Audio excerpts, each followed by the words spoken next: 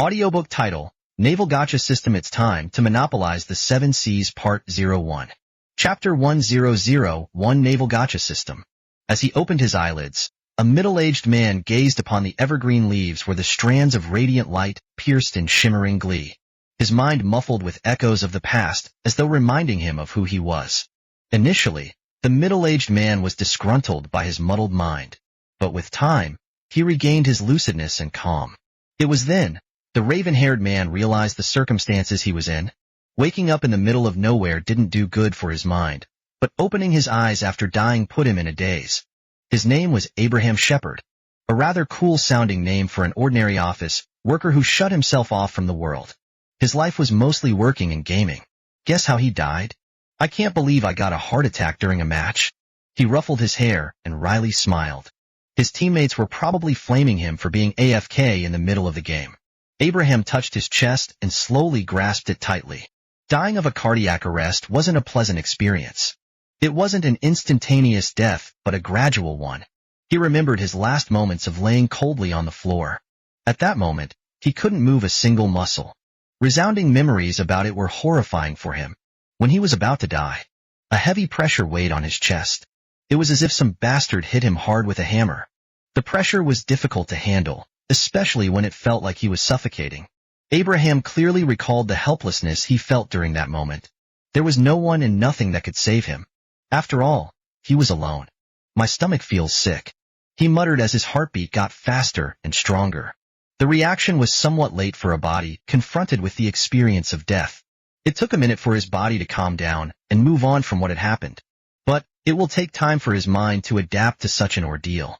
Dying surely is a strange experience, Abraham whispered to himself and watched the beautiful greenery from above. From his understanding, he was in a forest in the middle of nowhere. He didn't know how he got here, especially when he had just recently died. Though, as he was a cultured individual, he confidently concluded his thoughts with a single word: transmigration. Abraham didn't know how, but the middle-aged man didn't care. What mattered was that he was alive to see the world once more. However, since he was transmigrated, he couldn't help but wonder, was this a fantasy world? A reality where monsters, catgirls, castles, and magic exist? He wanted an answer to this question. However, to answer it, he must move onward and explore the world. But I don't have confidence in surviving in this world. I lack any survival skills, so I'll probably die in this forest. It was a sad thought, yet it was the truth. He was a middle-aged man and an ordinary office worker.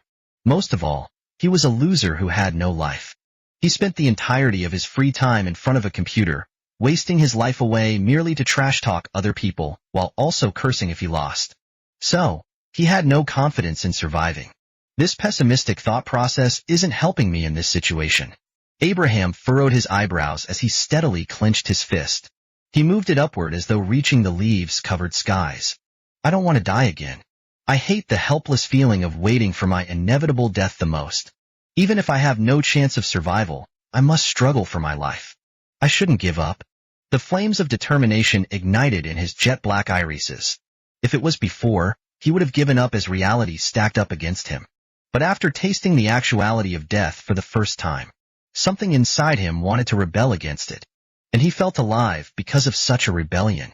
With Abraham's newly gained resolution for his life, he sluggishly stood up. His body wobbled when he got up on his 2 feet.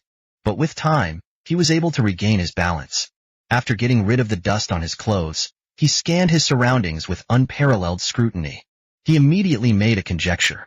He seemed to be stranded on a tropical island, which was a piece of good news. Being grounded on a deserted northern island would have increased his chances of dying. I can smell the sea from here. It's nearby. Abraham walked towards the smell of the sea. He passed through the thick bushes and leaves, making them rustle and crunch as he walked by. After trekking for quite some time, a gleaming light pierced from the evergreen bushes. The sound of waves hitting the beach rang in his ears. As he parted the shimmering bushes before him, he was met with a spectacular sight. There was a long crescent-shaped beach brimming with golden sand. The waves seemed to glitter with the dazzling light of the sun. The breeze of the sea passed through his body and ruffled his raven-colored hair. He could smell its scent more distinctively than ever before.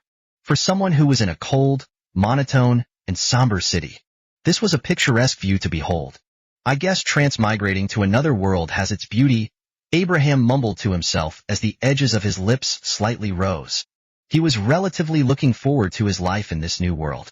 Nonetheless, he noticed the vastness of the crescent-shaped beach. It spanned a couple of kilometers, which made him think of its potential.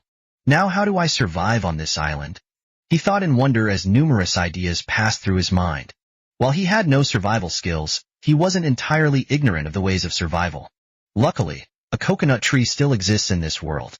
Abraham turned his gaze towards the line of coconut trees, waiting to be conquered. He had no idea how to get a coconut safely from the palm tree, but its availability gave him some relief. It looks like the first few days will be rough. He lightly chuckled and squatted on the luminous sand. He casually gazed forward into the lines of the boundless horizon. But as he watched the horizon with wonder, he noticed a misty figure moving in its borders. It was humanoid in shape and looked tiny when compared to the horizon. What the dash? Abraham squinted his eyes and tried to make sense of what he was seeing. However, no matter how much he thought about it, he only reached one conclusion. Such a creature shouldn't be possible. Is this madness already seeping into my mind? It hasn't been an hour yet since I woke up. I didn't think I would be this sensitive. He wanted to laugh at himself. Well, at least, my hallucinations aren't too bad. There were worse things that could happen when madness consumes one's mind. He was lucky to have mostly kept himself.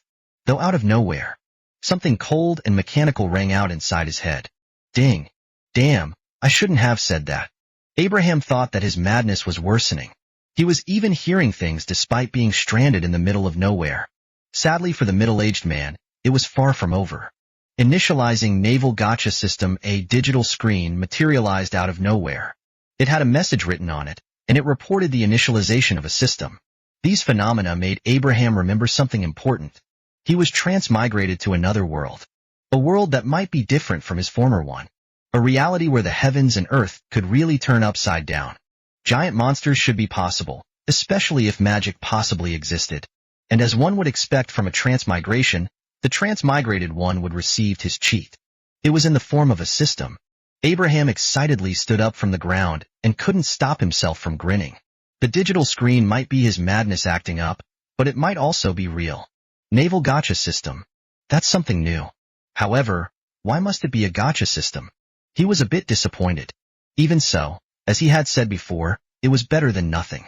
I hope I'm lucky in this second life of mine. He clasped his hands together in prayer to RNG God and silently observed the digital screen before him. After some time, several digital screens materialized. The previous one instantly disappeared and was replaced by the new screens. The cold and mechanical notification bell rang out again. Ding. Naval Gacha system initialized. System apparatus operational. Gacha network secured. Administrative host verified. Congratulations, Fleet Admiral Abraham Shepard. You have initiated the Naval Gacha system. Would you like to know more? Along with the notifications was a feminine monotone voice calmly reporting them. It sounded robotic yet fairly human. If one would describe it, it resembled a virtual assistant. Abraham placed a finger on his chin and thought about the voice in the digital screens. He wasn't ignorant of systems, so he wasn't extremely dumbfounded by it. But nevertheless, he still felt perplexed. The first thing he needed to do was seek for information. And according to the voice, there was more information about the system he needed to know about. I'd like to know more, Abraham discreetly uttered, despite having no one or nothing beside him. It felt stupid to act in such a way, but why not make it a habit of his? In the future, he'll meet others. While there was a possibility that he could use his thoughts, it was better to train his mouth to become consistently quiet. Ding, welcome to the Naval Gacha system. The purpose of the system is to aid the administrative host in their endeavors. To do so, the Fleet Admiral can trigger a spin to receive modern warships or ships. There's no need for the Fleet Admiral to worry about ship personnel, as the system would grant them with the warship. Despite maintaining their superior intelligence, personnel granted by the system will be eternally loyal to the Fleet Admiral. They will accept any orders regardless of how incomprehensible they may seem. To trigger a spin, the Fleet Admiral must acquire naval points. These points can be gained through the completion of naval tasks. Through Gacha, all modern warships or ships, big and small, are available for the Fleet Admiral to obtain. Would you like to know more? The information presented by the monotone voice in the digital screen was of several magnitude higher than before. But through them, Abraham received a greater understanding of the naval Gacha system. He felt excited about his newly activated system. Its potential was vast. The ability to redeem modern warships and ships with its complete personnel was a force to be reckoned with. Abraham couldn't stop thinking about the possibilities. The path of his future gleamed brightly for him to see. His fate was tied to the seas, so there was only one thing for him to do. It's time to monopolize the 7 seas. Chapter 2002 System Apparatus Systema. In the middle of the golden crescent-shaped beach of a peculiar island was a lone middle-aged man staring at nowhere and somewhere. He appeared to be excited despite having nothing but a pair of shorts and a t-shirt. Abraham was tempted to learn more about the system. But before doing so, he had to establish something important. What kind of system did he get? He wasn't talking about the type of system, but the kind of system. The one with the monotone voice. Who and what are you? He straightforwardly questioned. The system might not answer, but it was worth the try. Luckily for Abraham, though, the voice responded to his question. A mechanical bell rang inside his mind, and what followed was the feminine monotone voice. Ding. I am the system apparatus, the processor of the naval Gacha system. The answer was frank, as though it was stating a fact. There was no complex explanation about who or what it was. It simply responded to his question. Abraham raised an eyebrow when he first heard of its answer. It answered him, but it mostly left him with more questions than answers.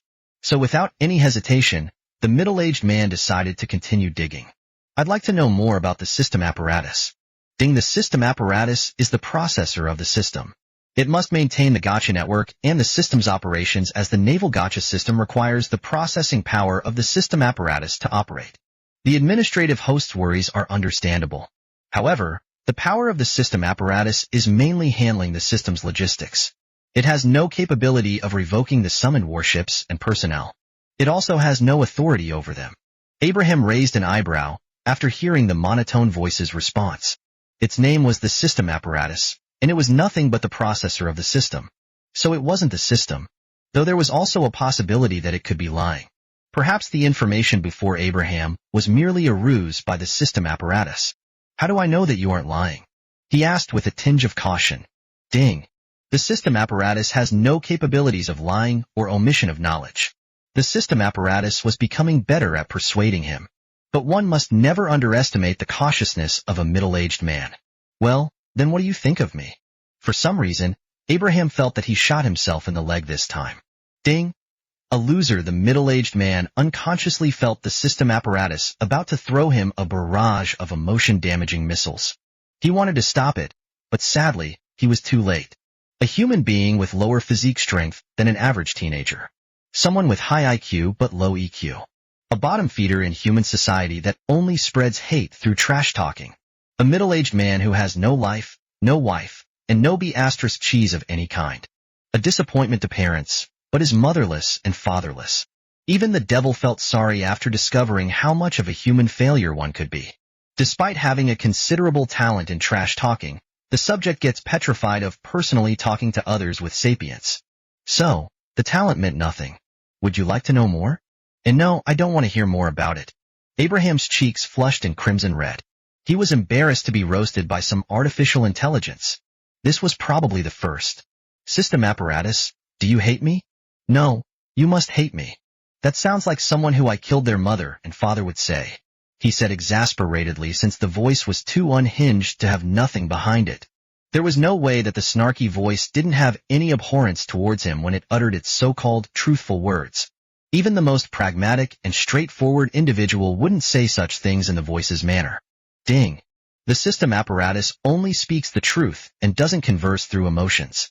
However, if the administrative host is offended by the words spoken by the system apparatus, I humbly apologize to the administrative host.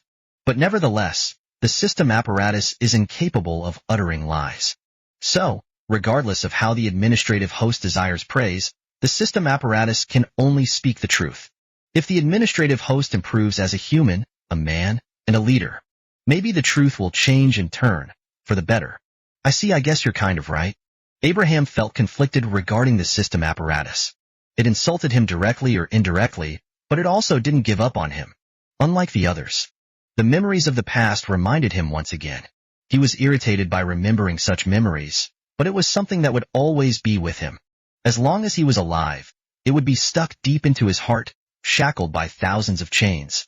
Anyhow, the system apparatus was an interesting companion to have, but its name was too long and complicated to say. So, he wondered if he could call it through a nickname. System apparatus, can I give you a nickname? Ding. The system apparatus understands the complexities that come with its name. The administrative host can call the system apparatus any name they desire. Well then, I'll call you Systema. I gave this name a lot of thought, so you better not yap about it. A smile was on Abraham's face.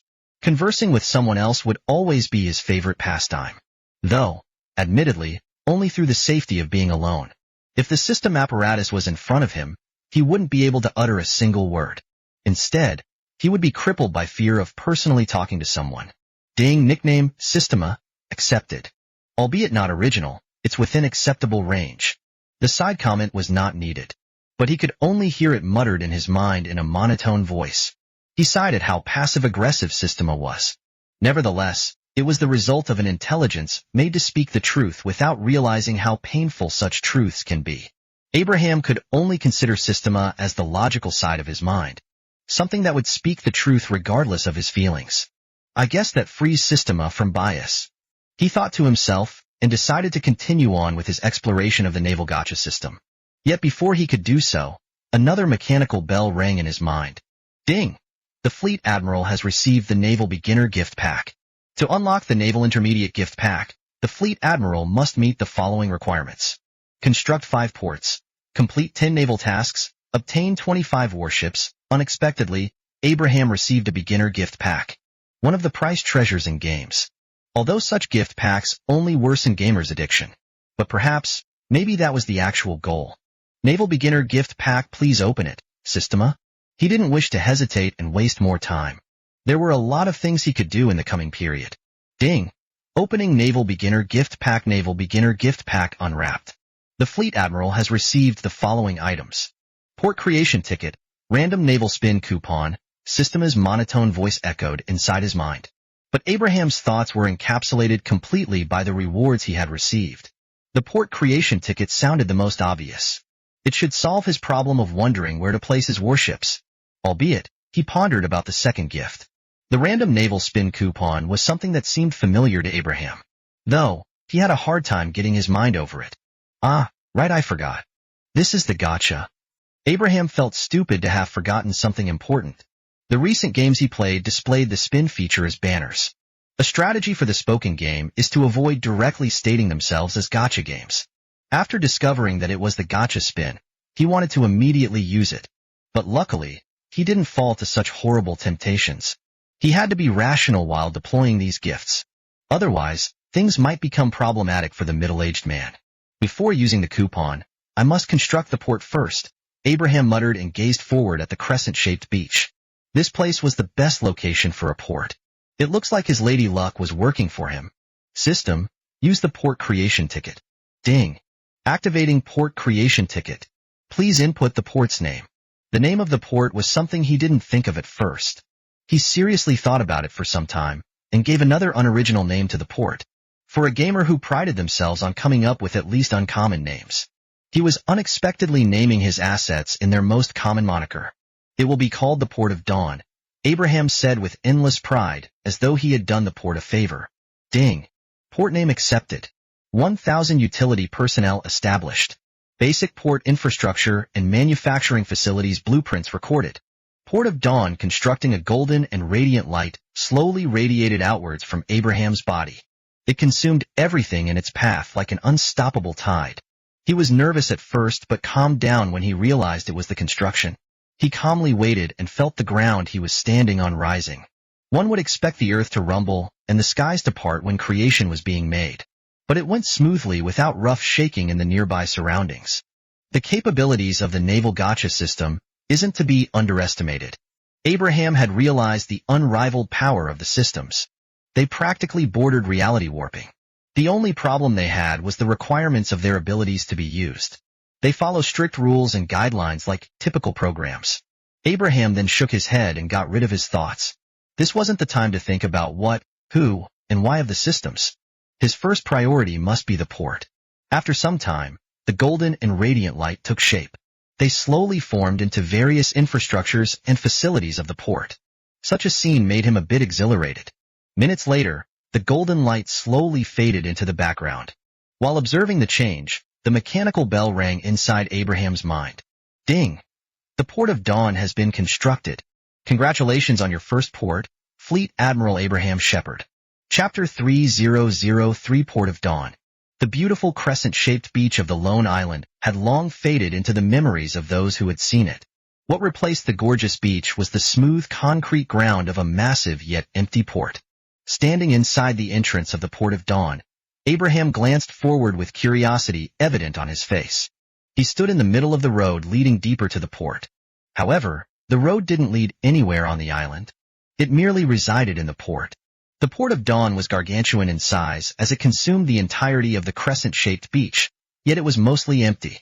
Only a quarter of its land was filled to the brim with various structures and facilities. I didn't think the port would be this huge, Abraham muttered in amazement. There was a single 5-story concrete building with several antennas on its roof. Beside it were 3 giant warehouses followed by a crane. A yard for containers also dwelled, but it was desolated as the port had no cargo ships to operate. Before Abraham could continue observing the modern buildings of the port, an engine roared. It sounded like a car, making him raise an eyebrow. It got louder in seconds, giving him the realization that a car was heading towards him. Unconsciously, he felt anxious. It was like he intruded on a place he shouldn't be in. T. What do I do? Abraham nervously thought, since he was about to meet humans that might come from the same world as him. Despite being their superior, it was hard for him to feel like one. After all, it was like the rank of Fleet Admiral was casually handed to him. He was a trash-talking guy behind the screen of a monitor, but the same couldn't be said in real life. He wasn't pompous and would act like a typical introvert. Systema, I need your backup. Abraham decided to ask his companion for assistance. Immediately, a mechanical bell rang inside his mind. Ding! Fleet Admiral, the personnel wouldn't care how you act before them. Even if the Fleet Admiral behaves like a child, they would still conduct themselves like a son would act to their respectable father. Systema's words made him a bit delighted, but he furrowed his eyebrows after thinking about it. He didn't desire to act like his former self. He wanted to change for the better. And to change, he must leave his comfort zone and become one with the world.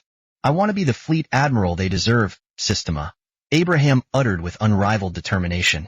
It was unfortunate for him to not see Systema in her humanoid form. Otherwise, he would be able to see the satisfied and proud smile of a mother. Ding! If that is what the Fleet Admiral desires, Systema will assist. First, calm yourself and stand straight. Without any hesitation, Abraham followed her words. He calmed his heart down to its normal level by breathing in and out deeply. Afterward, he straightened his back. When your subordinates arrive, look at them calmly in the eye. You must never avoid their gaze and must meet them on the same terms. Understood, he nodded while the feminine monotone voice continued.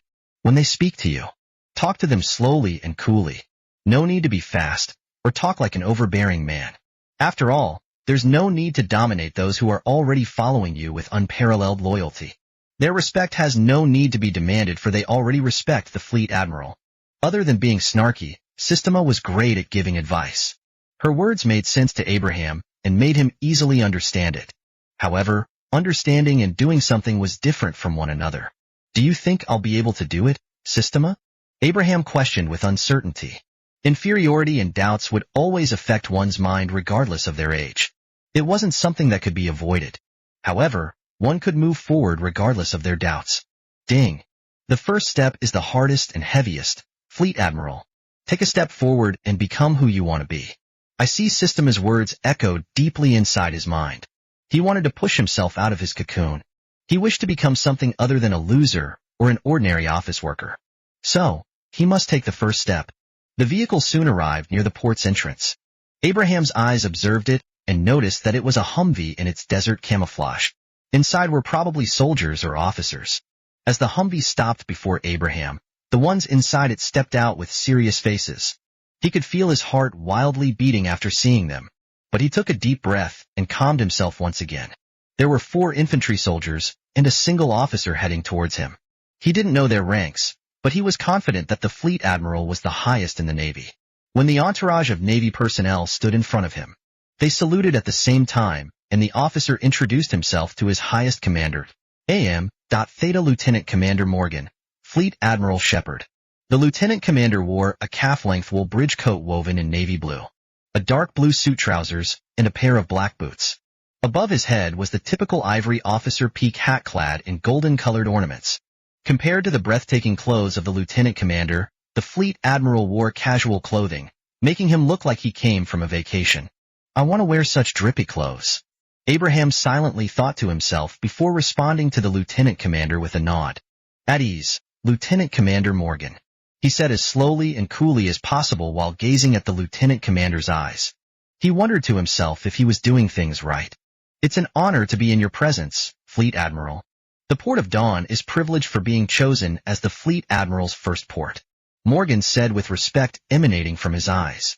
Abraham felt confused and wondered if it was the effect of eternal loyalty. Fortunately, Systema gave him his answer. Ding, requesting perspective change target, Fleet Admiral Shepard. Receiver, Lieutenant Commander Morgan. Abraham raised an eyebrow but accepted the request.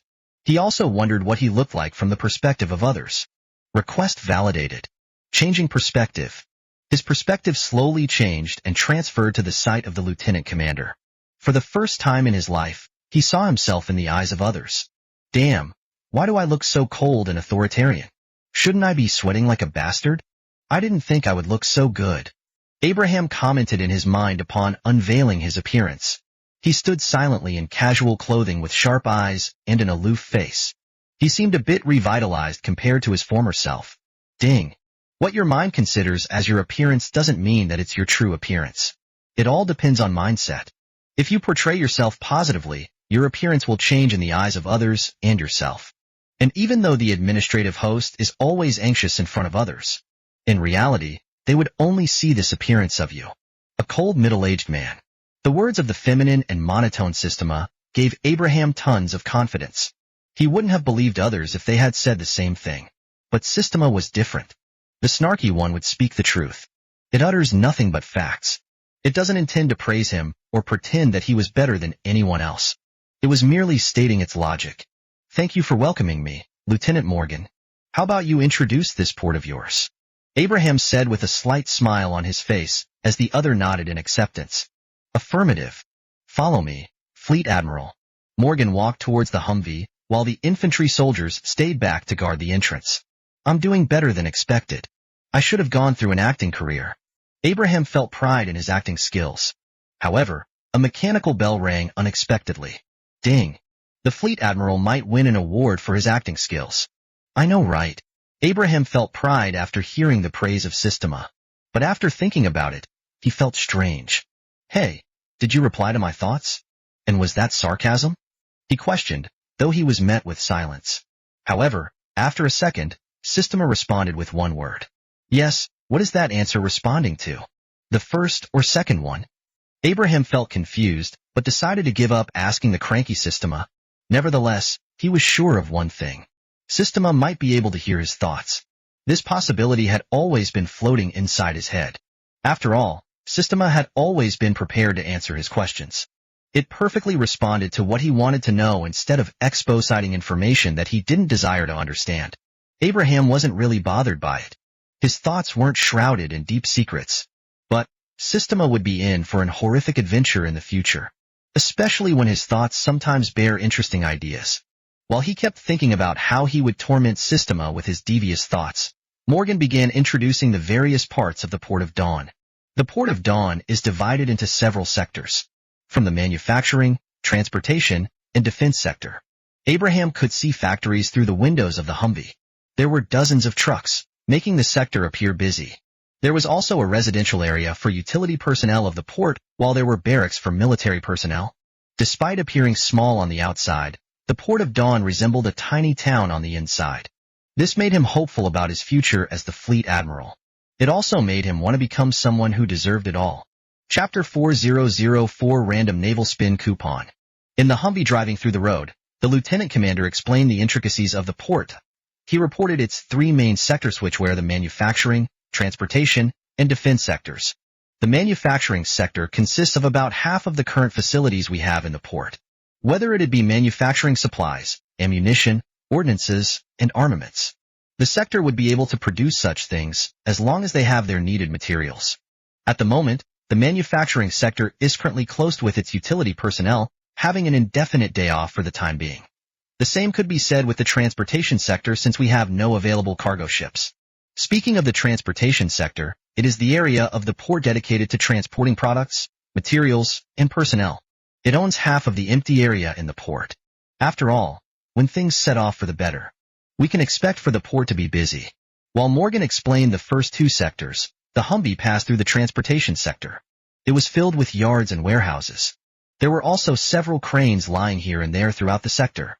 Abraham also noticed the rail station and a railway, citing the possibility of a railroad encompassing the entirety of the island in the future.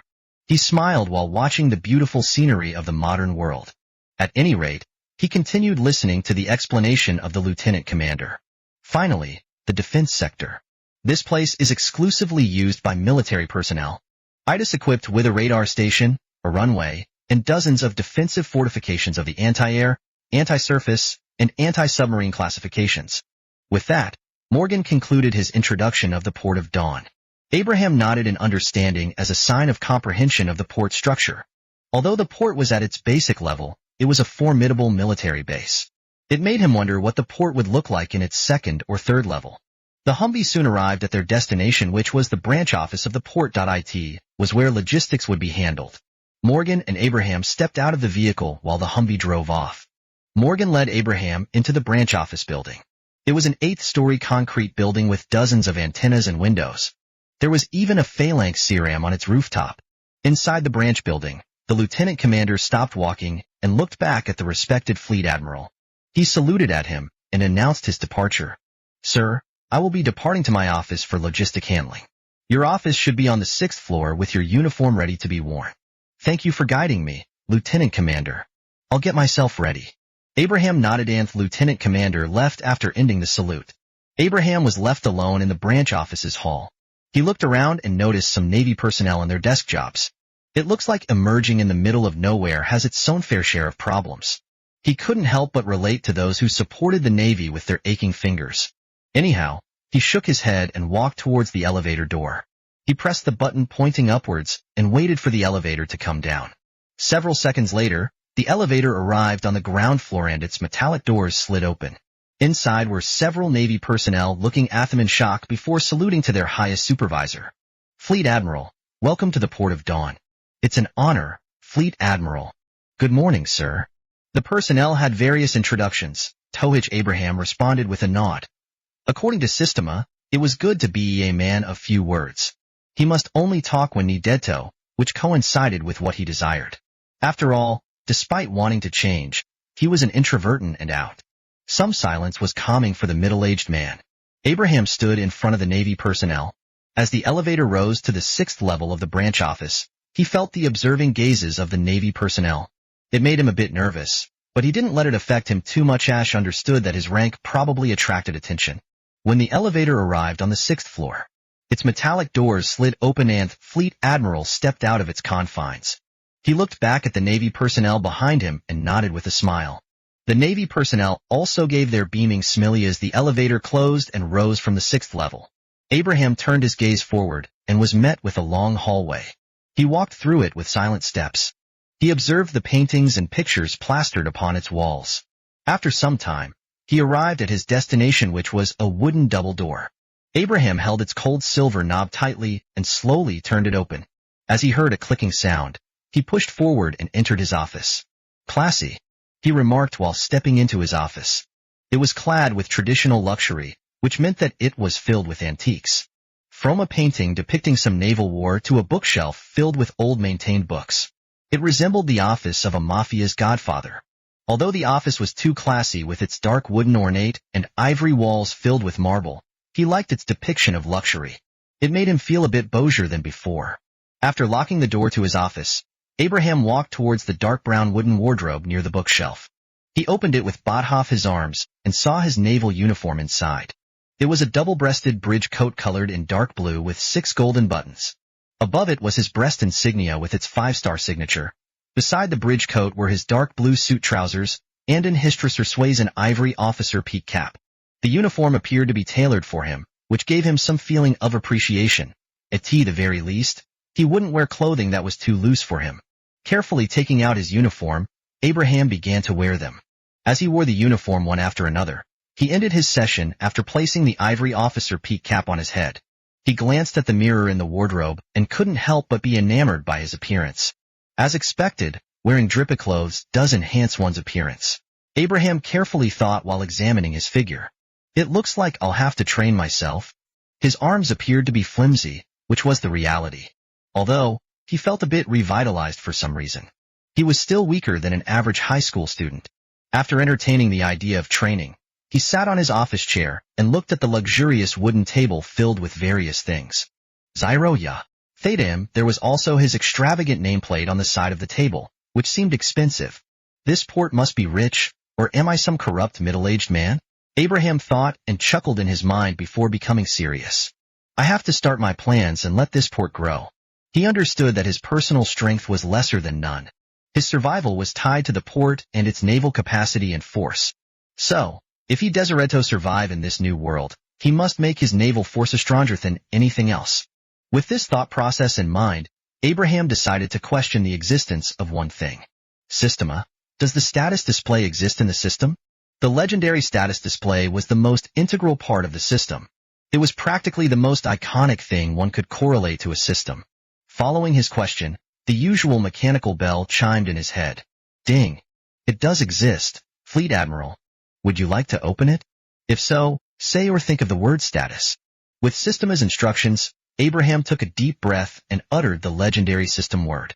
Status. Naval Gacha System Bases Port of Dawn, Level 0, Gacha Random Naval Spin, 1000 NP, Store None, Naval Points, 0. Out of nowhere, a digital screen materialized before his eyes. Inside it was information about his current circumstances. Or in other words, his status. Random Naval Spin must be the gacha, and the naval points should be the currency of the system. I only have one base, but it implies I can have numerous bases under my command. The information on the status screen was a piece of good news for Abraham. It made his sudden conjectures throughout the day have some weight. To get the NP I need to activate the gacha. I must accomplish naval tasks for its rewards. Abraham placed his finger below his chin and carefully thought about it. But how do I get naval tasks? Is there something I need? His question was answered with the following mechanical ring. Ding. Naval tasks will be assigned when the fleet admiral has a ship to utilize. It would also depend on the ship's classification. A cargo ship will receive a naval task of trade while warships will operate in maritime security. Through Systema's explanation, Abraham understood that his naval tasks would depend on his ships, but it also made him hope to get a warship. After all, he hadn't established supply or trading routes for cargo ships to use. Who knows, there might be sea monsters and pirates lurking in the high seas. I'm feeling lucky today, so I guess it's time. Abraham clenched his fist with determination. He didn't care what kind of warship he got. As long as it was a warship, it was enough for the fleet admiral. Use the random naval spin coupon, Systema. Succeeding his words was the bell of Systema. Ding. Random naval spin selected. Triggering spin. Abraham was watching an arrow on a wheel rapidly spinning upon hundreds of names. He prayed for the RNG god to aid him in his venture into the realms of Gacha. Revolution terminating in 54321. Luckily for the middle-aged man, the RNG god answered with a smile. Congratulations, Fleet Admiral.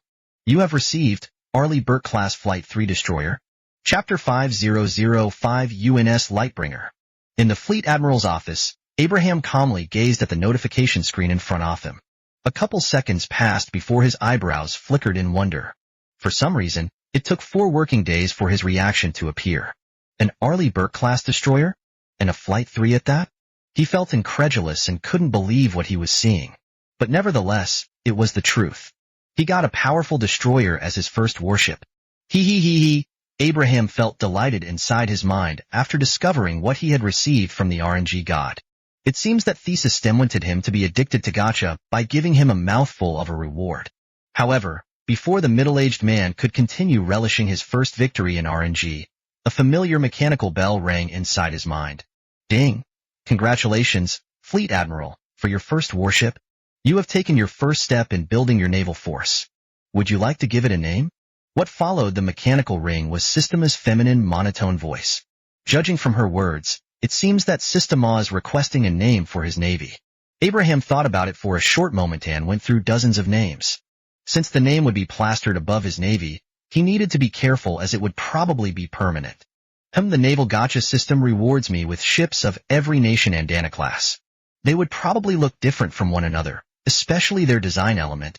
My navy would probably consist of fleets of warships from every nation in my former world. So, there should be one name perfect for it. At first, he thought of the name as somewhat cliché, but it fitted his navy's circumstances the best. With this in mind, Abraham hardened his resolve and gave his naval force a name.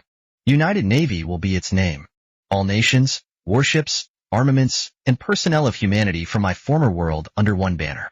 Advancing into the unknowns of this world, we will be united against any challenges thrown to us by destiny. For some reason, after giving his naval force its name, he felt compelled to state his reasons. Never did heck no. This would become the motto of the upcoming United World Government. But such was for the long and distant future. Naval Force name accepted. Warships of the United Navy will be honored under the designation of UNS. Let the shining unity of the UN gleam through the seven seas. From Sistema's words, even Abraham felt a bit excited. This cranky one was good at making others emotional despite having nothing but a monotone voice. United Navy, he reminded himself of the force he commanded in the high seas. He felt excitement seeping into his heart.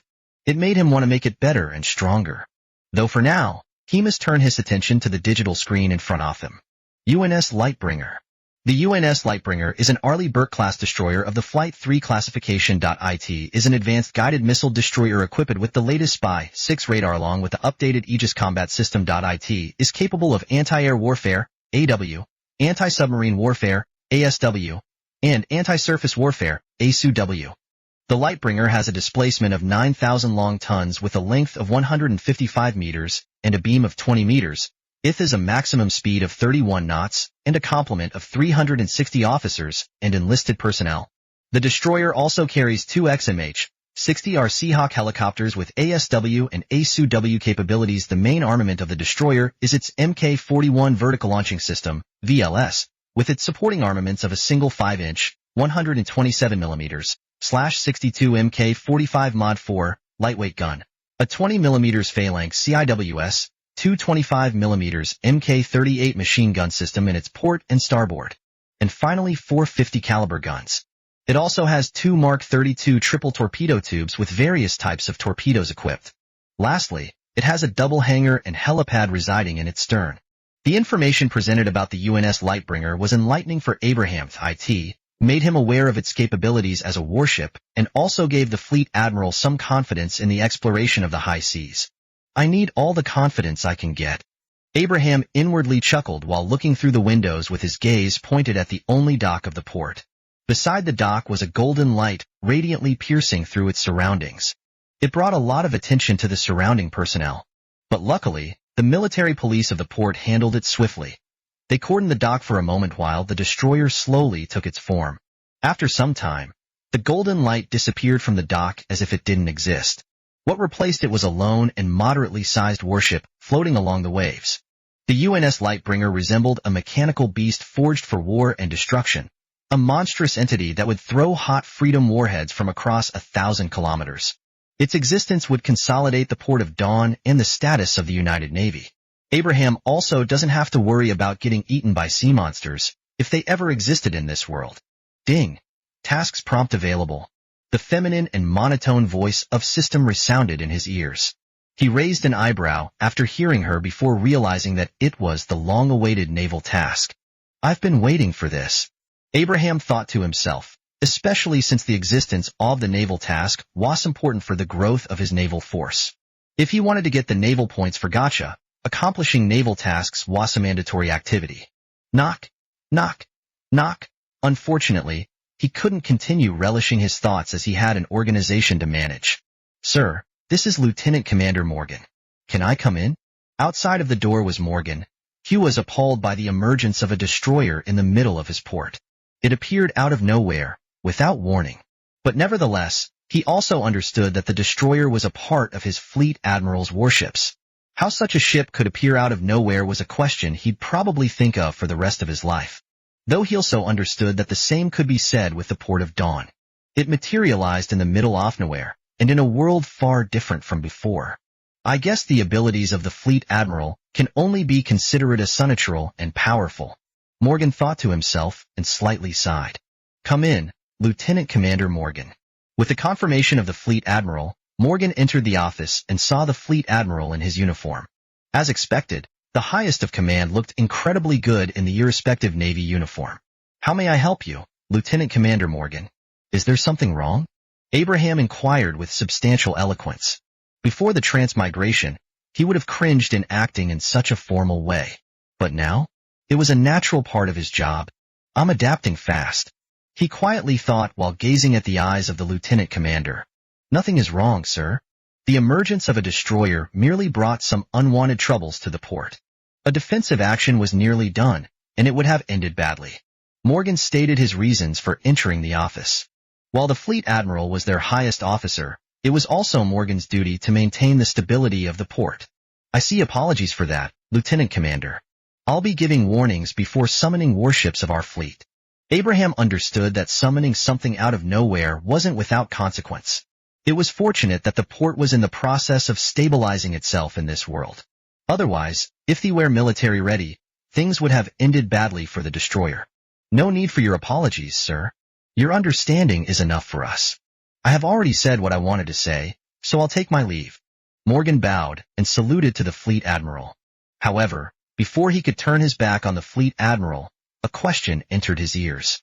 Lieutenant Commander Morgan, how many personnel do we have in this port and what are its defensive capabilities? Abraham calmly asked. Even though Morgan had already uttered the types of defensive fortifications in the port, he didn't go into the specifics, which Abraham was curious about. Sir, the Port of Dawn consists of 1,000 able-bodied personnel. Many are manufacturing specialists, some are transportation workers, and others are from the military. Regarding the military, specifically, we have the 25th Military Police Company consisting of 150 soldiers. There are also several dozen Humvees in our warehouse, several LMTV military trucks, numbers of M2A4 Bradleys, and a couple of multi-mission launchers, MML. We also fielded 6 60M Blackhawks and 2 64E Apaches in our airstrip, but they will have to undergo maintenance checks before being cleared to roam the skies. Our defensive fortifications are bolstered by the MIM 104 Patriots and numbers of Phalanx CRAMS. The defensive capabilities of the Port of Dawn are completely ordinary as we haven't begun expanding our influence to other islands. Morgan's explanation about their defensive capabilities made the fleet admiral smile. Thank you for your explanation, Lieutenant Commander Morgan. It seems that our port is brimming with military hardware and vehicles. This will reinforce our safety in this unknown world and pave our path into the future. It was natural to praise the capabilities of his forces. The more functional guns they have, the better it would be. You're welcome, Fleet Admiral Shepard. As always, the Port of Dawn is honored to be in your command. He saluted Lieutenant Commander and Bowden Segan before leaving the office. As silence encapsulated the Fleet Admiral's office, Abraham thought about the things she had learned from the Lieutenant Commander. While thinking, he slowly turned his gaze towards the bookshelves riddled with numerous books and knew that he had to learn the basics of naval strategies. Before waking up in this world, he thought he would never touch a book ever again. But it looks like he was far from correct. Systema, give me a naval task. His gaze sharpened as the familiar mechanical ring and feminine monotone voice-off system echoed inside his mind. Ding. Naval task mission issued. Prompting mission classification, Maritime Security, mission received. Chapter 6006 Maritime Security Mission Ding. Sea Surveillance, Maritime Security Mission. The United Navy has little to no information regarding the seas they found themselves plunged into. Their security is in a critical state. To stabilize the security of the United Navy and its region, the Fleet Admiral must deploy a warship for maritime security. The warship must follow the given sea routes and challenges encountered along the way will be considered a part of the mission subtasks. Reward 1,000 naval points. In the Fleet Admiral's office was a middle-aged man staring at a wall with a scrutinizing gaze. Most would have thought he had some kind of grudge against the wall, but such a conception was far from the truth. After all, he was merely reading the digital screen before him. When Abraham concluded his reading session, he understood the significance yet complexities of the mission. While he would like to immediately start it, no one knows what lurks in the seas beyond the horizon. So, he desired to be cautious and bide his time to prepare for the mission. But 1,000 naval points, huh? That's another ship for me. He thought with subtle greed in his eyes. It was hard to control oneself when an opportunity arose in front of them. It was natural to take an opportunity and unnatural to not acquire it. It requires great discipline, which he severely lacked. However, he wasn't alone in his endeavor. He had subordinates, and most importantly, Systema. Systema, what is the stratagem of the naval task? He silently muttered while a mechanical bell rang inside his head. Ding, patience, preparation, caution, and information. Systema's answer wasn't much, but it coincided with what Abraham thought. Luckily, he wasn't rash. Otherwise, there would be problems for him. I don't have the ability to gain information about the seas. No locals have been discovered yet, though I doubt something actually resides on this island other than news. Such a perfect yet empty place. Either the locals I want to find Don Texas throughout the seas, or here is something skulking on the island. The latter seems more probable. Abraham furrowed his eyebrows as he realized that not only does he have to worry about the seas, he also needed to be wary about the island the port of Dawn dwelled. I'll have to make a plan. He mumbled to himself, and was about to start thinking about ideas to form his plan. But before he could continue to do so, a knock resounded from his wooden double door. Knock, knock, knock. Abraham raised an eyebrow and wondered who could be his visitor. He tidied himself up and uttered to the other side with a calm voice. Get in with his words. The double door opened and 2 individuals entered his office. One was the familiar Lieutenant Commander Morgan, while the other was an unknown officer. Apologies for returning after recently leaving the office, Fleet Admiral. But I met an interesting individual in my way out who requested to meet you. Morgan turned his gaze at the white-bearded old man beside him. The white-bearded old man merely gave a smile and stepped forward. He saluted Abraham and introduced himself. I am Captain Lux of the UNS Lightbringer, Fleet Admiral. It is pleasant to see the highest of command. Abraham realized that the old man was the captain of the destroyer he had recently summoned. It seems that the acquisition of ship personnel, along with the warship Withdrawal. Good to see you, Captain Lux. You must have lots of questions about our circumstances, he said to the captain with a knowing smile. Captain Lux wore the typical ivory-colored Navy officer uniform with a white peak cap over his head. He looked like a veteran, but almost all the old men in the United Navy resembled veterans, which was understandable and common sense. Old people that last in an organization would always be regarded as veterans regardless of their ranks. Questioning why they look like veterans would be stupid, which Abraham realized. This made him throw such thoughts away and correlate the old personnel as veterans. It made sense, and it was easier than always making comparisons. I can't believe I just wasted my brain cells in a brain rot of a discussion, Abraham thought to himself before placing his attention back to the captain. You're correct, Fleet Admiral. I couldn't understand how my ship appeared in an unknown port that was supposed to be part of the Navy. Captain Lux was blunt about his confusion. Well, the circumstances are complicated, Captain Lux. We're currently residing in an unknown new world that might be totally different from our old one. As such, we need to gather more of our allies and gain a foothold in this foreign world. The Port of Dawn is the only port of our Navy in this world, and more warships will be expected in the future. After all, no one knows what beings reside in this alien world. Abraham calmly explained while Captain Lux listened. Getting summoned was unexpected, but arriving in a new world was more so. Luckily, the Fleet Admiral has some way of summoning more of their allies into the world, especially with the unknown dangers that this world would present. I see. Thank you for the debriefing, Fleet Admiral. I'm a bit astounded to be in another world, but the UNS Lightbringer is ready and under your command. Captain Lux slightly bowed, though Abraham felt a bit perplexed. So, are you not questioning about being in a new world? Abraham thought that the captain would require more information to believe in their situation. He didn't expect the captain to immediately agree with him without an delay or hesitation. It felt a bit strange for the middle-aged man. There is no need for me to question the words of the Fleet Admiral. I am confident that the Fleet Admiral will not fabricate something, especially when it is related to the United Navy, Captain Lux said with a smile brimming with wisdom. As expected, officers have ways in their words. Your trust is appreciated, Captain Lux. The edges of Abraham's lips rose, but he decided to change the subject. After all, he had to do something about the naval task. But before continuing in, I'd like for us to carry out a maritime security mission. What are your opinions about the mission, Captain Lux and Lieutenant Commander Morgan? Abraham asked the opinion of the two about undertaking a maritime security mission in the surrounding waters of the island. Lieutenant Commander Morgan and Captain Lux thought about it for a short while. It was possible to carry out the maritime security mission, but they needed time. Such was their conclusion. Performing a maritime security mission requires a lot of preparation and time, Fleet Admiral. Especially when we are doing it for the first time. Captain Lux uttered his opinion. On the other hand, Lieutenant Commander Morgan followed and also explained his own reasoning. The Port of Dawn will not be able to support the mission at the moment. The logistics haven't been built. Our supplies also could only last us a month without any operation and a week if we underwent an operation. The issues given by the two high officers made sense. Abraham understood that reality was different from a movie. The mobilization of a naval force requires a lot of time and preparation. There was also the problem of the naval force doing it for the first time in an unknown sea. They needed information before even partaking in such a difficult task. We also need a route for the maritime security mission, sir. Captain Lux brought the requirement of a route to the mission, which, at the moment, they didn't have. But Abraham had something different in mind. He closed his eyelids and pondered to Systema about the maritime security route.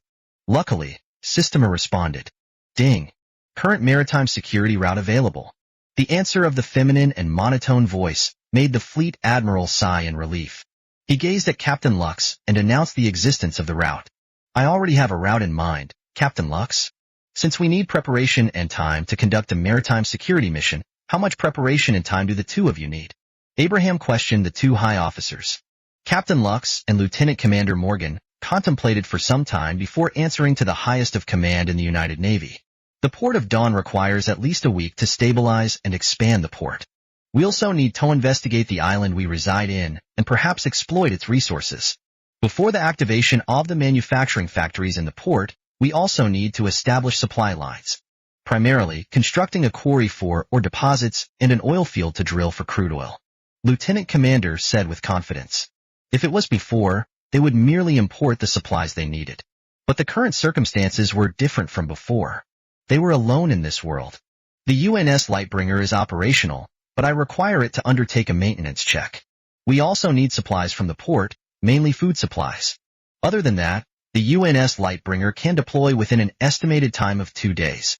Our armaments, munitions, and ordnance should be armed and ready by then. Captain Lux was also positive about sailing through the seas.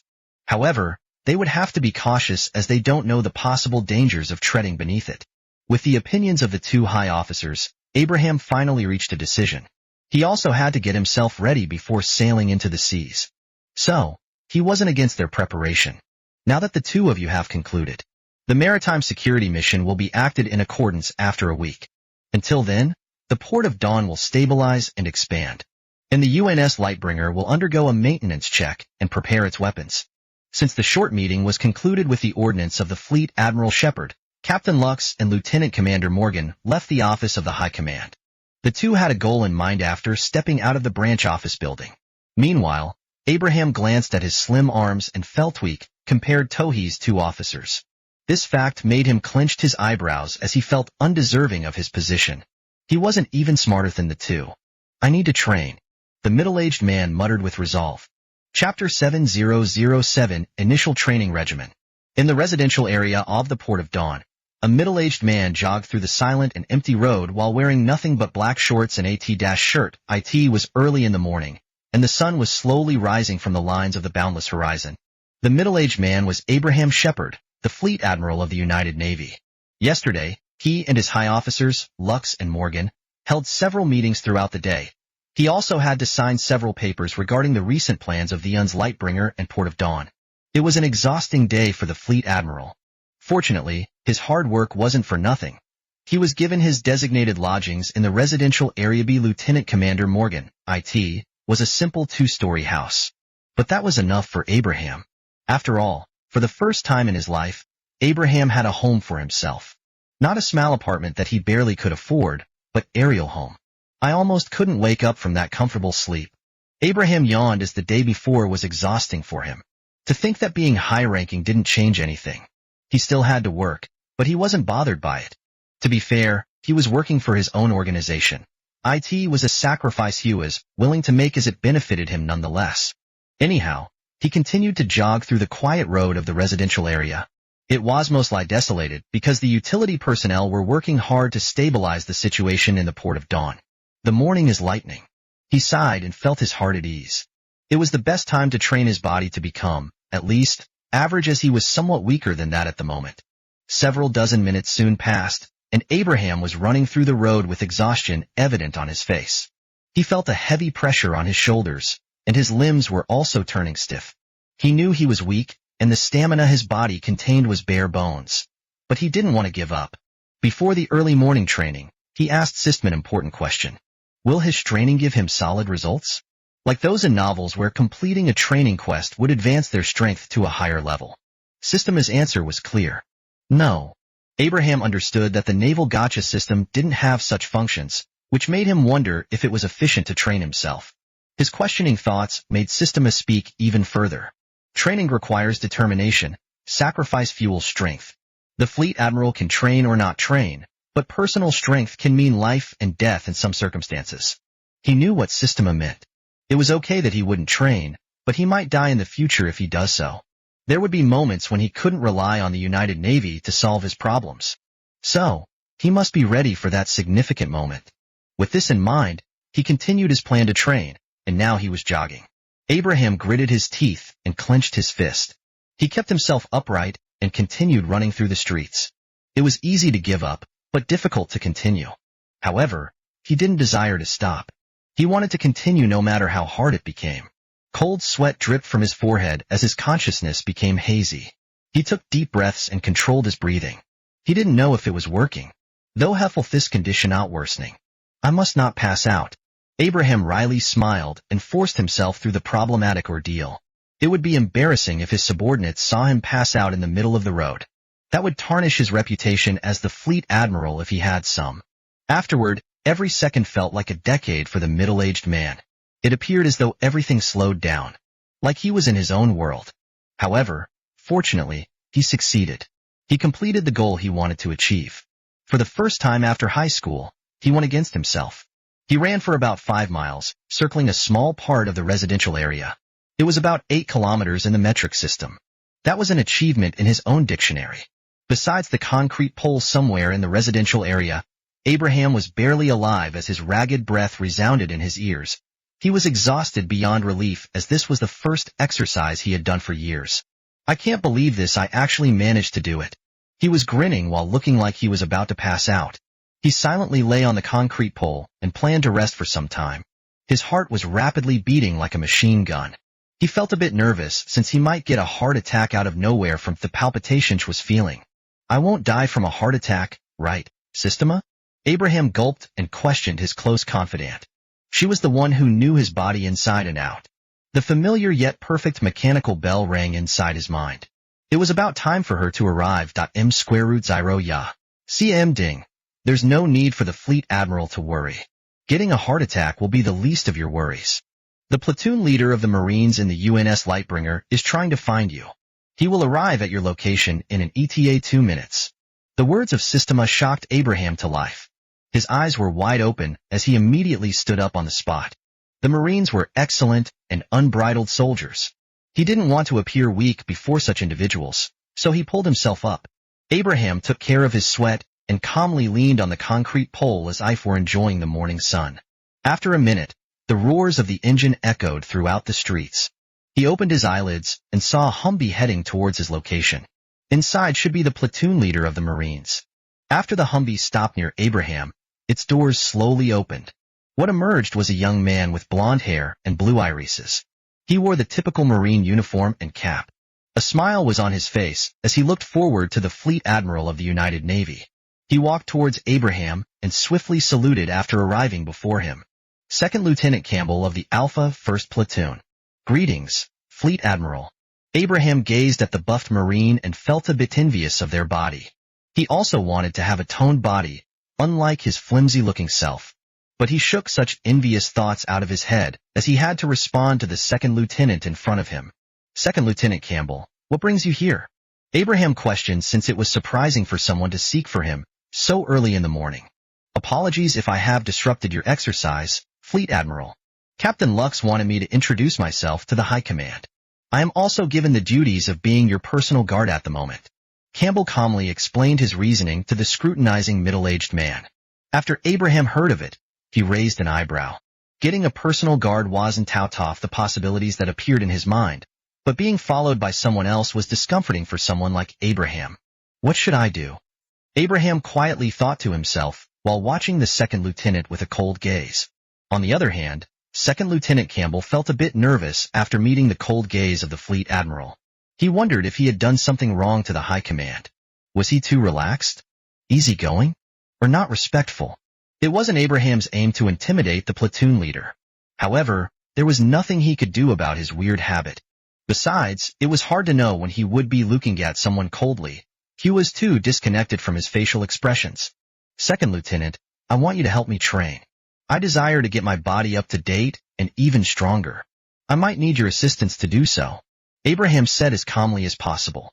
Talking with someone that got a larger figure than him was a bit daunting, but it wasn't something that he couldn't handle. The words of the Fleet Admiral brightened the eyes of Campbell. To think that the High Command would be asking for his assistance and advice. Campbell couldn't stop himself from smiling as he immediately bowed to the Fleet Admiral, expressing his utmost agreement. It will be an honor, Fleet Admiral. And so, the training session of Campbell and Abraham began. The first thing the two carried out was to enter a gym nearby. It was the first time Abraham entered a gym. Ash wasn't the type to exercise or build his body. He felt a bit nervous as thoughts about failing to carry dumbbells weighed on his mind. Inside the gym were the Marines working out in their free time. Abraham was shocked to see the troops training themselves. He thought they would be taking their time in the barracks. He didn't know if he should regret choosing the platoon leader to assist him, but there was nothing he could do about it. Abraham could only accept the consequences of his choice. 5 hours later, in the massive concrete gym of the residential area were the roars of the Marines resounding throughout the building and the expanse surrounding it. Their deafening roars resembled the war cries of ancient times. It was as if they were fighting a life-and-death battle against an opponent or army with superior numbers than them. A battle of a dozen against hundreds and thousands. However, in reality, the truth was stranger than what was previously thought.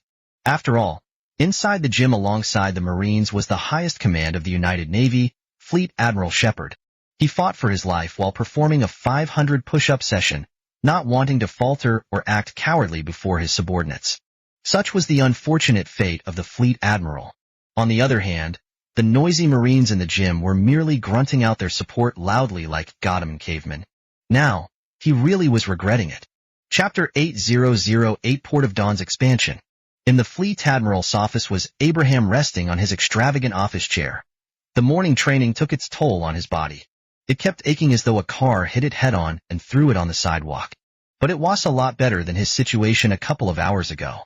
After the grueling training, he could barely move his body and almost lost consciousness. It was a bit embarrassing, especially when he was the Fleet Admiral of the United Navy. Nevertheless, Abraham didn't regret the training he went through, especially when it made him understand something vital about his body. It was the ability of indefinite recovery. Indefinite recovery was the reason why he felt revitalized when he woke up in the middle of nowhere. Instead of feeling weak, he felt energetic. According to Systema, indefinite recovery will help him regenerate his body limitlessly without any disgruntling side effects such as cell degeneration. Of course, it wasn't without a price for every action that needs energy. Indefinite recovery needed him to eat a lot of food, about 5 kilograms worth of meals in one go. Naturally, this would be under the pretext of getting recovered from an injury. If he trained until his bones break and his muscles tear, this would be the price of recovery. It was a small price to pay as he could accelerate his regeneration so that it wouldn't take weeks for him to recover. Like now, it only takes several hours before Abraham completely recovers. It was an overpowered ability for a normal human like Abraham.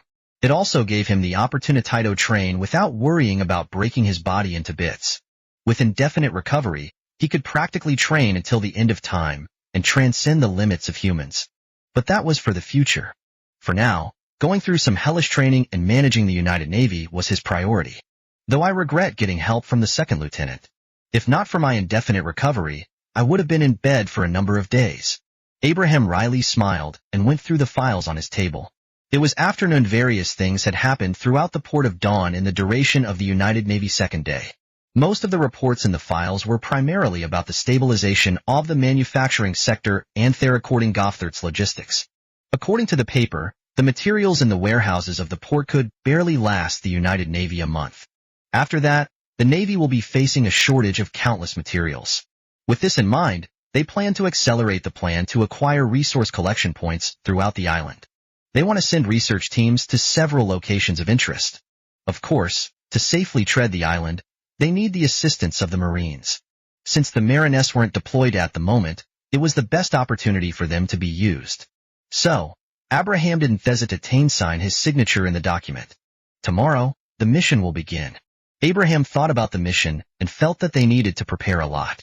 They must not underestimate the sea and the land of this new world, especially when they had little to no information about it. It looks like I'll have to add some requirements to the mission. Abraham furrowed his eyebrows as the safety of his personnel was the #1 priority. He had no idea about how to acquire them without summoning a ship or constructing a port. Even when he asked Systema yesterday, the same answer appeared. Abraham must summon a ship or construct a port to receive personnel. It was a bit disappointing, but it was manageable for someone like him. I can't believe I am getting accustomed to the position of Fleet Admiral. Abraham shook his head and felt a bit off pride from his unexpected management skills. Perhaps, ordering your teammates during an important match of a game had its own effects on him. Anyhow, Abraham started writing the requirements of the mission in the file and went along with various options. The requirement was that the task force must be transported through helicopters. Spoken helicopters must be armed for combat, and the same could be said with the task force. Attack helicopters will be on standby for reinforcements, and the task force must not spend more than 4 or 5 hours in the locations of interest. Abraham's requirement was simple. It didn't task much and merely warranted the existence of extra security and caution. Now that the requirement has been set, he looked forward to the mission that would be done tomorrow.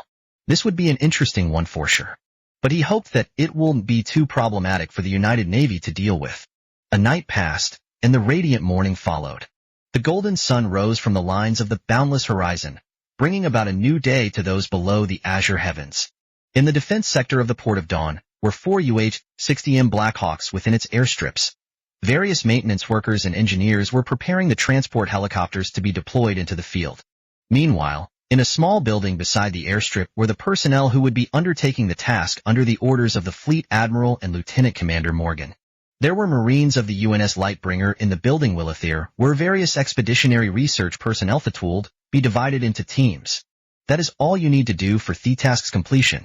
Inside the debriefing room was 2nd Lieutenant Campbell. He was assigned as the field leader of the small task force. The debriefing most likely consisted of warnings and what was needed to do when something unexpected happened. There was also a time limit of 5 hours in the field, so the expeditionary research teams must not waste their time when examining the locations of interest. But what were the locations of interest? Well, there were 2 locations of interest that were the primary goal of the mission. It was the northern plateau of the island that might have rich deposits of mineral, and the suspected oil field in the eastern grassland. That's right, the island was big. Exploration had been done since day 1. The island has an approximate area of a quarter of Britain. It was massive, so it might take time for the Port of Dawn to have complete influence over the island. At any rate, after the debriefing of Campbell, it was time for the mission to officially begin. The Marines packed their military bags, and the research personnel equipped themselves with their briefcase where sensitive equipment was held. They soon got out of the building and immediately heard the roars of the helicopter's propellers. The Black Hawks were ready to go with its armaments and ordnance armed. One after another, the personnel of the expeditionary research teams entered the transport helicopters. The last to step in were the Marines woke up the doors wide open. With the Black Hawks fully loaded, it was time for them to lift off. This is Delta 1 to 2, ready? Delta 1 to 1, ready? Delta 1 to 3, ready? Delta 1 to 4, ready to go. This is DTC. Birds are clear to go. Following the confirmation of the Port of Dawn's air traffic control tower, the transport helicopters lifted themselves from the ground and hovered in the airstrip. Dust shrouded the surroundings of the airstrips as thunderous applause of the propellers resounded throughout the skies and the ground below it. When the Black Hawks were up in the air, they slowly pointed themselves towards their destinations. The transport helicopters were in an echelon right formation as they began to fly through the heavens, heading to their designated landing points. While the Black Hawks flew onward into the skies, the Marines calmly observed the surrounding forest and hills of the island. With rifles in their arms and a pair of shades covering their eyes, it was reminiscent of the war they had fought before getting transported into the New World. Ironically, their target was an oil field and mineral deposits. Second Lieutenant Campbell, who was in Delta 1-1, gazed at the dense, evergreen forest. He remembered the words of the Fleet Admiral before debriefing the task force personnel. Second Lieutenant, be careful in the operation and never let your guard down. This island is not what it seems, and Dwayamins are far from its complete dominator. So, I implore you to be careful until we become the island's apex. Campbell understood the words of the Fleet Admiral. A new world meant new things. As they had little to no information, they had to be cautious when undertaking missions. The personnel of the United Navy cannot be replaced. They had no boot camps where new Marines, infantry soldiers, sailors, or military personnel could be trained. With this in mind, every personnel was a resource, which must be what the Fleet Admiral was trying to say. This was why the rumored maritime security mission had an entire duration of a week to prepare.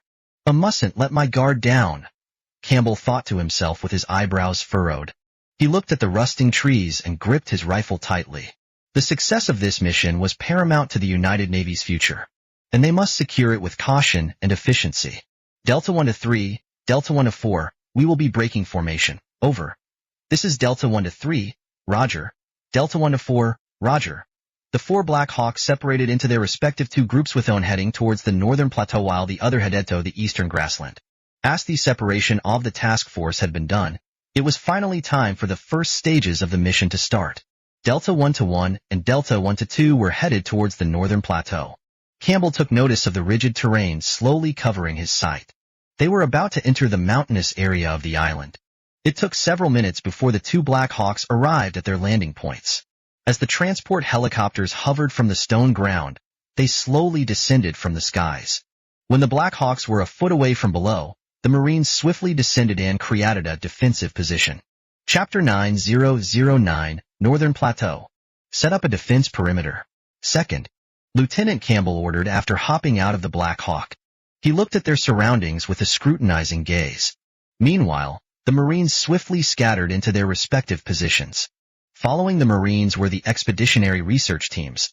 They stepped out of the transport helicopters with grace and observed the rough terrain of the northern plateau.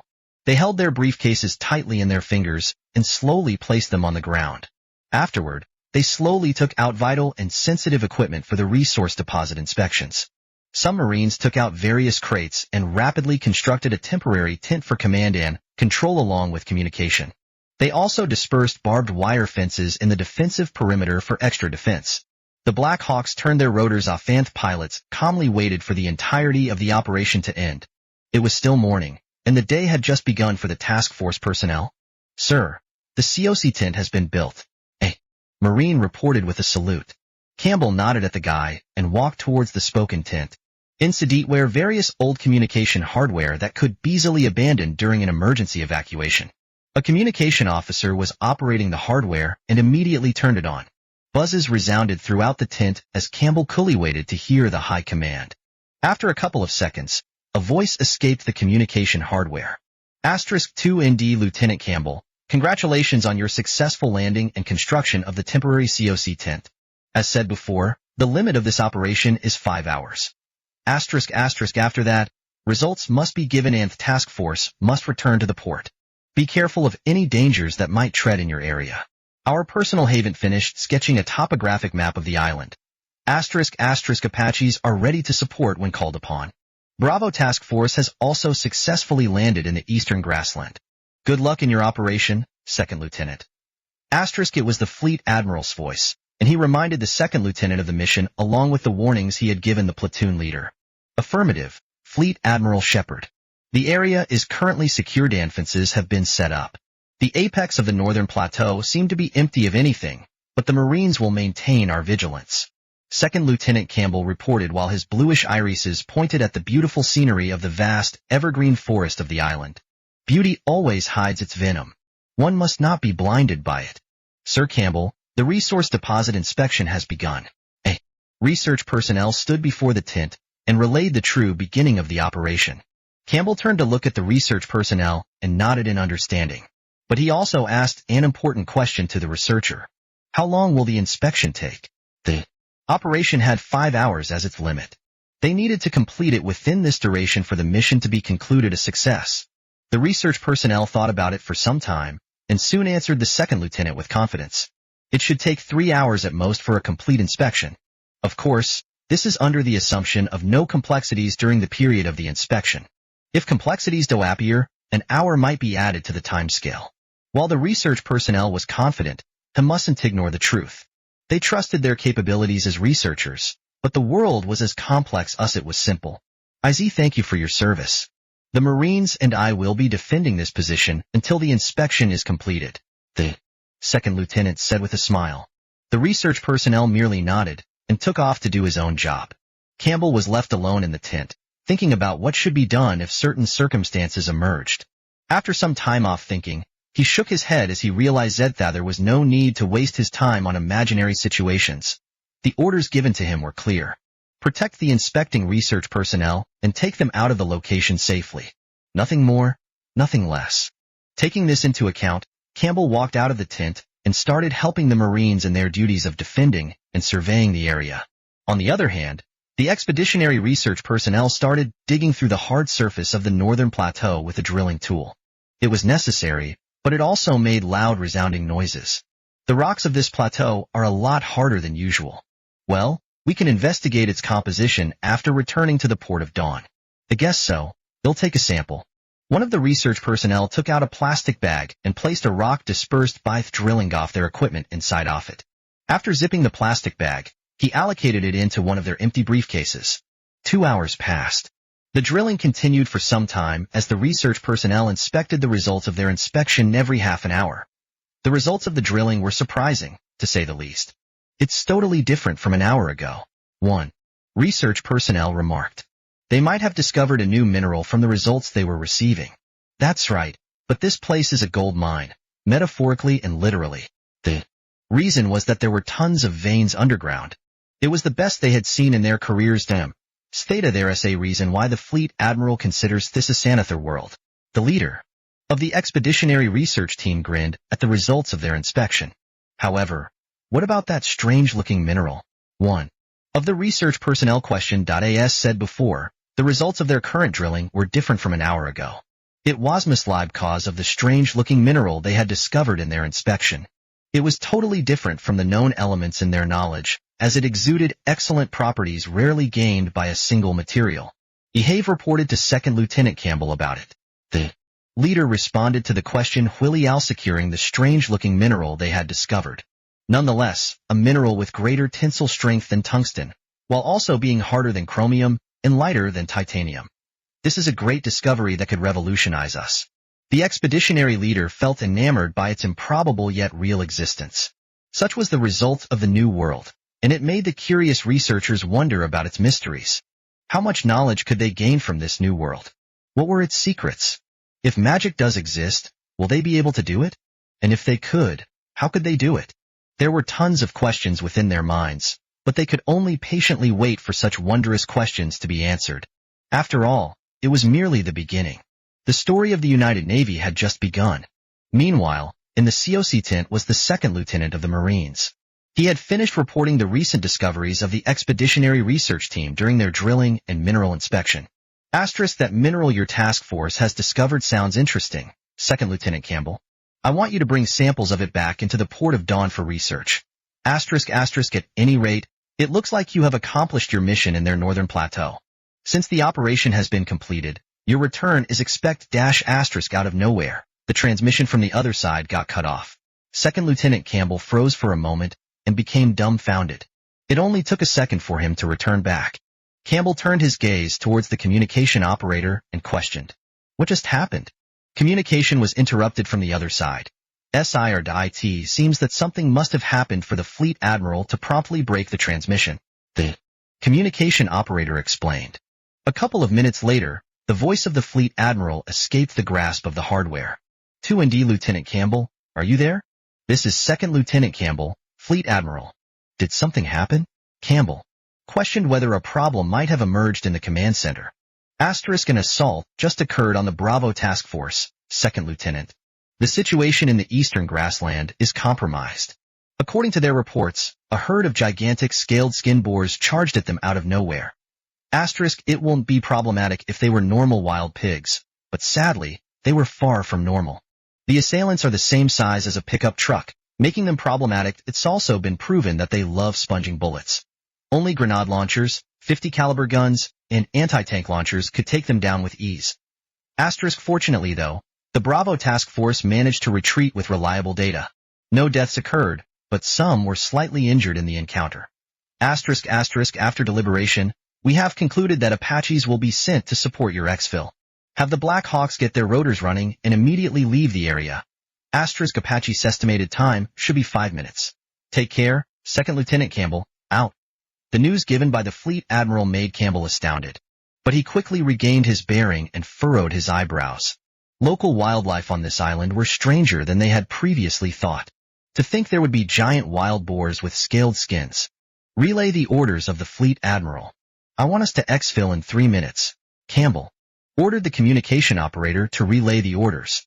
Their situation was bad, especially with the confirmed existence of alien wildlife. Understood, sir. The communication operator nodded and scattered the orders throughout the Alpha Task Force. With the news of the rapid exfil, the Marines swiftly fortified the defensive positions. Even more wily expeditionary research personnel worked on the clock to take back their sensitive and expensive equipment to their briefcases. They didn't know why they were being withdrawn so quickly, but something bad must have happened in the operation. Both the research and military personnel were in no rank or status to question the orders of the second lieutenant, especially when such orders came from the Fleet Admiral. However, things could only become even more complicated. After all, in the outskirts of the northern plateau, a predator stalked the Alpha Task Force with its predatory gaze. It hid amongst the dead bushes of the plateau's base. However, there was no way it could escape from the scrutinizing gaze of the Marines. Bang! And so, it began. The play of the hunt and the hunted. Chapter 10:10 Threats. Hidden in the wilderness several minutes before the communication transmission of Fleet Admiral Shepard and Second Lieutenant Campbell of the Alpha 1st Platoon, the golden sun was plastered on the azure heavens, gleaming brightly to the world below it. Fluffy white clouds sweep beneath the breeze of winds, bringing about a soothing morning. However, the world where the radiant sun cast its luminescence was shrouded in a calm before the storm. In the seemingly vast wilderness of the eastern grassland of an expansive island in the middle of nowhere was the Marines of the Bravo Task Force. They patrolled the area where their recently constructed barbed wire fences dwelled with unquestioning caution. The Bravo Task Force was the group that separated from the Alpha Task Force to reach their designated LZ in the proposed location of interest. What were they trying to find? Well, the answer was one word: oil. According to various reports and surveillance data given to them during the debriefing before the start of the operation, the eastern grassland was under the suspicion of the United Navy about containing a substantial oil deposit. It might be smaller than what could be extracted from the seas, but it was oil nonetheless. The fuel that was vital to the machine that was known as the United Navy. Naturally, along with Themidor mineral inspection, oil was also considered a priority. This brought about the separation of the Operation Task Force into Alpha and Bravo. How much oil deposits have we detected under the grassland? While the Marines did their patrol, the expeditionary research personnel were also working hard.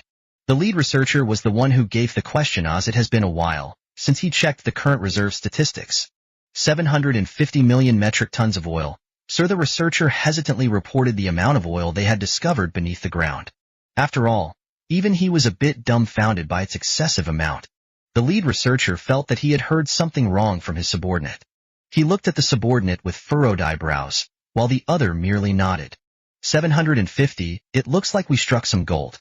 He, this will be enough for the United Navy to last about a decade. The lead researcher creepily chuckled. There was no doubt that he was excited. It seems that the oil of this island was vast in terms of numbers.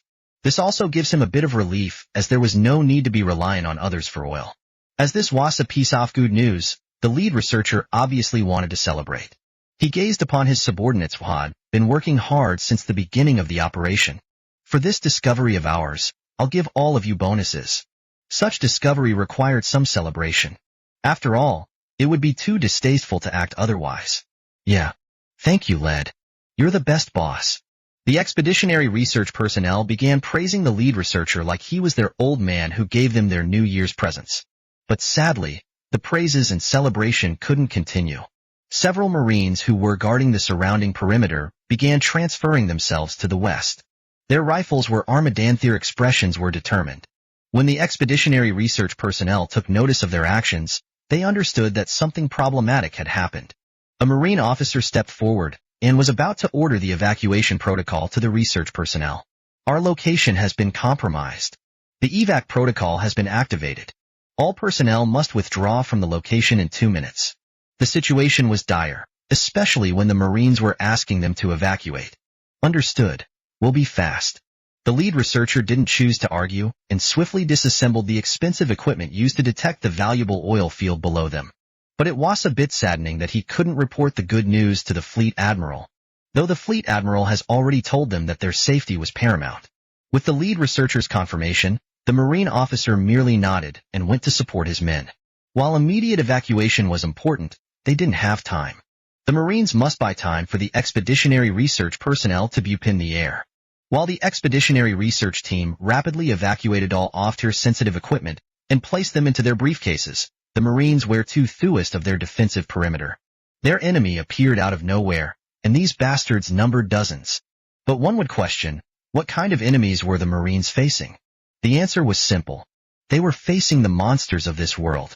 The United Navy was about to fight the hostile elements of the alien world for the first time.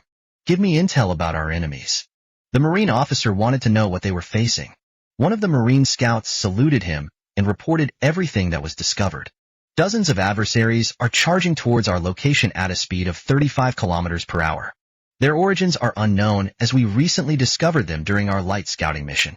From our observations, these adversaries are the alien wildlife of this world. They resemble the wild boars of our former world, but look completely different from them. Deeper surveys indicate that these hostile wildlife have scales on their skin with several giant sharp tusks over their head. They also seem to possess 2 pairs of eyes. However, this isn't the most problematic aspect of their existence. What we consider troublesome is their estimated size. Most of these animals have the size of a pickup truck, with the smallest being car-sized. The last information made the Marine officer understand the seriousness of the situation.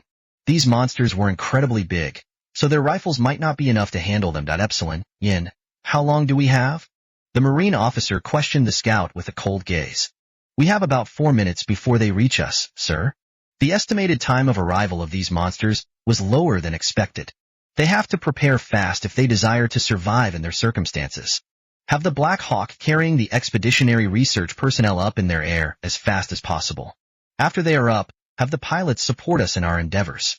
And all of you must prepare for rapid exfil. We aren't here to fight them to death. That will be the job of our birds. The Marine officer gave orders after orders to his soldiers. The Marines nodded in understanding after hearing the orders and immediately carried them out. On the other hand, the Marine officer merely watched the western horizon and saw several dots moving toward them. He furrowed his eyebrows and gave another fire of orders. Prepare your GLMs, our rifles won't be enough, so use every explosive you have. Grenade launching modules were launchers typically strapped into rifles, such as the M4S. These ordnance launching armaments were perfect deterrents against incoming adversaries. Also, call for reinforcements from the Port of Dawn. Tell them we are assaulted by monsters and need some reinforcements to deal with them. After uttering such words, the thunderous propellers resounded throughout the grassland. Delta 1-4 was about to fly with the research personnel inside. Their current task was to support the Marines on the ground. As the Black Hawk propelled itself from the grass-covered ground, it hovered above the location of interest and was preparing for the upcoming battle. Back to the Marine officer. He realized that time was running out. According to his subordinates who reported their situation, reinforcements would arrive in 3 minutes. Unfortunately, though their opponents were in front of them. When the monster boars reached 200 meters from their barbed wire perimeter fence, the Marines didn't hesitate to rain hellfire on the charging bastards. Bam, bam, bam, bam, bam, bam. Several explosive grenades were launched from their GLMs. These canisters of destruction flew through the air and slowly returned to the ground. The moment the grenades landed, explosions resounded throughout the surrounding area. Boom, boom, boom, boom, boom, boom. After the shocking explosions, The first wave of the monsters fell with their bodies suffering gigantic holes. The explosive grenades might not have been enough to entirely blow them up, but the shockwave would have squashed their internal organs to bits. With the fall of the first wave, the second wave followed and some monsters tumbled upon the fallen bodies of their kind. These giant monster boars really were merciless as they plowed everything in front of them without mercy. Fire. Since the distance between the two was less than 100 meters, the Marines opted to use their rifles. After all, they didn't have time to reload their grenade launchers, and even if they did, it wouldn't do them any good. They were in the middle of a grassland with little to no cover. If they blew these monsters to bits up close, shrapnel would probably decimate them. At any rate, following the order was the torrent of lead escaping the barrels of the Marines' rifles. They pulled the trigger hard and began shooting the ones before them. BRRRTTTT, bang, bang. Asterisk BRRRTTTT, bang. BRRRTTTT, bang. Thunderous roars of gunfire echoed as flashes of light glimmered over the Marines' faces. But the crayon-eating cavemen remained determined as they continued to fur-eat their adversaries. The monster boars were bullet sponges, as it would take an entire magazine of leads on the head to take one down. These bastards need the explosives of freedom to be easily taken down. Continue backing away. The Marine officer gave an order while the bird above them started its supporting task. BBRRRTTTTT. The Black Hawk fired its machine guns which easily penetrated through the scales of the monsters. These caused the bastards to fall down and die from either the lead or the stampede behind them. Sir, Delta 1-3 is ready to go. Following such words was the roar of the Black Hawk's propeller. Dust dispersed in their surroundings as grasses waved before and after from the winds. The Marine officer looked at the transport helicopter and swiftly ordered his men to withdraw. Let's go. We need to get out of this damn place. The full withdrawal was underway. One after another, the Marines stepped into the Black Hawk as it hovered a foot off the ground. It didn't take 30 seconds for the entire withdrawal to be complete. The Black Hawk immediately flew over the charging monster boars and hovered through the skies with ease. Both the Marines and the expeditionary research personnel sighed in relief upon reaching the heavens above. None died from that ordeal, which was a piece of good news. Luckily for them, though more good news was to come. In the communication radios of the Black Hawks, a transmission resounded from its confines. This is Cleaver 1. Support has arrived. Cleaver 2. Reinforcements have come. The AH-64E Apaches have arrived. Chapter 11, 011 Valkyries from above. As they saw the Apaches in the distance soaring through the azure heavens, those in the Black Hawks were relieved. The arrival of the reinforcements brought hope to their hearts. This was mostly applicable to the expeditionary research personnel. The Marines merely grinned at the arrival of their cleavers. Ha ha ha ha. It's time to get some pork barbecue. Bring some back when you return. I wonder how they taste. Such words escaped from the mouths of the soldiers who almost got slaughtered by living pickup trucks charging at them with their sharp, protruding tusks. While the Marines were cursing at the living pickup trucks, the Black Hawks continued to hover above the dozens of monster boars that still kept trampling over their previous locations. However, the Marines had long stopped firing as there was no need to waste ammunition. The only thing they needed to do was return as their operation had already succeeded. Delta 1-3, Delta 1-4, you're clear to RTB. When the two Apaches arrived near the transport helicopters, they immediately ordered the evacuation of the Black Hawks belonging to the Bravo Task Force. This is Delta 1-3, affirmative, Delta 1-4, roger. The Black Hawks didn't hesitate to accept the transmission of the Apaches and pointed their nosy in the direction of the Port of Dawn. The pilots then directed the transport helicopters towards their destination. In the meantime, the Apache pilots soon observed the herd of monster boars. They remembered the mission given to them after reinforcing the Bravo Task Force. They were free to engage any target they deemed a threat without further authorization from higher command, meaning that they were weapons-free. Cleave 1. Engaging ground targets. Asterisk BRRRTTTTTTT. Asterisk. Cleave 1 didn't hesitate and started firing its chain gun mounted at the bottom of its nose. Gleaming flames escaped the barrels of the chain gun as a torrent of lead stormed the monsters below. Cleave 2. Opening fire. Asterisk BBRRRTTTT. Asterisk the second Apache followed suit and brought down the might of gunpowder to the pigs that dared to attack them out of nowhere. The results of the deadly chain guns were horrifying. In mere seconds, the herd of monster boars were stripped of their numbers. Dozens of giant boars were riddled with expounding holes that blew their bodies open. It was a massacre. But the Apaches never stopped firing. They were given orders, and they shall do so without questions. The thunderous roars of the chain guns reverberated throughout the eastern grassland. Even the retreating Black Hawks heard of it, making the crayon-eaten cavemen cheer for the cleavers. Several of the salting monster boars felt instinctual fear with the thousands of thunderclaps echoing in their ears. This caused the herd to split up into multiple sections. Some continued to assault and stomp the former LZ, while the others escaped into the eastern grassland. The cleavers didn't bother the escaping ones, and merely cleaned up the remaining pig bastards that bothered their oil inspection. How could these beasts stop them from acquiring oil? It didn't take a minute for the tiny battlefield to turn silent. Hundreds upon thousands of holes were everywhere along with corpses lying on the tall and slick grasses. Blood seeped into the ground, slowly forming puddles or lakes of crimson water. It was a terrific and hellish sight. But it was the result of those who dared to attack the United Navy. Regardless of their reasons, if they attacked without warning, they will be met with an unstoppable force that will crush them 6 feet into the ground. At any rate, the mission of the cleavers was complete. They had succeeded in terminating the entire opposing army of giant boars. While these monsters were tough for rifles and small arms, the military had bigger guns in their arsenal. So, the monster boars' defeat was to be expected. Eagle, this is Cleaver 1, termination complete. Eagle, Cleaver 2 reporting, the operation was a success. The Apaches calmly reported their victory to the Port of Dawn. The reply didn't take time as the response of the High Command arrived in a second. Asterisk Cleaver 1, Cleaver 2, this is Eagle Actual. Cleavers will be reinforcing the Alpha Task Force continuing safekeeping operation. Asterisk terminate any hostiles in the surrounding area of the northern plateau. Their next orders came from the Fleet Admiral himself. The Apache pilots felt honored to be directly given orders by the highest of command, but they kept here calm and replied. Asterisk Cleaver 1, proceeding with safekeeping operation. Asterisk Cleaver 2, Roger. Asterisk good, I will be waiting for news. Conquer the skies, Cleavers, and slaughter our enemies on the ground. Eagle out. Asterisk from the words of the Fleet Admiral, he was pissed by the unexpected assault of damnable animals. Epsilon, Dativ Karilitsigrizan Dalnaparachorknitara anyhow, as they were given their orders, it was time to fulfill it. The Apaches slowly turned their heading towards the northern plateau and soared there at great speed. The Alpha Task Force will soon meet their Valkyries or Cleavers. On the other hand, the Port of Dawn was the command center situated deep inside the defense sector of the port. It was surrounded by dozens of defensive fortifications, making it the safest part of the port.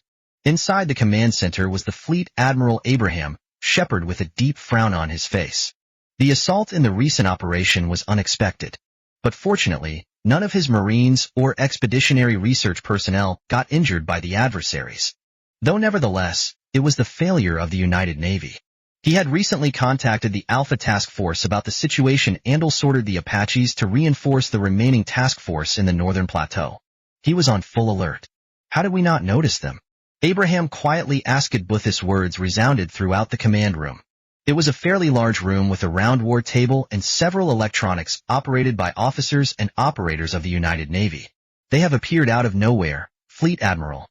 But we know the general direction of their origin switches deep into the eastern grassland. Our surveillance capabilities are still lacking, and despite the large numbers of such monsters, they might also be uncommon in this island. Lieutenant Commander Morgan uttered. Did we go too fast? Abraham questioned his humble lieutenant commander. I believe not, sir. This is the best time to inspect and establish research deposits, especially with the upcoming maritime security mission. Morgan didn't regret the operation, which made Abraham think about it. No matter how much they try to avoid trouble, the world has always been complex and unexpected. There was no way they could control how things could happen. The only thing they could do was adapt to whatever circumstances they were thrown in. Captain Lux, do you have any opinions? Abraham looked at the silent captain in the command room. The operation was a success, Fleet Admiral.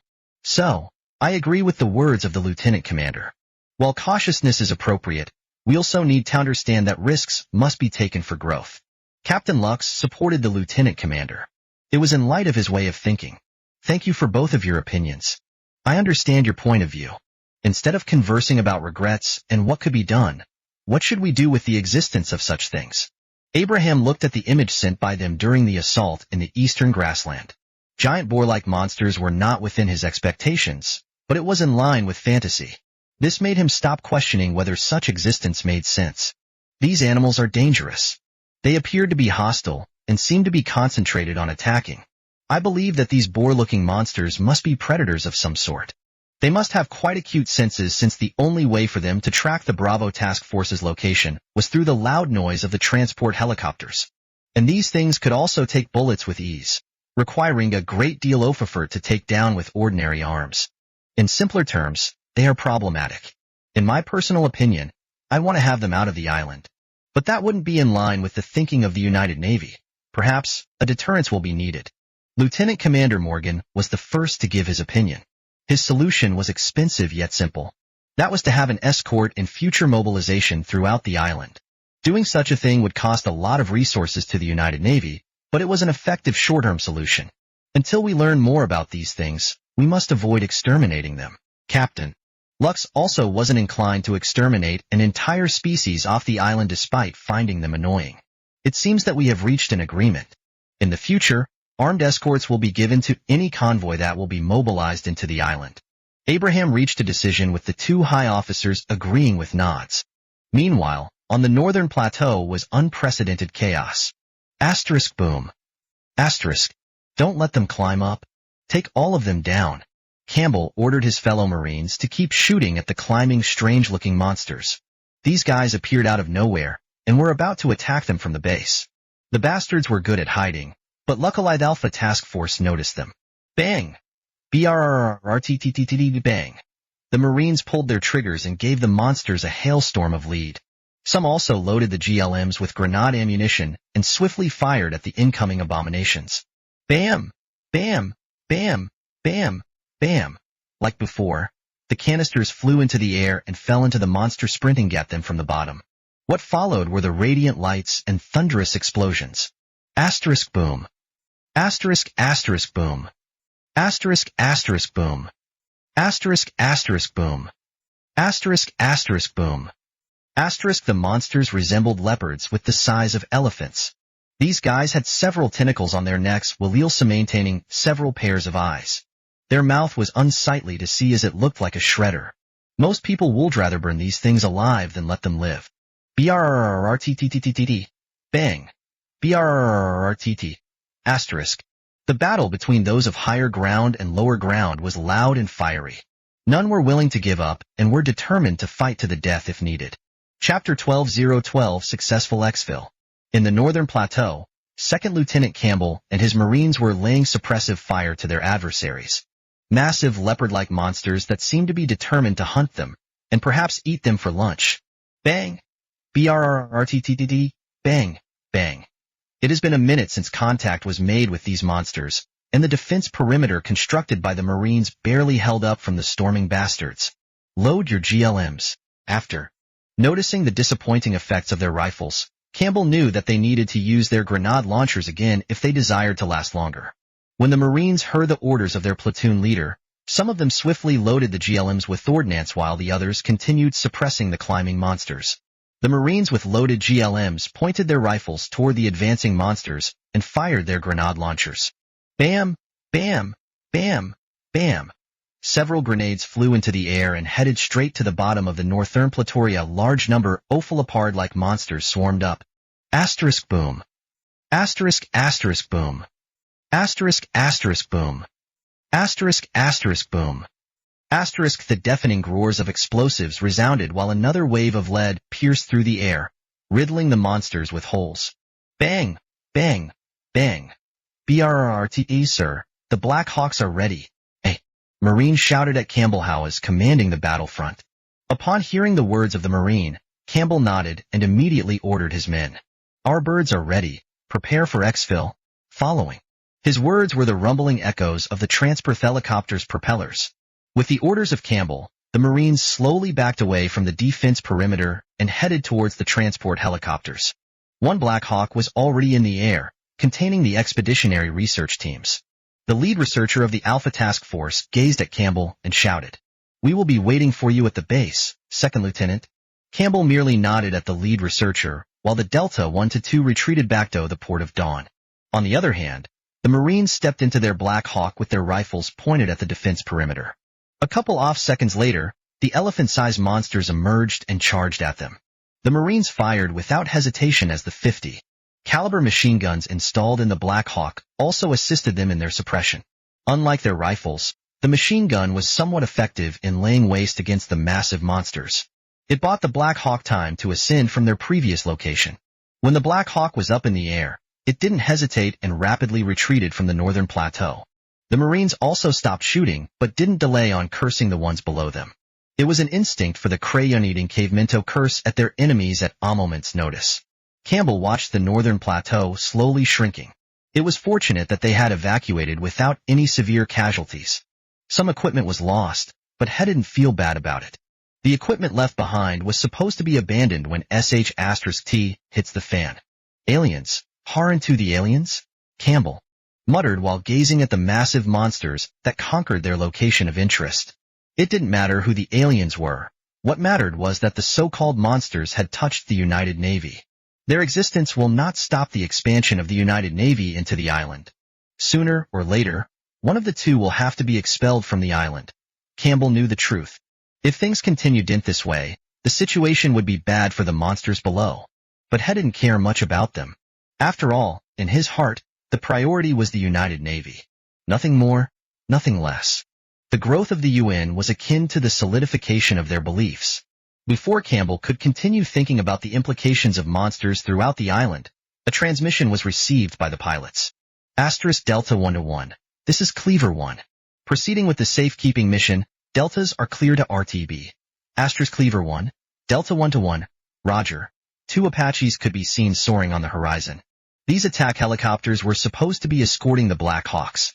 However, with the new orders, priorities changed. The Apaches went past the Black Hawks and headed towards the northern plateau.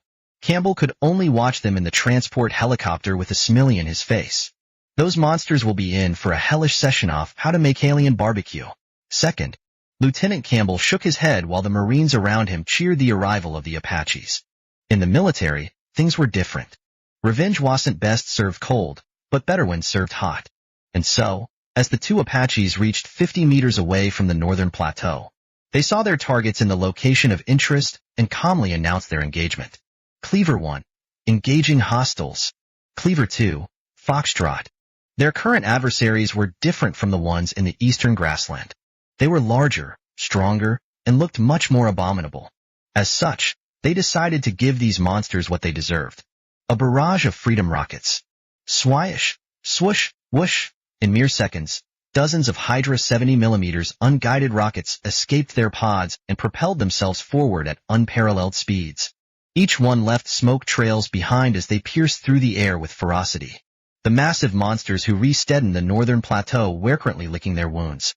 They thought they had struck a jackpot when they saw several meat bags lurking in their territory. It was saddening that the meat bags managed to escape.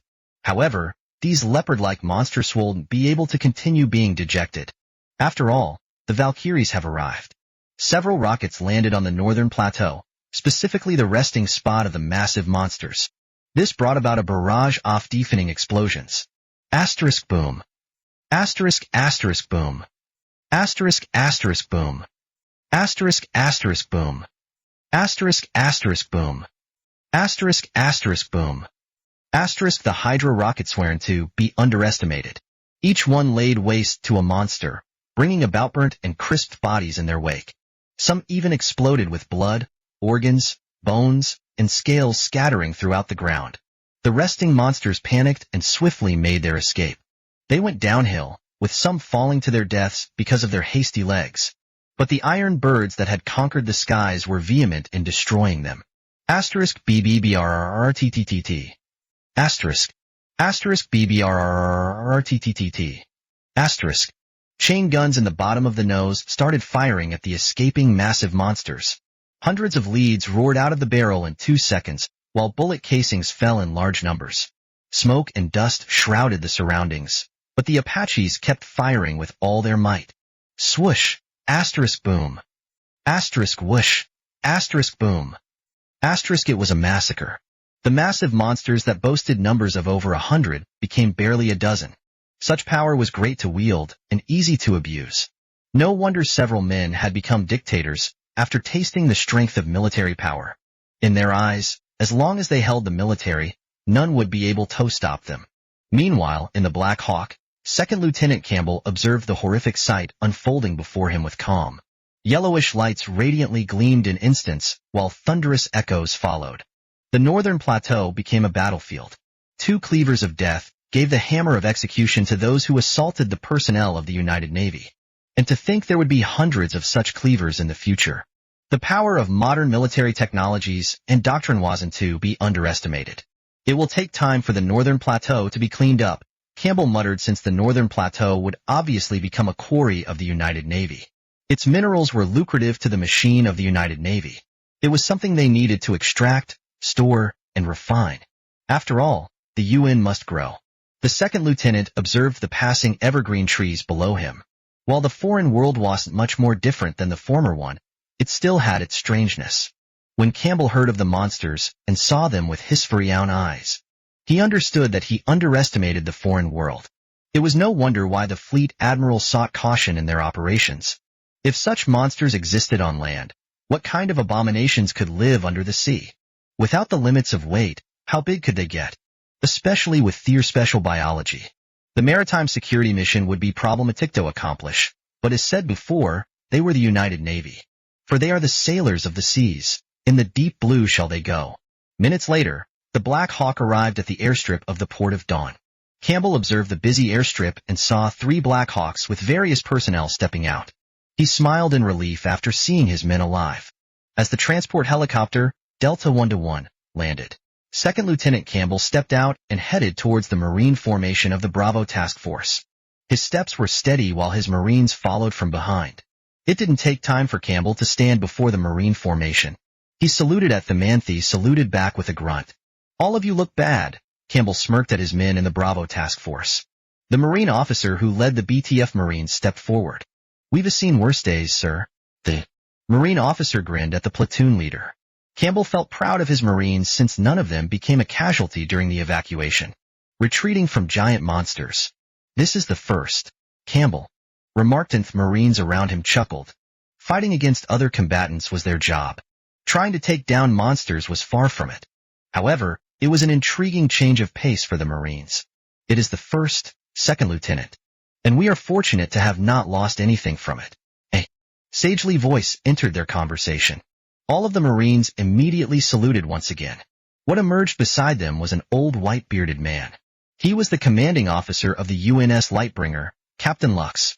He watched the Marines with interest with a smile on his face. "This will not be the only moment we will be fighting against monsters, men. The challenges of the United Navy will be difficult and rough. But as the Fleet Admiral had said, we, the United Navy, are destined to be in this world.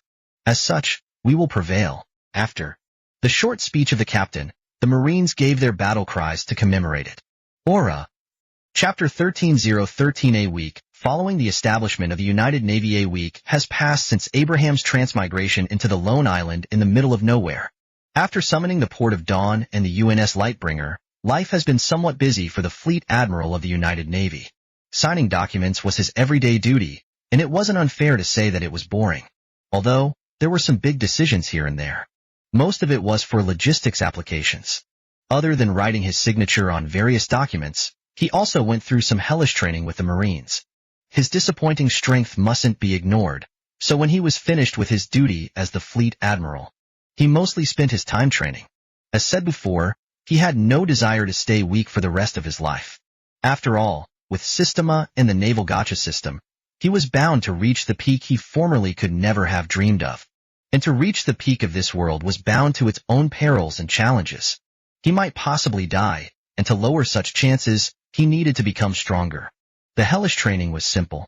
It was the usual training of the Marines times 10. With his indefinite recovery, his strength would continue to grow as he broke his body apart. So, a harsh training regimen weighs in order taus, the perk of indefinite recovery to its full potential. This brought out an unexpected result that changed Abraham. Before, he was on the skinny yet healthy side of the spectrum. But after going through the horrific training, he became better. His strength advanced leaps and bounds. Lifting 150 kilograms wasn't a problem, and he could even run 10 kilometers with it before collapsing into the ground. As such, his stamina was also monstrous when compared to the average. For some reason, Abraham also grew taller. His former height was 5.7 feet, but now he was 5.9 feet. Growing 2 inches for the duration of a week was a blessing for the middle-aged man. How many had wished to grow taller, but couldn't because of the limitations of human potential? Once they reached their 20s, their height would be set in stone. This meant that there was no hope for middle-aged men like him. But fortunately, with his indefinite recovery, he had some potential left to continue to grow. But the hellish training wasn't without any problems. The pain lingered over his body as he strained his muscles, sprained his joints, or cracked his bones for the sake of growth. The feeling of getting stronger at a rapid pace was somewhat addicting for the middle-aged man. However, he never let himself be consumed by such addiction. It was hard to curb the addictive feeling, but he had self-discipline, which was aided by Systema's remarks and opinions. She also brought out a good point during his training. Other than physique, his brain also needed some exercise. With this in mind, Abraham decided to go on a reading session after his grueling training with the crayon-eating caveman. During the reading session, Abraham learned that his brain could understand concepts much easier than before. It was as if it was running in its earlier version, not the old and barely working one. From economics, politics, general knowledge, military studies ranging from tactics and strategies, and finally logistics. What interested him the most was logistics. Logistics was the engine of the machine called the United Navy. It kept everything running and made sure that needed things were delivered to their destination. Abraham also knew that logistics could decide the battle. If your logistics were fast, efficient, and simple, you would practically steamroll an army with ease. The superpower in his former world was the greatest in logistics. Delivering military or utility supplies from across the world in mere days was something that couldn't be underestimated. His second favorite was military tactics and strategies. It helped him a lot in understanding the ways of warfare. It also gave him some ideas about how things like the last operation of resource inspection could be avoided. There were also the naval strategies, which discussed various strategies used in different eras. From the Age of Exploration to the Industrial Age, the early 20th century era, the Cold War, and lastly, the modern age of naval warfare. Since the foreign world might be a fantasy world, he placed his attention on the Age of Exploration and the modern age of naval warfare. Abraham's warships were modern war machines of several nations in his past world. As such, he needed to know what they could be used on. The Age of Exploration was merely to understand the strategies of the locals that might appear sooner or later on the high seas. From what Abraham could tell, the only thing he needed to do was maintain distance. Medieval ships required close to mid-range adversaries to fight effectively. Staying 10 kilometers away from wooden ships should be a sufficient strategy. At any rate, Abraham learned a lot during his reading session that spanned hours in the afternoon and evening. But he wasn't the only one that grew. The Port of Dawn was expanding its influence throughout the fairly large island. Naturally, it was far from truly encompassing the island's true entirety. However, the United Navy already had a topographic map of the landmass. And it was intriguing, to say the least. As said before, the island was a quarter of the size of Britain. It was gigantic, but far from the biggest. For better comparison, it was more or less the same size as Ireland. Square root right angles either y ya. Of Kirillatsigarizontalna Parachorknitra, however, what mattered to Abraham wasn't its size, but its unique shape. The island, although a bit rough around the edges, resembled a crescent shape. The interesting shape faces the northeast, unlike the Port of Dawn overlooking the southwest. So, one could consider it a crescent-shaped island. Though, it would have been perfect if not for the wide beach in the southwest where the Port of Dawn dwelled. It was as if someone had taken a bite off the crescent moon. There was also its terrain. The beach where the Port of Dawn resided was the only place where one could enter the island with ease. All of its coasts were riddled with cliffs and rocky ridges. Its waters were also dangerous as one could get into a shipwreck if they weren't careful enough. This was the circumstances of the northeast, which was unlike the calmness of the southwest. This was a piece of good news, as there was no need for the United Navy to defend every coastal front. With the Port of Dawn acting as a gateway, the island was practically secured for the United Navy. Anyhow, as the island was without a name, the fleet admiral was given the honor to name it. Fortunately, although rather basic, Abraham managed to give it an uncommon name. After all, one would usually name it Luna, for the sake of simplicity. The island's name was Kreskara, simple, easy to remember, and hard to forget. Its given name became a part of the official records in the United Navy. This would mean that later in the far future, Creskara would still be its original name. Such official records were maintained by the branch office of the Port of Dawn.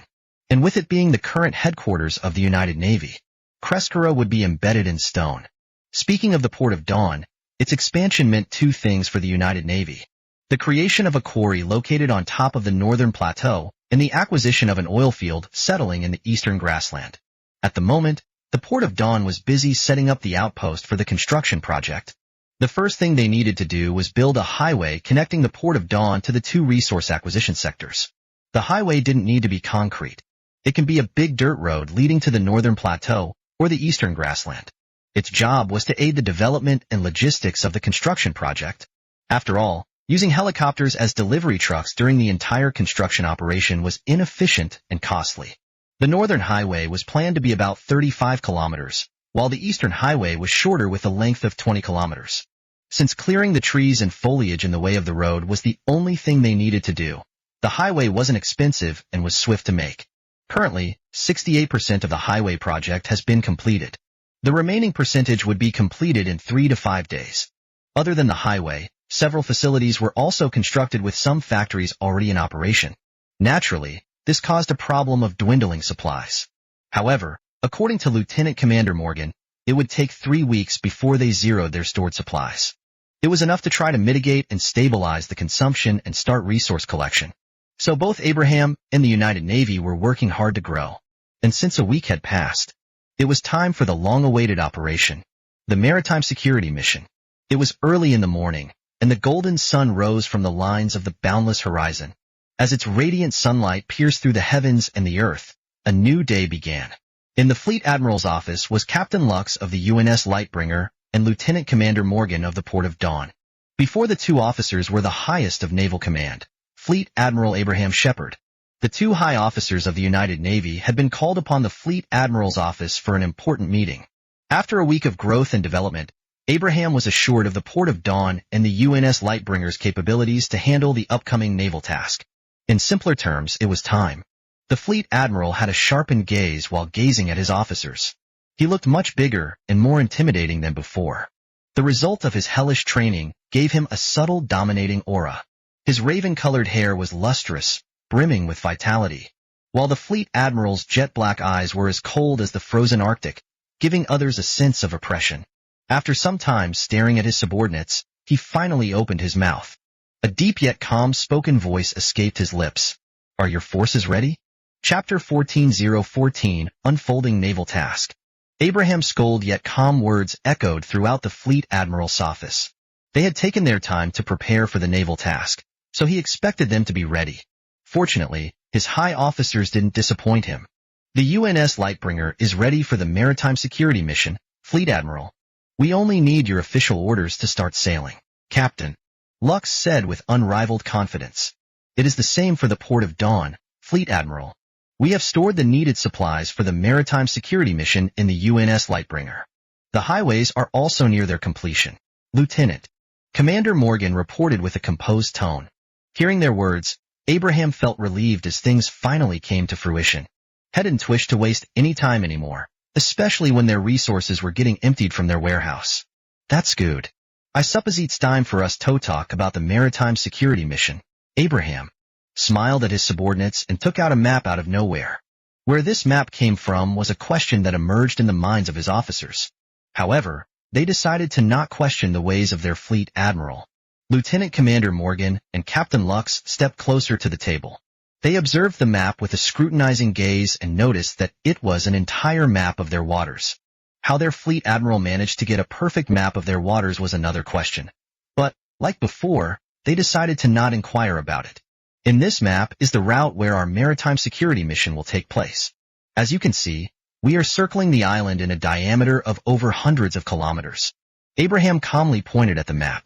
There were some islands on the map, but the Fleet Admiral didn't seem to be interested in them. It seems that only the route mattered, which was a piece of good news.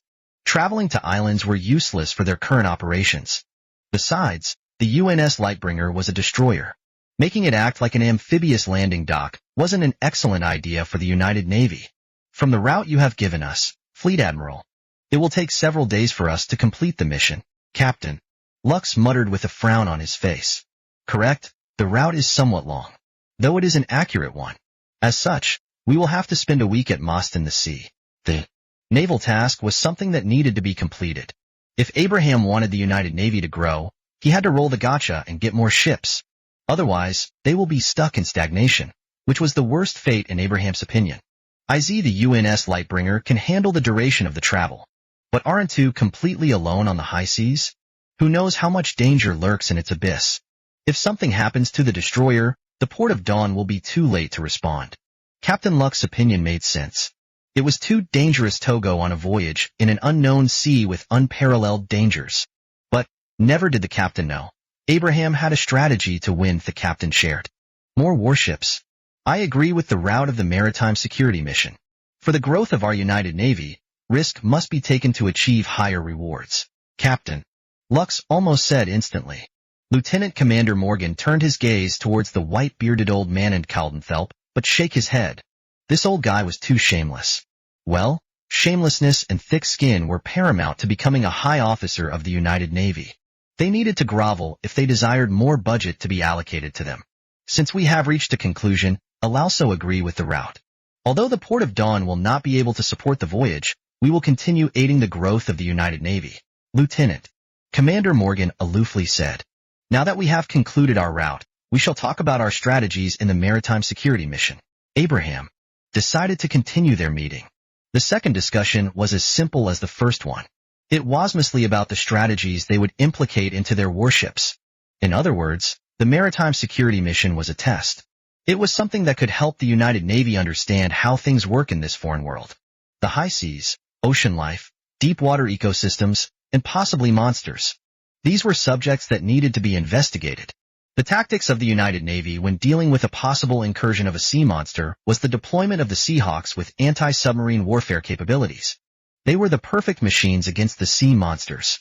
This also included the destroyer, UNS Lightbringer. On the other hand, when speaking of medieval warships, well, the tactics they would use for this adversary would be seen sooner or later. At any rate, the meeting of highest of commands lasted for some time. But after 2 hours, the meeting was adjourned by Fleet Admiral Abraham Shepard. They had already discussed what needed to be talked about. The only thing they needed to do was to start applying their discussion to reality. Captain Lux and Lieutenant Commander Morgan saluted him once again and slowly left the confines of the Fleet Admiral's office. Abraham was left with the tranquil silence of his office. Abraham then turned his gaze towards the tinted windows of his office and saw the marvelous view of the UNS Lightbringer anchored on the dock. The warship was amongst the greatest testaments of modern warship engineering, which made him a bit proud. He also noticed 100 naval personnel going in and out of the destroyer, resembling an army of ants. It was quite an intriguing sight to see. They are working hard, he smiled before furrowing his eyebrows after remembering that he had little to no information about this foreign world. This will be the United Navy's first naval operation. We have to be cautious of threats from both the heavens and the abyss below us. Abraham clenched his fist and became unwavering in his fears. Who knows? It might actually be a goddamn world brimming with all kinds of sea monsters, or some abyssal horrors of the deep ocean. Just imagining the implications of wildlife on the island gave him chills of thought about the things that could be below the sea. But Abraham decided to not think too much about it. He shook his head and threw the thought in the back of his mind. There was no need to fearmonger himself. The only thing he needed to do was prepare and stay cautious. I have dozens of Freedom warheads in my arsenal. I'll bombard those sea monsters, if they ever exist, to bits. He muttered as a smirk appeared on his face. Damn, those cavemen are beginning to affect me with their single brain cell logic. Abraham sighed as training with the Marines changed him. He felt his IQ decreased for some reason. But he was getting better at doing his job as the fleet admiral. His acting was award-winning since he could command those scary-looking men without having his body freeze out of nowhere. He didn't even need the aid of Systema when talking to his subordinates, which was a sign of growth on his part. Speaking of Systema, Abraham asked, Systema, can you open the naval task screen again? Ding. Sea surveillance, maritime security mission. The United Navy has little to no information regarding the seas they found themselves plunged into. Their security is in a critical state. To stabilize the security of the United Navy and its region, The fleet admiral must deploy a warship for maritime security. The warship must follow the given sea routes and challenges encountered along the way will be considered a part of the mission subtasks. Reward 1,000 naval points. The day after the meeting of High Command, early in the morning, the UNS Lightbringer sailed from the port of Dawn and into the uncharted waters of the high seas. The destroyer followed a route provided by their High Command, Fleet Admiral Abraham Shepard, in traversing such waters. Where the route came from was a question of many, but he merely thought of it as the unnatural powers of their honored fleet admiral. It was the first for the United Navy to navigate the foreign oceans of an alien world. This gave them trepidations and excitement of what was to come. In any case, several hours have passed since the UNS Lightbringer left its respective port. It was hundreds of kilometers away from the island it came from. Nevertheless, nothing could be seen on the horizon of the high seas. It was but an empty water of limitless solitude. Both Captain Lux and Fleet Admiral Shepard understood that such vastness was natural for the high seas. But there remains a question about how big the new foreign world really was. Though this question of theirs was about to be answered as something came into the detection of the UNS Lightbringer's radar array. 1,100 military time. In the middle of the high seas was the UNS Lightbringer plowing through the roaring waves. The warship's radar antenna rapidly rotated with intense power.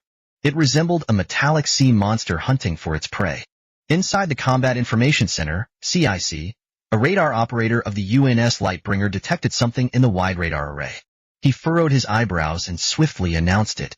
Sir, Tango detected 28 degrees, 145 clicks from the Lightbringer. The radar operator calmly reported to Captain Lux, who furrowed his eyebrows and relayed it to the fleet admiral. Chapter 15:015 First Contact. Located in the main deck level of the UNS Lightbringer, directly above the IC plot was the Combat Information Center, also known as CIC. This space served as the ship's radar tracking room and also functions as a tactical center. It provides processed information for command and control of the near battle space or area of operations. Inside the CIC were various communication and intelligence personnel manning the sophisticated electronics, and with them were the high commands of the United Navy. One was the commanding officer of the UNS Lightbringer, Captain Lux, while the other was the highest of commands in the United Navy, Fleet Admiral Abraham Shepard. Recently, a Tango was detected at 145 clicks from the warship. It was located 28 degrees in the radar system, which meant that it was situated northwest of the warship's current location.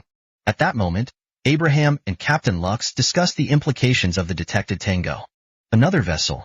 That's the first. Abraham sarcastically remarked, since he started to doubt the existence of locals after meeting the emptiness of the high seas a couple of hours ago. Should we trail the vessel, Fleet Admiral? Captain Lux inquired, as the Fleet Admiral was the highest rank in their station. As such, hearing his orders was paramount. Naturally, of course. What the United Navy lacks is information. The unknown vessel might have the intelligence we desperately need. Abraham glanced at the captain as if stating the obvious and continued. Captain Lux, have the helmsman steer Lightbringer towards the Tango. Maintain a distance of 2 clicks and investigate what they are. Abraham ordered the captain with remarkable ease. It appears that the study session after the grueling training with the crayon-eating caveman was giving its results. He was now capable of effectively ordering his subordinates. Understood, Fleet Admiral. Captain Lux nodded in agreement and swiftly transmitted the orders to the bridge. His deep-aged voice bellowed in its metallic chambers. Helmsman, starboard 10 and full throttle. Aye, starboard 10 and full throttle. After the helmsman heard of it, he didn't hesitate to steer the warship 10 degrees from its former route. The waves continued to crash into the destroyer's bow like an unstoppable tide. As the UNS Lightbringer slowly turned starboard as previously ordered, Captain Lux gave another order to the helmsman. Steady. Steady on 28 degrees northwest, sir. The helmsman repeated while the naval personnel on the bridge observed the high seas before them. It looks like the CIC has discovered something interesting.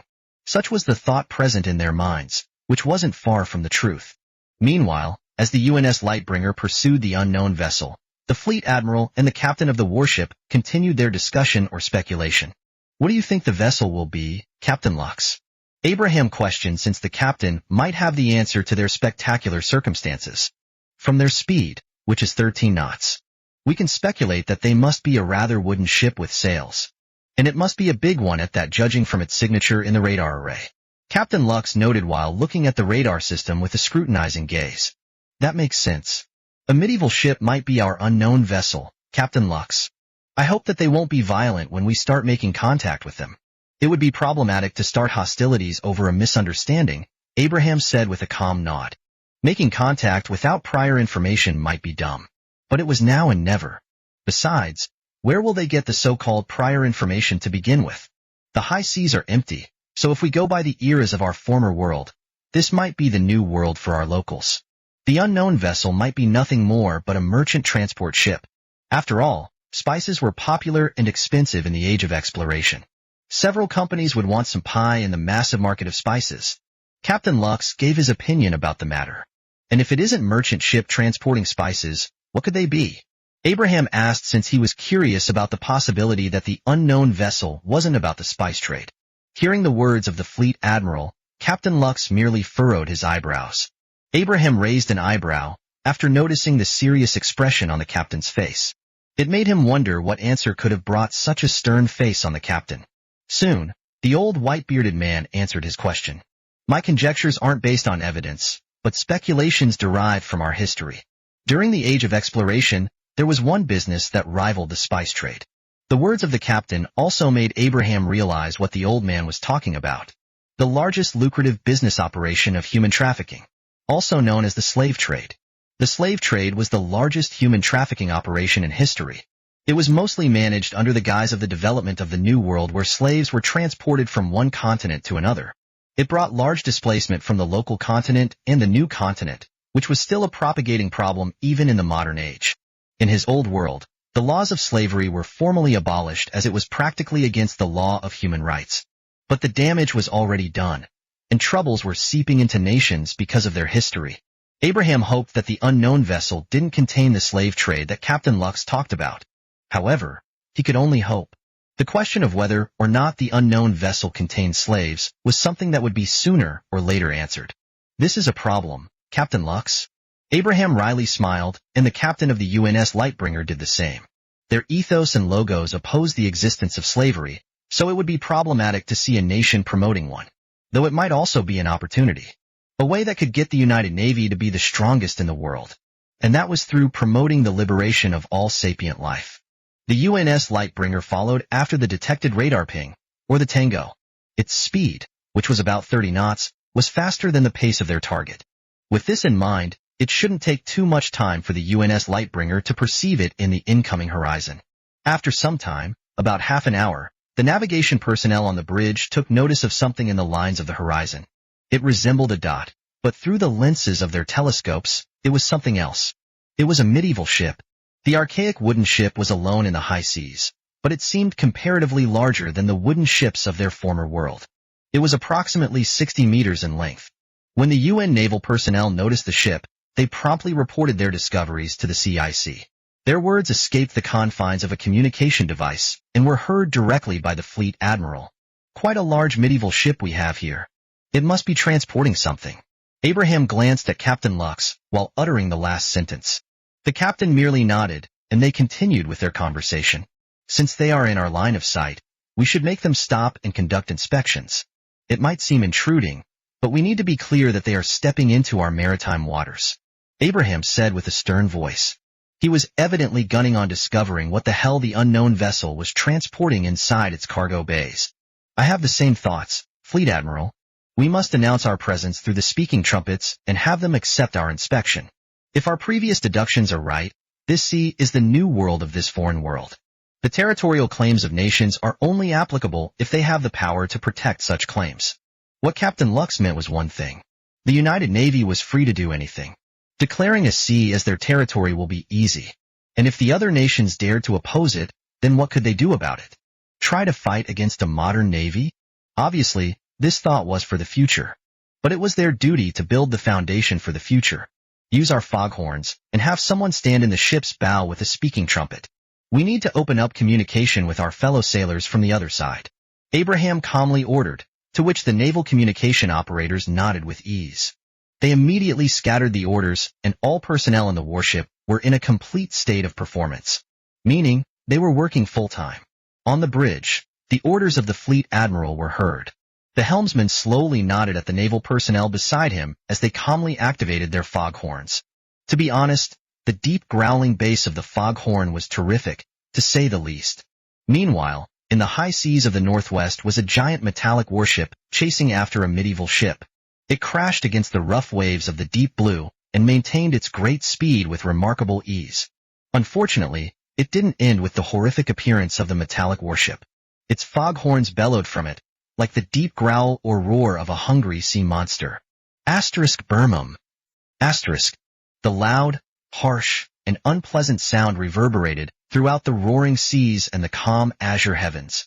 It wasn't something enjoyable to hear, but there was none anyone could do about it. As the metallic destroyer, or the UNS Lightbringer, got nearer to the medieval ship, a figure in the warship's bow pulled out a long speaking trumpet. They pointed it towards the medieval wooden ship and began communication with the ones on the other side. This is the UNS Lightbringer of the United Navy. You are trespassing the maritime security zone and will be held liable through inspections. I say again. You are trespassing the maritime security zone and will be held liable through inspections. Please close your sails and peacefully accept the inspection. Otherwise, we will be inclined to use force to subjugate your illegal trespassing. Burmum. After the thunderous voice that left the speaking trumpet, another foghorn followed. Such actions were undoubtedly intimidating, which was true for the sailors in the spoken medieval ship. Chapter 16:016 Pinguisarca. In the seemingly vast and endless high seas was the massive brig, Pinguisarca. Known to many as a merchant ship, it was built with majesty and intricate design. A somewhat peculiar choice for a typical trading vessel. Nevertheless, the Pinguisarca consisted of 100 sailors in its quarters, including the captain and his cabin. Quite an interesting amount of crew for a large brig. The Pinguisarca was returning from its voyage, and was about to dock in nearby colonies to sell its goods. After all, the crew was barely keeping them alive. But unfortunately for the so-called merchant ship, a strange circumstance struck them out of nowhere. Their peaceful return became riddled with chaos and fear. After all, something was chasing them from behind. A metallic warship that loomed over the sizable merchant ship's silhouette. Despite its titanic size, it was faster than them. It plunged into the rough waves with ease, like a predator pursuing its prey. Ding, ding, ding, ding. The bell rang throughout Pinguisarca as the crew was alerted by the foghorn that escaped the warship behind them. It was thunderous as it reverberated through the air. Burm. They would have misunderstood it as some sort of monster, if not for its intricate ship design that made things obvious for the sailors in Pinguisarca. A voice then escaped from the bow of the metallic warship. Everyone in the wooden merchant ship heard of it, loud and clear. Th1, the UN, Light BR1ing 3 are hashtag F the UN 1T3D Navy. Y hashtag you are TR3 PA, wanting the MAR 1T1M 3S3 Cur 1 TI Z, hashtag NE, and W1, LLB3H3LDL1 ABL3 THR, hashtag UG1N, P3CTI hashtag N dash. *1, IAGA1N. Y hashtag you are TR3 PA, ING the MAR 1T1M 3S3 Cur 1 TI Z hashtag NE and W1 LLB3H3LDL1 ABL3 THR hashtag UG1N P3CTI hashtag N dash *PL3A ECL hashtag dash 3Y hashtag UR A1L and P3AC3 full ACC 3.TH31N PECT hashtag N hashtag TH3RW1 E W3W1LLB1NCL1N31NUS1NG F# RC3T hashtag subjugat 3Y hashtag UR1LL3GAL TR3 PA ING. Despite the deafening warnings of the UNS Lightbringer, the sailors of Pinguisarca could barely understand a word the ones in the metallic warship had said. A fat and scarred man with golden teeth then stepped out of the captain's with an unpleasant yet naturally lecherous face. He glanced around in confusion since he had recently woken up. What the hell is happening? He shouted at his crew with confusion and annoyance. His slumber was interrupted when his bastard men started ringing the emergency bell. Not only that, but some horn resounded in his cabin, making him almost to his pants. He thought a sea monster was attacking them, only to sigh in relief a few seconds later. If it really was a sea monster of some sort, the ship would have already sunk with him being asleep inside of it. So, He walked out of his cabin to find out the problem. "Captain Crassus, an unknown vessel is pursuing us." The sailor manning the nest shouted at the captain below him. His name was Crassus, the captain of Pinguisarca. He was amongst the richest merchants in the high seas of Pharis, and it was mostly because of his high-quality products that were popular with rich magi. Those guys would be willing to pay for products that could survive their research and experimentations in the realms of magicraft. He had previously heard the horrors they would create with it. Such horrors should be damned to never escape their cells or towers. At any rate, he was doing the same thing as before, delivering special products into a colony and selling them to rich magi. However, it seems that things went wrong for the businessman. Where the hell did they come from? He shouted while looking at the metallic warship. For a second, his eyes flashed with greed. He couldn't help but wonder what would happen if he became the captain of such a ship. "We don't know, Captain. These bastards appeared out of nowhere and pursued us almost immediately. It was as if they were trying to find us." One of the crew, preparing to load gunpowder into their cannons, answered the questioning captain. Most were like him, preparing for the upcoming battle. But Crassus wasn't dumb. He understood that they stood no chance against the massive metallic warship. Not only that, it was faster than them despite its mighty size. So what are they trying to do? Crassus uttered another question. The crew stopped moving and looked at him simultaneously. They scratched their hair and shook their heads in confusion. One of the smarter sailors stepped forward and gave a conjecture. "They must want us to stop Pinguisarca, Captain. Otherwise, they would have already fired at us instead of blaring their strange horns." His words made sense, and the others nodded in agreement. What the crewman had said made sense to Crassus. But why would they want to stop them from sailing? This question echoed in his mind, and then he finally realized. Theta, he slowly turned his gaze downward, pointing at the lower deck. His special merchandise shouldn't be bothersome to anyone. However, at the moment, there was something a lot more exceptional even amongst his products. It was something he acquired with hard work and almost a quarter of his wealth. Those in the metallic warship must want the cargo that he spent his blood and sweat on. With this in mind, he clenched his fist in anger. Crassus glared at the incoming metallic warship that continued blaring its horn. This kind of thing was piracy. His business was legitimate, and to think others would dare to steal his hard work. He soon gritted his teeth and looked at the strange robed man in the bow of Pinguisarca. The robed man didn't seem to care about the circumstances the ship found itself in. This stranger was the trump card Crassus had hidden in his important travels. The captain of Pinguisarca slowly walked towards the robed man and smiled respectfully at him. The one before him was a magus, a mythical man of great power. "Sir Magus, I believe that we might need your help in escaping the clutches of our adversaries," Crassus said while rubbing his hands and gently looking at the magus. Although, despite looking as soothing as possible, the captain looked even more disgusting than before. It made the magus quietly wonder if Crassus escaped from their labs to start a business on the high seas. "Captain Crassus, as you have given your payment before we left port, I shall give my services to you in accordance with the contract. You desire to escape this undesirable situation of yours, correct?" The magus directly looked at the fat and crooked man's greedy eyes. Crassus rapidly nodded his head in agreement, since he wanted to escape from this bad moment. It might not have been possible with his crew alone, but with the help of the esteemed magus, their chances of escaping would be as high as the skies. "It looks like we are in agreement, Captain Crassus." The magus shook his head and slowly took out his grimoire. A grimoire was the greatest tool of magi in the art of magicraft. It was their library of spells that would aid them in efficiently casting one. In this foreign world, spells were constructed through two primary parts: the spell circle and the runic language. For comparison, a spell circle was the format while the runic language would be the programmable lines. Memorizing each rune plastered in a spell would be inefficient, so magi used their grimoire to increase the spell-casting speed and decrease its chances of failure. The magus calmly went through the pages of his grimoire to find the best spell to escape their precarious circumstances. After a couple of seconds, he found the perfect one. It was a simple yet powerful spell called Gust. Its main utility was through the disturbance of the environment, which would bother surrounding magi. One would wonder, how could such a spell help them escape? Well, the answer to that was rather simple. Point the spell towards the sails to accelerate the speed of the medieval ship. As such, the magus didn't waste any time and swiftly started constructing the spell with the help of his grimoire. The spell construction was another important part of magicraft. Spell construction would usually start with the materialization of a format called the spell circle. Following the format would be the runic language, in which the spell would be written. Throughout the creation of the spell which materialized and shone brightly in the air, the sailors of Pinguis Arca could only watch in amazement as the convolutions of runic language spun and acted like gears of a greater machine. In the duration of the whole process, the Magus didn't utter a single word as he did his work with grace.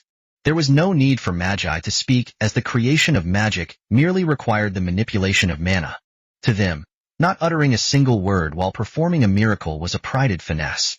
It took some time, but the spell is complete. The edges of the Magus's lips rose with arrogance clearly plastered on his face. But such arrogance was understandable. To be able to manipulate a part of reality was something to be proud of. At any rate, with the completion of the spell, the Magus didn't delay activating it. The giant spell circle behind the Pinguis Arca's sails shone brightly as a gust of wind soon escaped it. *wuss. The sails of the ship were pressed forward, making the Pinguis Arca accelerate its former pitiful speed.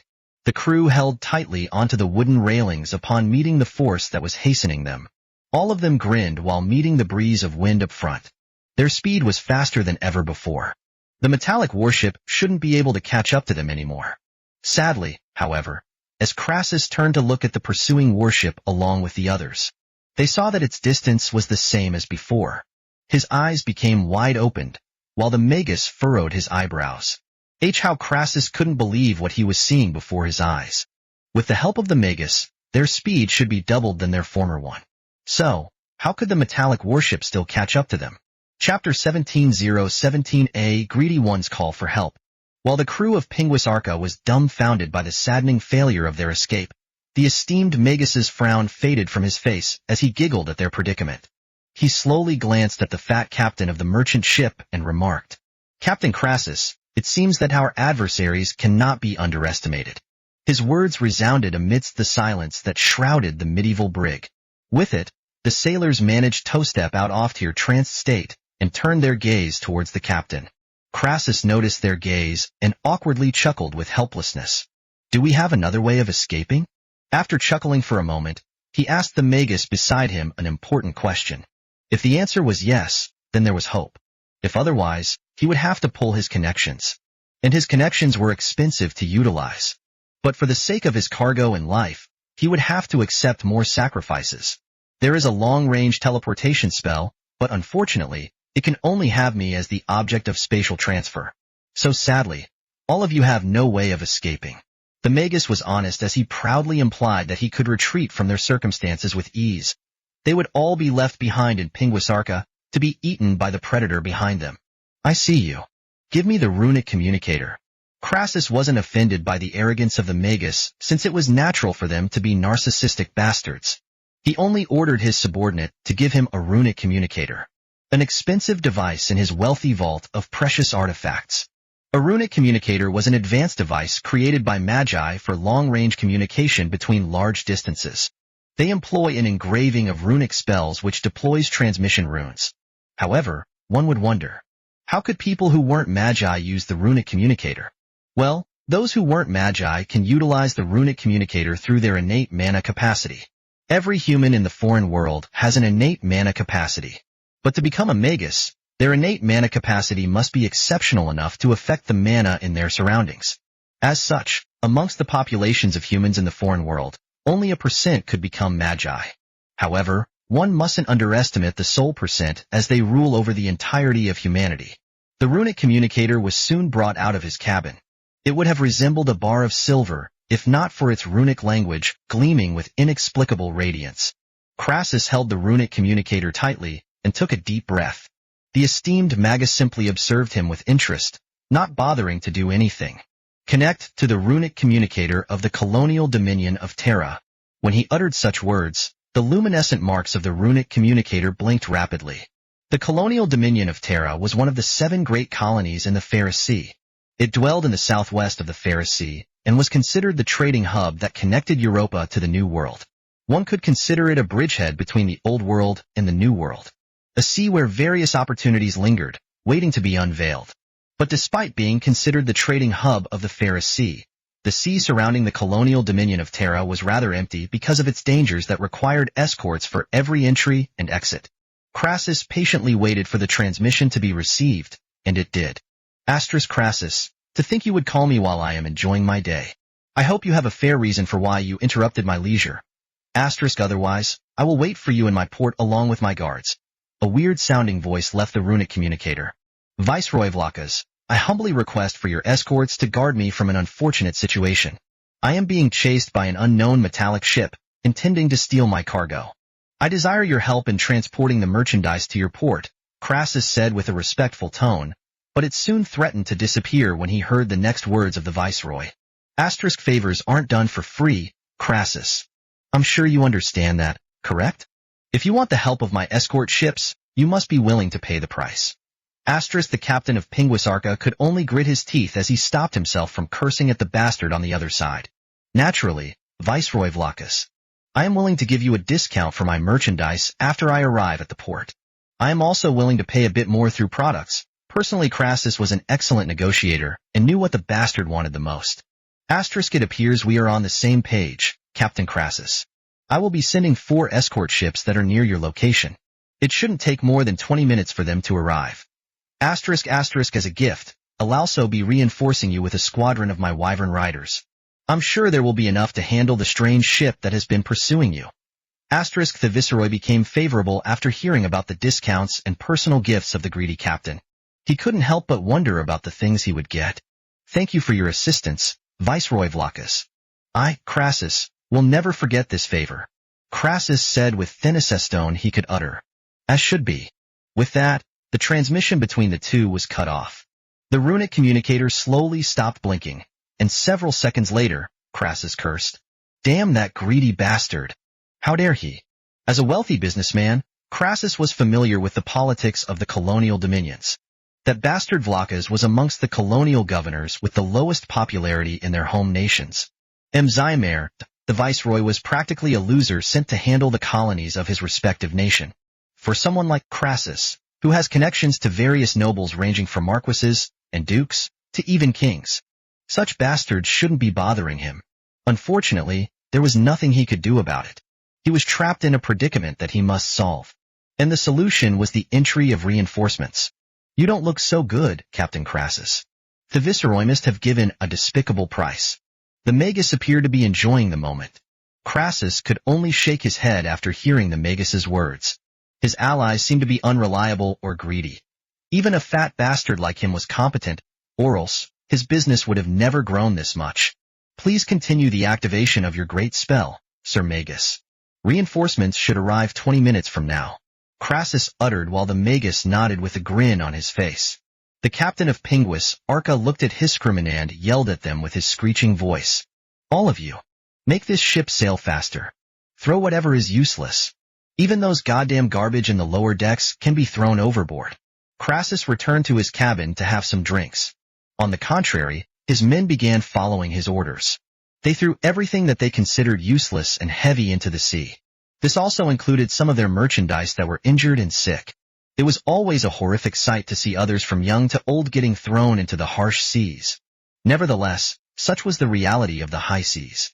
Meanwhile, in the Combat Information Center of the UNS Lightbringer, the communication and intelligence personnel were gazing at the activated spell circle in amazement. Fleet Admiral Abraham looked at it with the same eyes as the others, but with a hint of cautiousness.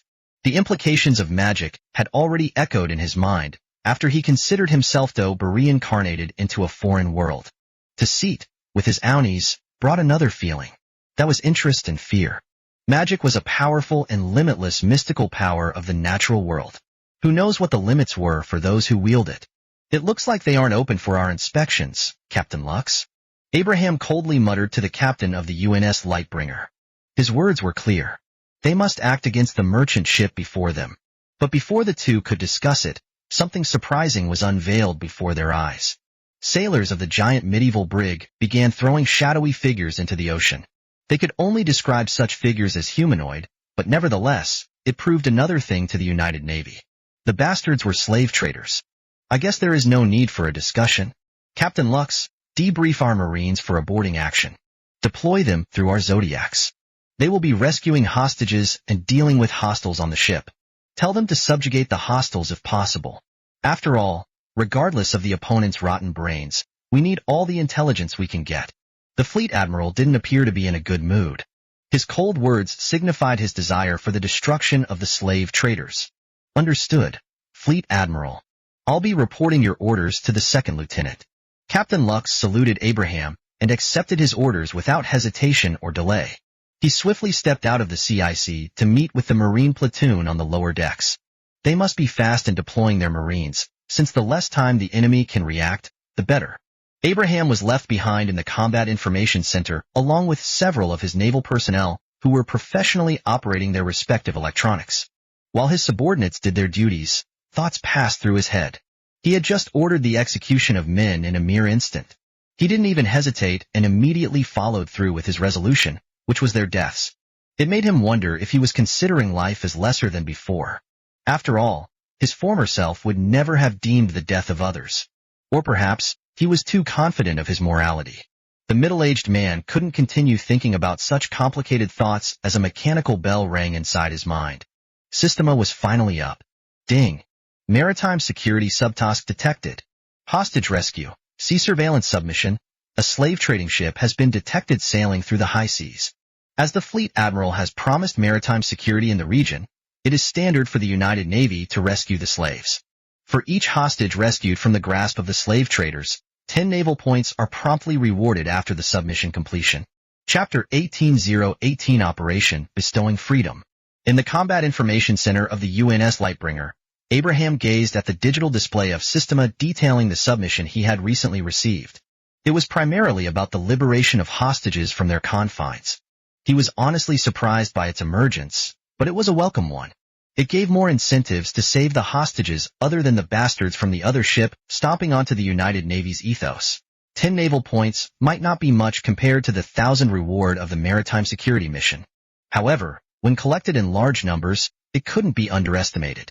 Now that I think about it, shouldn't there be a store in the naval gacha system?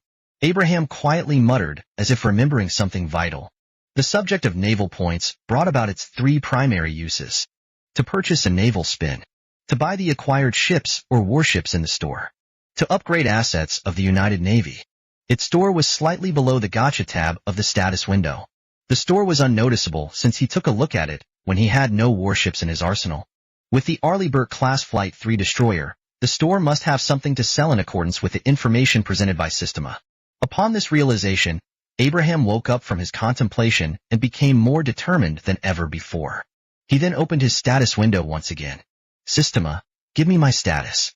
He silently muttered while the other one instantly responded.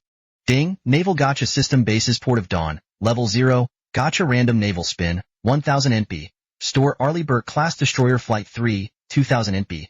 Naval Points, 0. His status was the same as before, but the store had something else below it.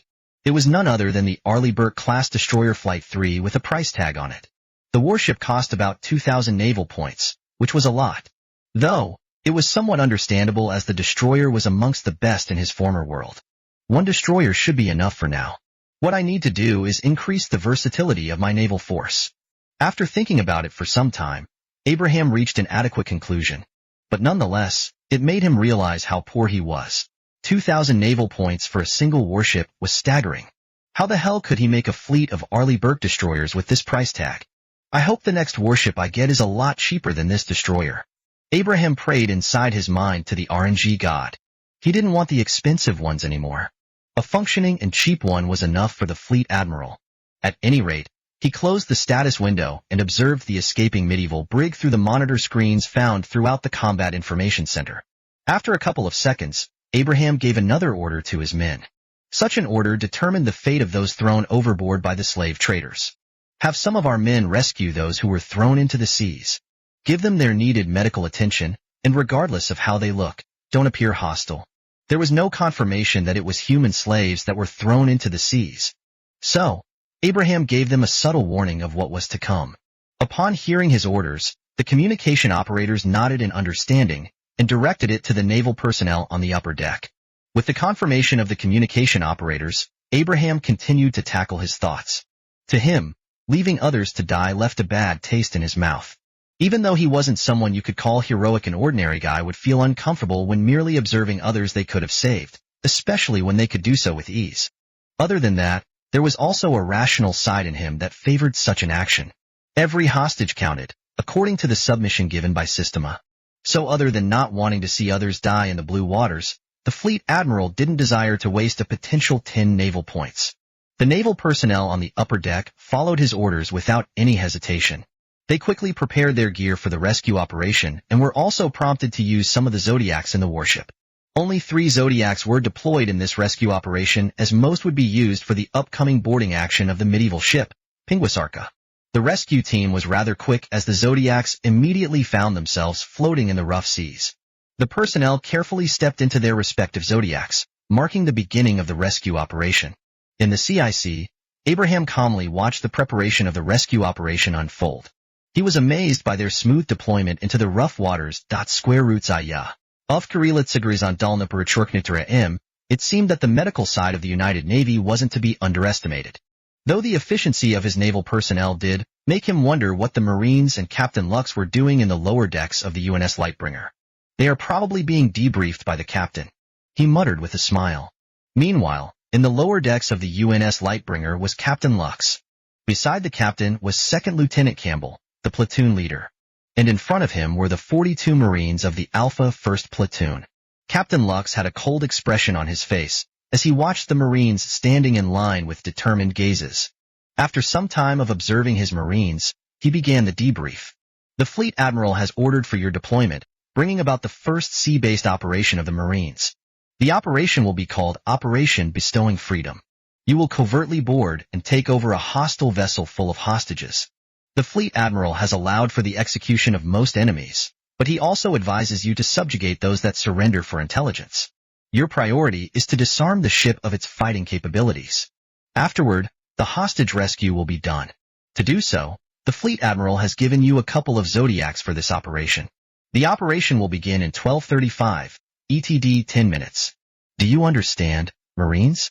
With the conclusion of his debriefing, Captain Lux calmly asked while gazing upon the platoon of Marines with a scrutinizing gaze. A hostage rescue operation was complicated to handle, especially on a moving vessel. They needed to be careful and covert while dealing with their adversaries. Captain Lux observed them, wanting to know what they felt about the operation. Fortunately, he wasn't disappointed by his Marines. Acknowledge. The Marines grunted and saluted to the captain of the UNS Lightbringer with straightened backs. Met with such a scene, Captain Lux merely smiled at them with pride. It seems that all of you are ready. I'll take my leave, so discuss amongst yourselves of strategies regarding the upcoming operation. With that, Captain Lux nodded at the Marines and left them to handle their tactics. His duty was different from theirs. The only thing he needed to do was point them in a direction. On the other hand, Second Lieutenant Campbell gave a nod to the captain and watched him leave the location.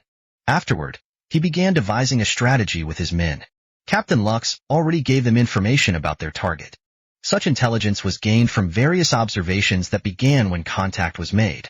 The enemies of the operation were slave traders sailing a sizable medieval ship. Somewhat strange, but according to the file, the technological level of their adversaries was comparable to that of the 15th century. This was a piece of good news, as it made things easier for the Marines. However, the paper also gave warnings about a strange individual in the medieval ship. Someone that could use magic. Campbell wasn't ignorant of magic and mages. Its existence was somewhat surprising, though it might be the reason why the naval personnel were working extra hard. Handling a magic practitioner was the first for the Marines. The only thing they could think of to handle the opponent was to hit the guy as hard and quick as possible. Perhaps, air support would handle whatever magic shenanigans their magic foe has. Other than the guy with the capabilities to use magic, most of their opponents were normal humans. Their expected weapons were flintlocks, sabers, and probably rifles. Their numbers seemed to reach over 100, which would be troublesome to handle as things might become bloody on the deck of the medieval ship. It's a bit disappointing that we will be handing a mere pirate group, but it's a good snack for my Marines. Campbell felt a bit disappointed. The crayon-eating men were one of the unique groups in the military. They were cavemen at heart, so they were simple-minded and loved picking fights. A challenging mission would excite them, thus handling pirates instead of an actual military adversary would be dispiriting in their point of view. But regardless of their opinions, a mission was a mission. It was an order from their highest command, Fleet Admiral Shepard. So, with this in mind, it must be accomplished and the hostages have to be rescued along with the intelligence stuck in that medieval ship. The second lieutenant took a deep breath as his gaze landed on his subordinate Marines. It was about time. Marines, let us wreak havoc on these old-era bastards. Campbell grinned and snickered to his fellow Marines. The Marines raised their assault rifles upward and gave their typical war cries. Aura! And so, the second contact and the first battle operation of the United Navy began. The Marines swiftly concluded their preparations and stepped into the Zodiacs. Afterward, Zodiacs were deployed into the water one after another. The strategy of the Marines was simple. Zodiacs would covertly secure itself into the medieval ship, and the Marines would be free to board the massive brig. Other than that, the Marines were open to blast the sh*T out of the goddamn KKK.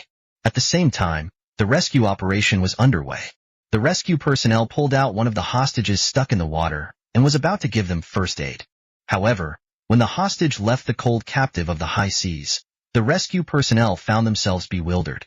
Chapter 19:19 Beastfolk. Abraham walked through the narrow metallic hallway with a grave expression in his face. Something was discovered during the rescue operation of the naval personnel, requiring his assistance as the fleet admiral. His steps echoed on the metallic floor while the hum and the shuddering lights reverberated around him. The atmosphere was static, but he was already used to such ambience. It didn't take a minute for him to reach the upper deck of the UNS Lightbringer. The ray of light lion immediately shrouded his entire being, bringing about the sun's warmth. He instinctively closed his eyelids and covered his eyes with his arms. The sun was blinding for someone who was stuck in the Combat Information Center for hours. As he stepped into the upper deck of the destroyer, Abraham took notice of a gathering of naval personnel. He raised an eyebrow and slowly walked towards them. When the naval personnel noticed their fleet admiral, they gave way and saluted him with the utmost respect. So, what's going on? Abraham questioned the naval personnel who requested his assistance. One of them stepped forward and explained their reasons for calling him. We believe this requires your attention, Fleet Admiral. The naval personnel unveiled the ones they had rescued from the rough and cold seas. What Abraham saw was astounding, to say the least. They were beasts with humanoid forms. The only thing different was that they had tail-santhier heads, resembled their animal counterparts. Other than that, they had a human body, though mostly covered with fur. This is Abraham found it hard to utter a single word about this newly discovered species of intelligent life forms. While elves, dwarves, and even orcs were expected, the anthropomorphic beasts were far from what they had formerly thought to be a race of this foreign world. As expected of the foreign world, it never fails to surprise and amuse me. The edges of Abraham's lips rose as he carefully observed the recovered hostages. Most of them were wet and covered in warm towels provided by the naval personnel, but they seemed frail and docile, which was perhaps the result of oft-coming slaves. The group of rescued hostages could be separated into three. Most of them were humanoid badgers, with others being humanoid antelopes, and some resembling humanoid rats.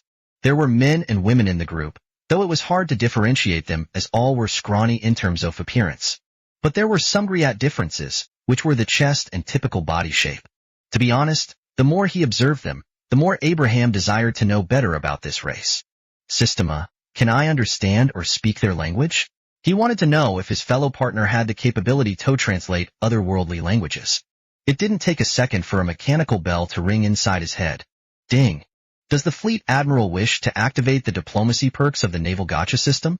Diplomacy what?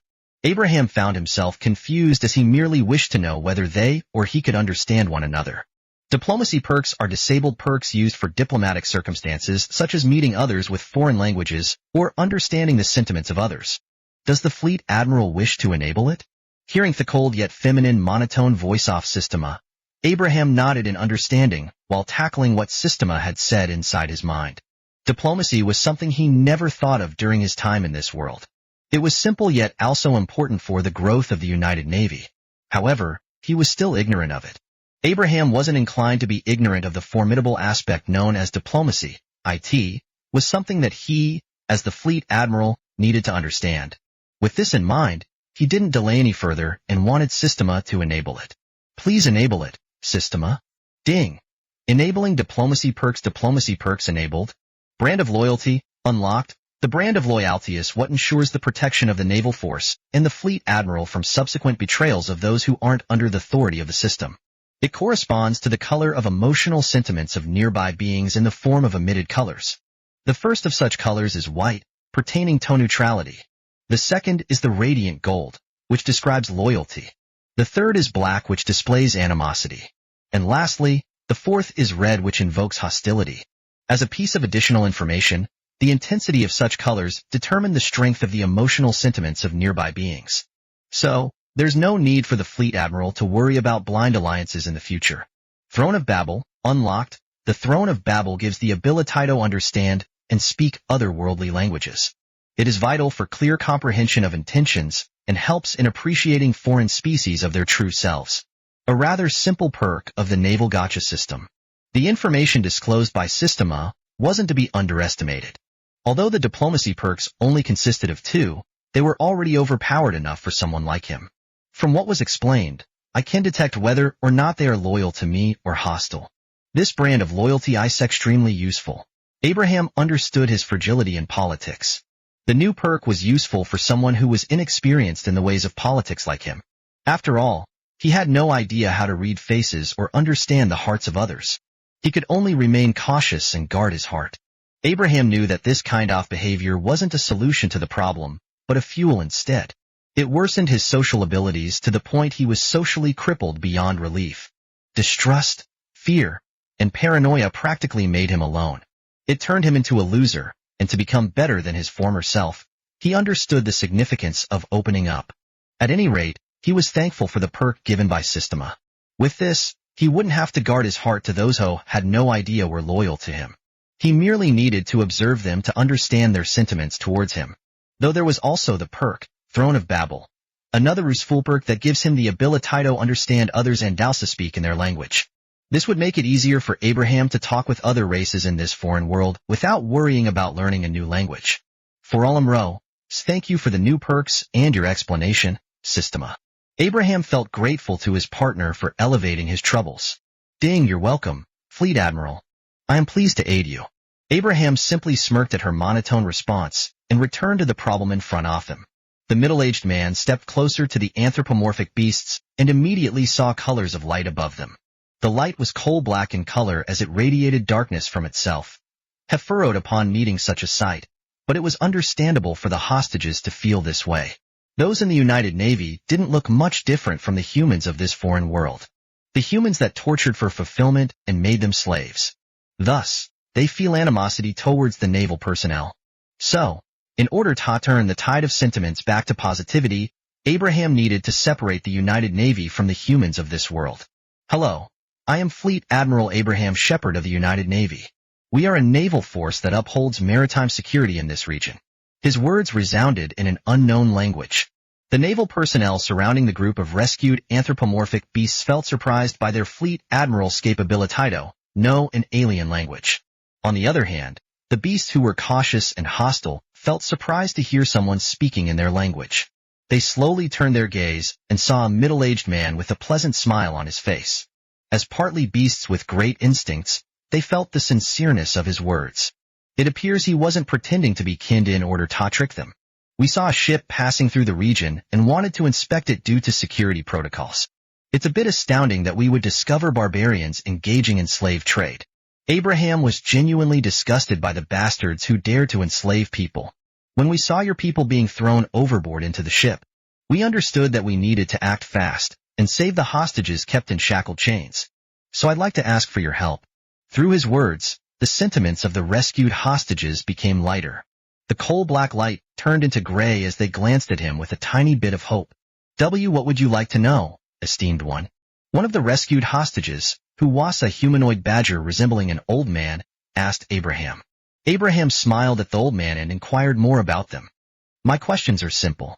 I'd like to know what you call yourselves. After all, we aren't too familiar with the geopolitical status of this sea. The middle-aged man desired to know of their race. The old man badger felt surprised and slowly answered the Fleet Admiral's question. We are the beast folk, separated into various tribes and divided by the sea. Our appearance might seem hideous to you humans, but before the old man could continue, Abraham interrupted him. None of us here see you as grotesque. While a bit unique, the reason why we observe you with scrutiny is because of curiosity. After all, this is the first time we saw someone of your race. Abraham needed to be clear to the rescued hostages that they were wholly different from the bastards on the ship. Talking beasts might be surprising, but as people of the modern world, there were others stranger than this. I see it is an honor, esteemed one. The old man badger lightly bowed. Abraham wanted him to stop, but only shook his head. The old man then continued his explanation. The beast folk are far from a united species, as we only wished for the prosperity of our tribe. As such, it was easy for humans to divide and conquer us. While it was unfortunate, it was to be expected. The old man badger sighed in disappointment. Beast folk, Abraham quietly thought to himself. With the emergence of a new intelligent race that looked far different from a human, he couldn't help but be excited by its prospect. Chapter 20:28 Tragedy in the Skies. After learning more about the beast folk and the socio-political issues of the Ferris Sea, Abraham ordered his naval personnel to give the rescued beast folks medical assistance. The two cooperated seamlessly under his leadership while he returned to the CIC. In the Combat Information Center of the UNS Lightbringer, troublesome news was reported to him. Several bogies were detected by the destroyer's radar system. The bogies were heading at their location at a speed of 250 mph, or 402 km per hour. This signified that they weren't ships, but possibly a group of aircraft. But as thought of before, the foreign world should be in their age of exploration. How could aircraft possibly exist so early? Well, assuming the same would happen to this foreign world like their former world was already foolish enough. With the existence of magic, history will never be the same. When will they arrive at our location? Abraham asked the radar operator. The radar operator glanced at him and calmly responded. The bogies are already within 100 clicks from us, so they have an ETA of 25 minutes at most, or 10 minutes at the earliest. Hearing the words of the radar operator, Abraham nodded in understanding. Another high officer then stepped into the CIC. It was none other than Captain Lux, who returned from the lower decks. Did something happen, Fleet Admiral? Captain Lux inquired as he walked towards Abraham. He immediately noticed the rapidly blinking dots in the radar system and understood the situation. Bogies, from their speed, they should be turboprops, at the very least however, their altitude tells me otherwise. Captain Lux furrowed his eyebrows. He analyzed the possibilities of what the bogie might be, but nothing seems to come to mind. They knew little to nothing about this world. So, their mere speculations were useless. What is the typical protocol for this kind of circumstance, Captain Lux? Abraham calmly asked. Hadn't finished reading the book on modern naval warfare. While he was knowledgeable in some parts, this situation was far from his expertise. Usually, we would radio a warning since it might be a lost civilian aircraft. And through a data link, we can conclude whether it's a friendly or a bandit. But currently, the UNS Lightbringer has no data link and I doubt the other side will be able to answer our transmissions. Captain Lux was in deep thought. Decisions like these were hard, but there was one thing the captain understood above all else. He must protect the ship no matter what. As such, Captain Lux became determined and concluded his decision. From the radar system, we can conclude that the bogies are a squadron of aircraft. I doubt they would be civilians, so we'll have to shoot them off the skies. Captain Lux explained his reasoning, and Abraham didn't doubt it. Even though he wasn't skilled yet in handling ship-to-aircraft related issues, he would have ordered it to shoot down since it resembles a squadron of bombers. Especially when the bogies were employing the usual V formation of military air-to-surface warfare. How many bogies are heading towards us? Abraham coolly asked the radio operator, which the operator answered with efficiency and eloquence. About 8 bogies, sir. With the radio operator's answer, Abraham looked at Captain Lux and nodded at him. It was the confirmation of their next step of action. All right, a decision has been made.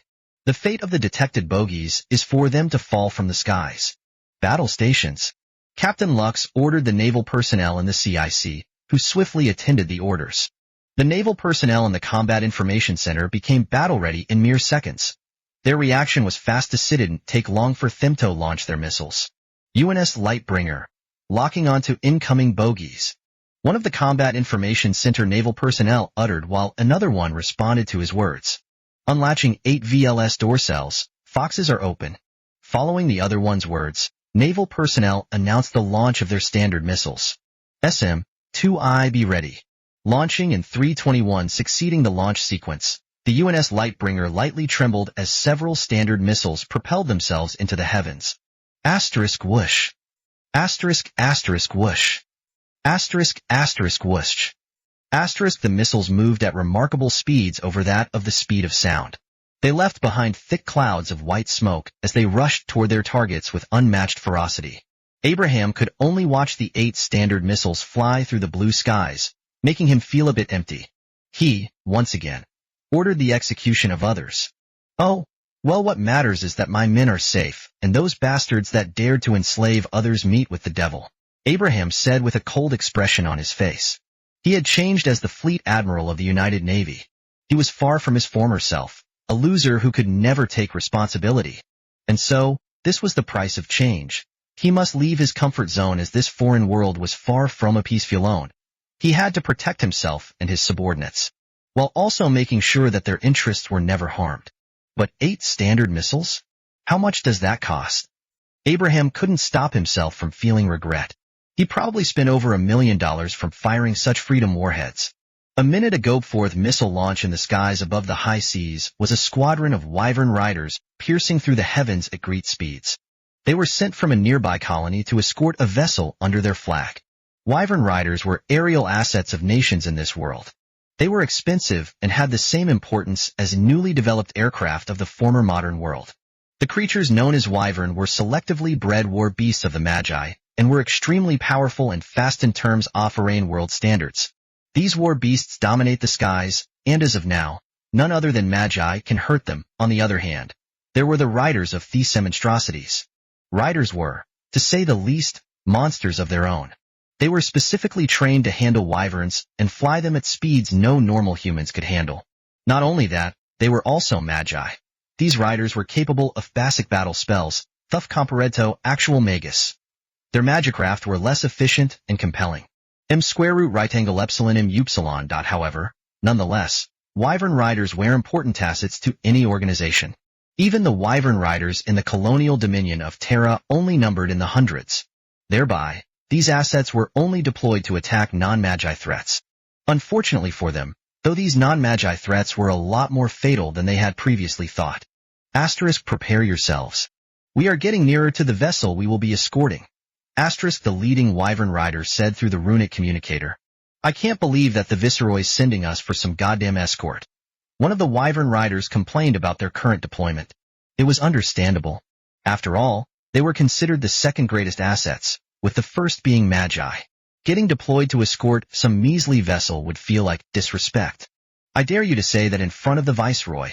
A female voice sounded out from the runic communicator.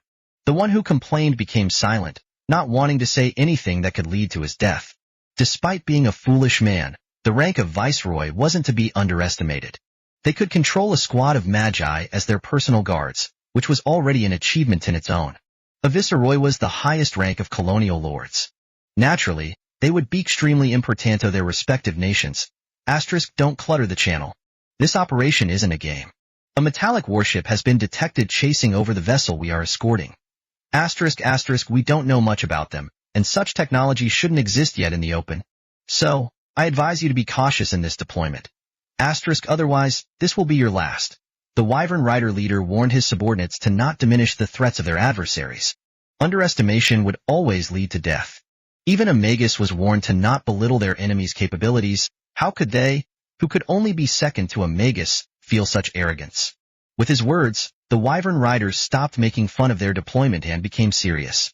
Those who wanted to complain were prompted to shut their mouths. Although they felt disappointed by their deployment, the wyvern riders weren't brave enough to offend their leader, who was amongst the best in the colonial dominion. As they flew through the skies in silence, the wyvern rider leader gave them vital information. Asterisk 4 escort ships will be with us. So, if you're feeling nervous, you don't have to worry. Asterisk the leader tried elevating the atmosphere, earning the chuckle of his subordinates. Then, it seems that we can play with this before the female wyvern rider could continue. Something struck her out of nowhere and exploded. Asterisk boom. Asterisk. Fragmentation scattered throughout the ski-scausing semi of the metallic fragments to pierce a quarter of the wyvern riders in the squadron.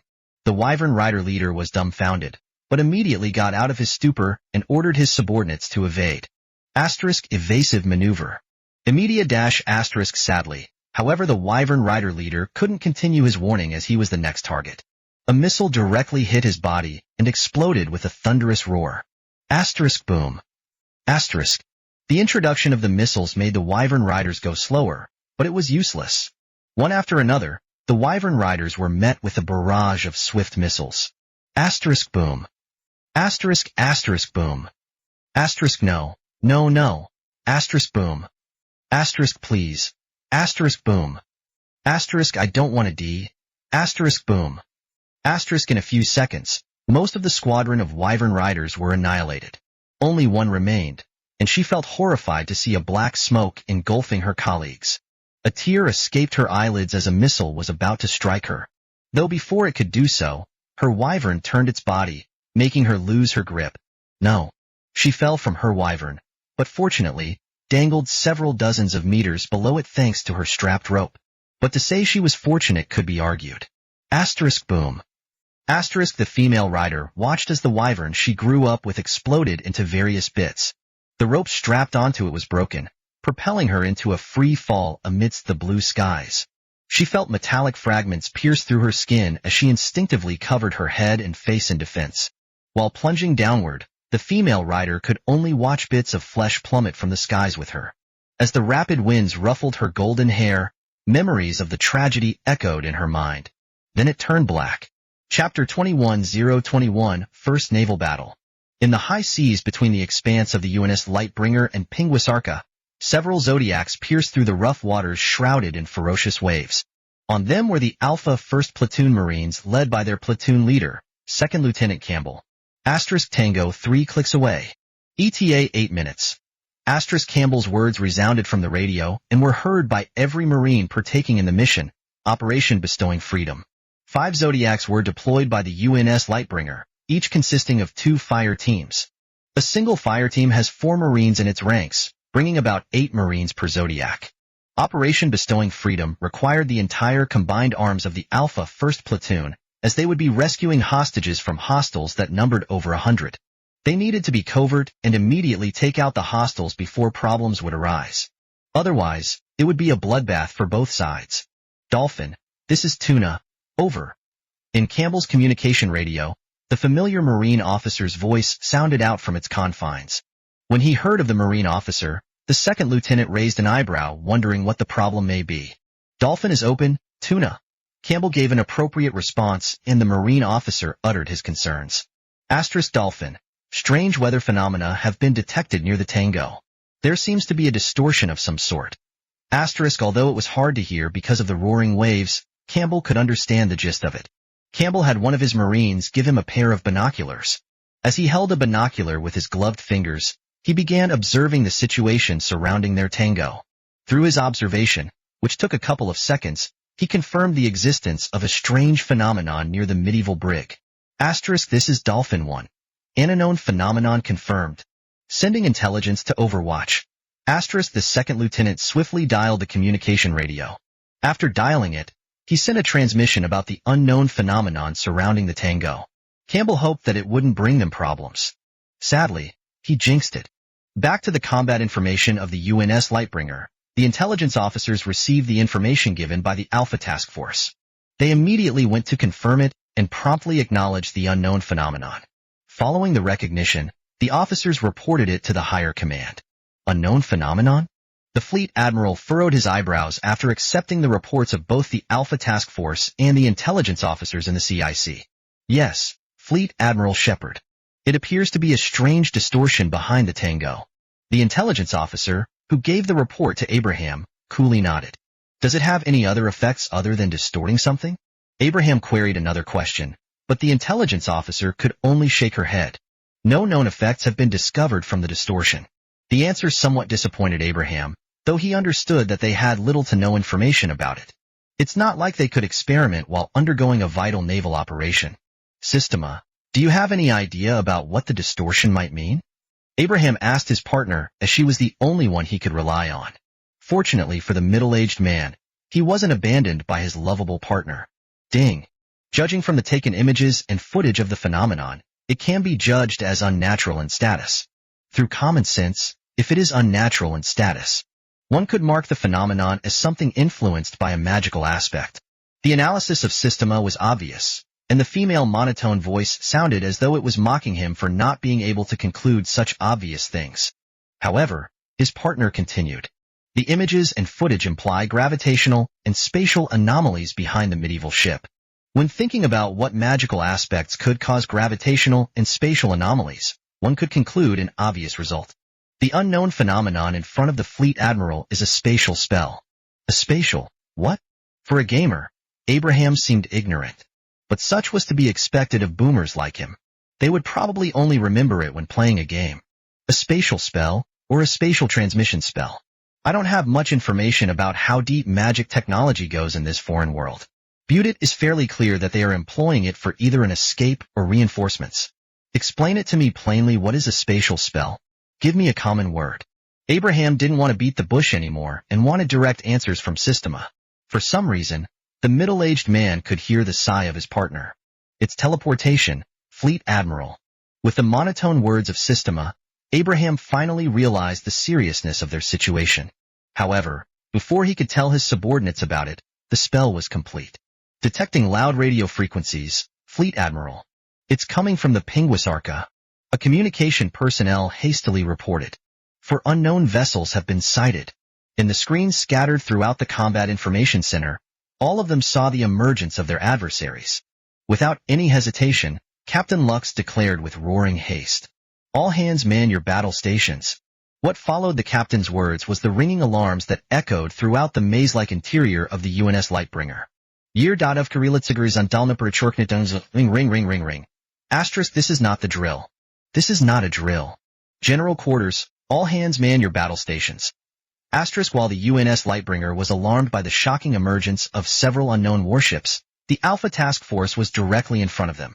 Dolphin, this is Catfish. What is the prime directive? A Marine officer asked for their current orders with the unexpected arrival of enemy reinforcements.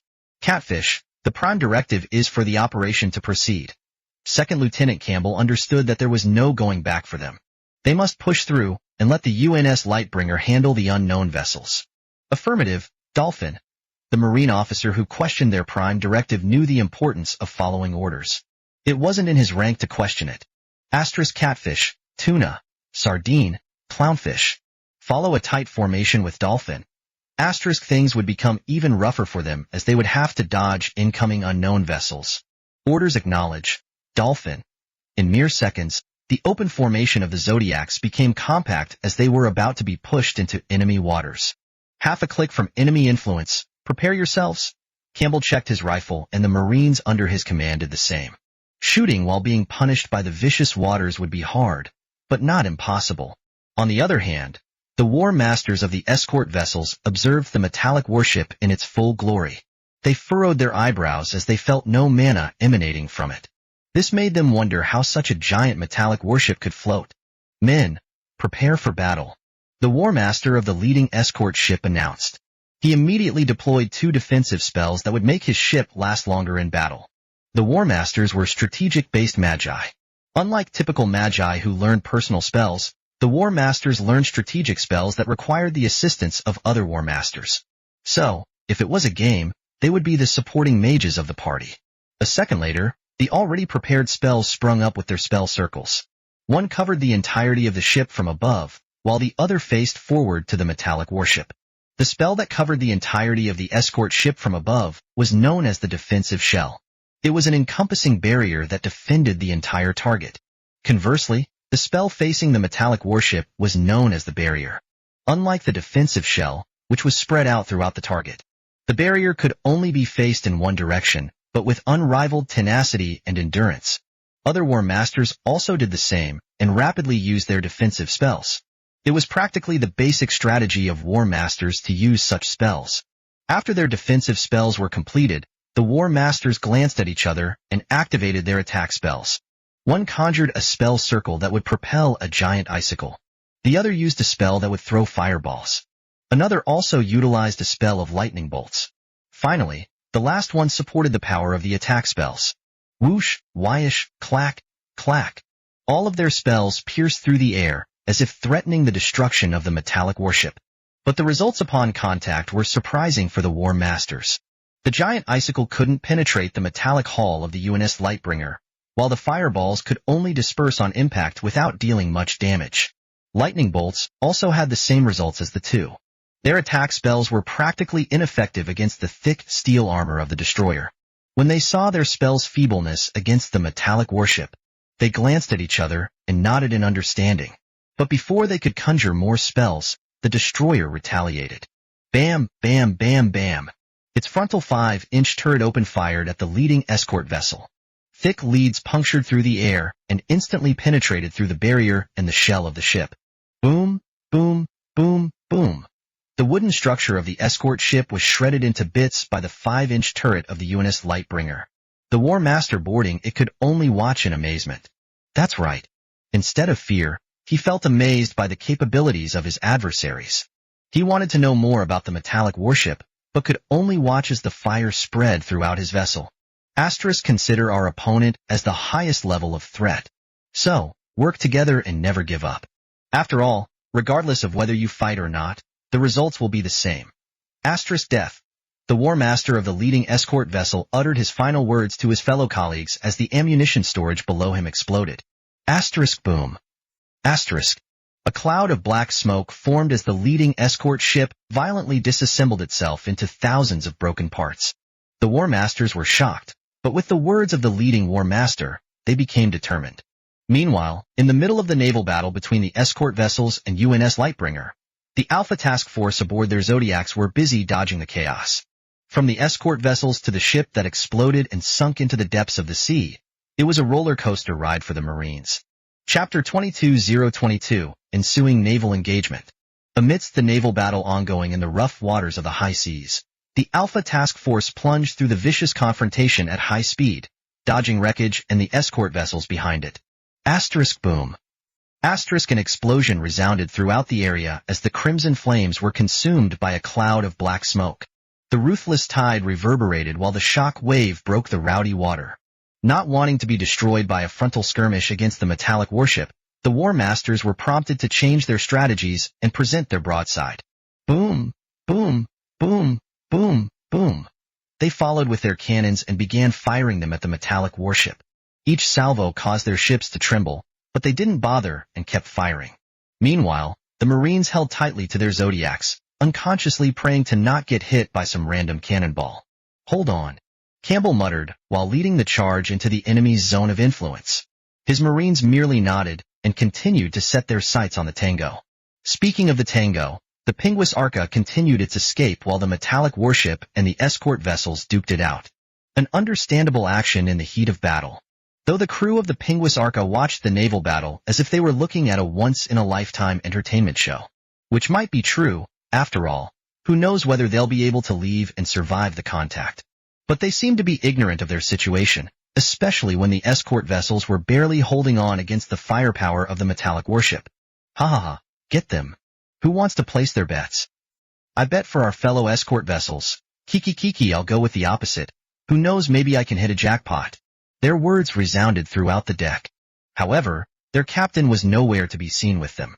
It appears he wasn't in the mood to celebrate the arrival of their reinforcements. In the cabin of Pinguis Arca, Captain Crassus sat on his luxurious chair, made from golden threads with a serious expression. Before him was the esteemed Magus. What are your opinions about the battle? Crassus asked the Maguzhauas, observing the engagement with a frown.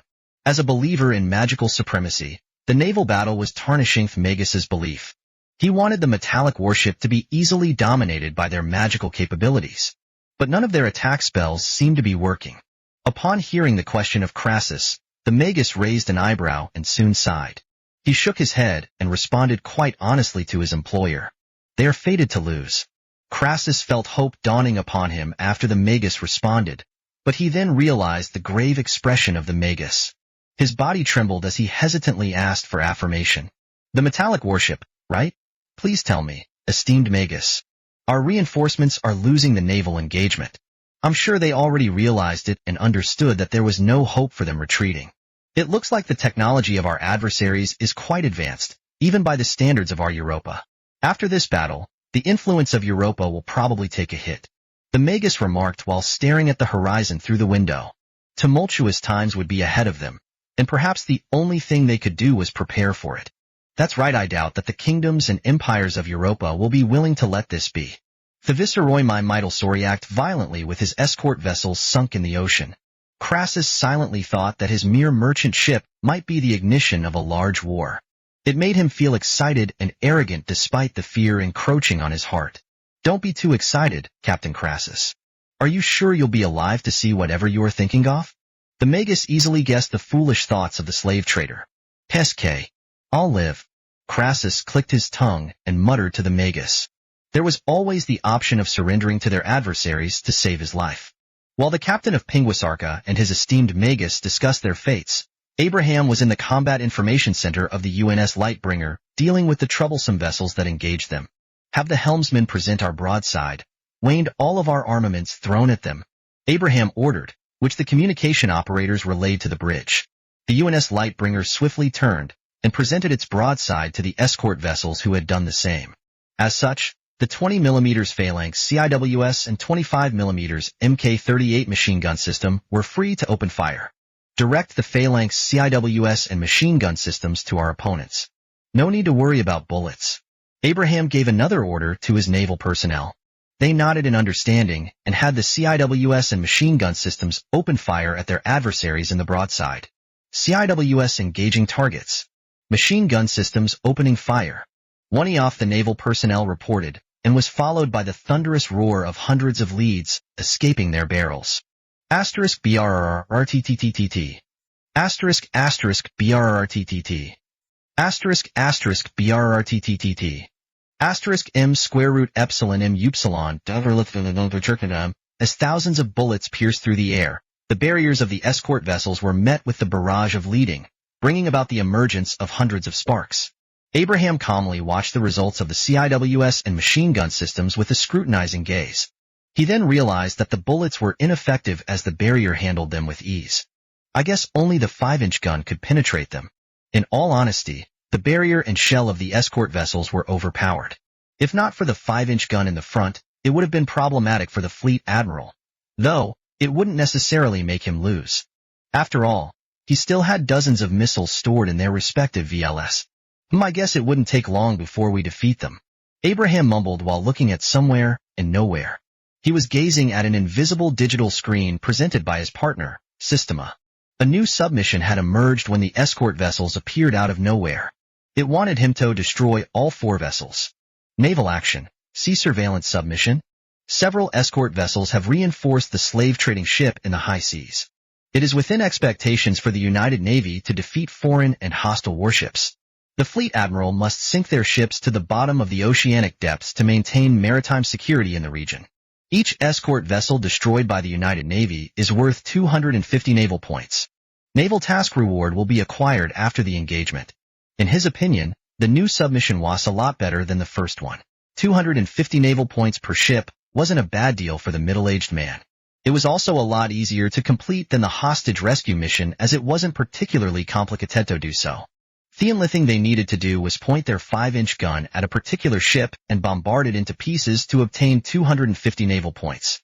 After this battle, I'll probably have to purchase my first random naval spin, Abraham mentioned, since the hostages they'll have to rescue probably numbered over 100. The UNS Lightbringer would probably have a hard time taking care of 100 rescued hostages, so another warship or ship was needed for transportation. I sure hope that it will be a useful one. The Fleet Admiral Riley smiled and continued watching the ongoing battle through the monitor. On the contrary, Captain Lux was on the bridge, busy ordering his naval personnel to handle their adversaries.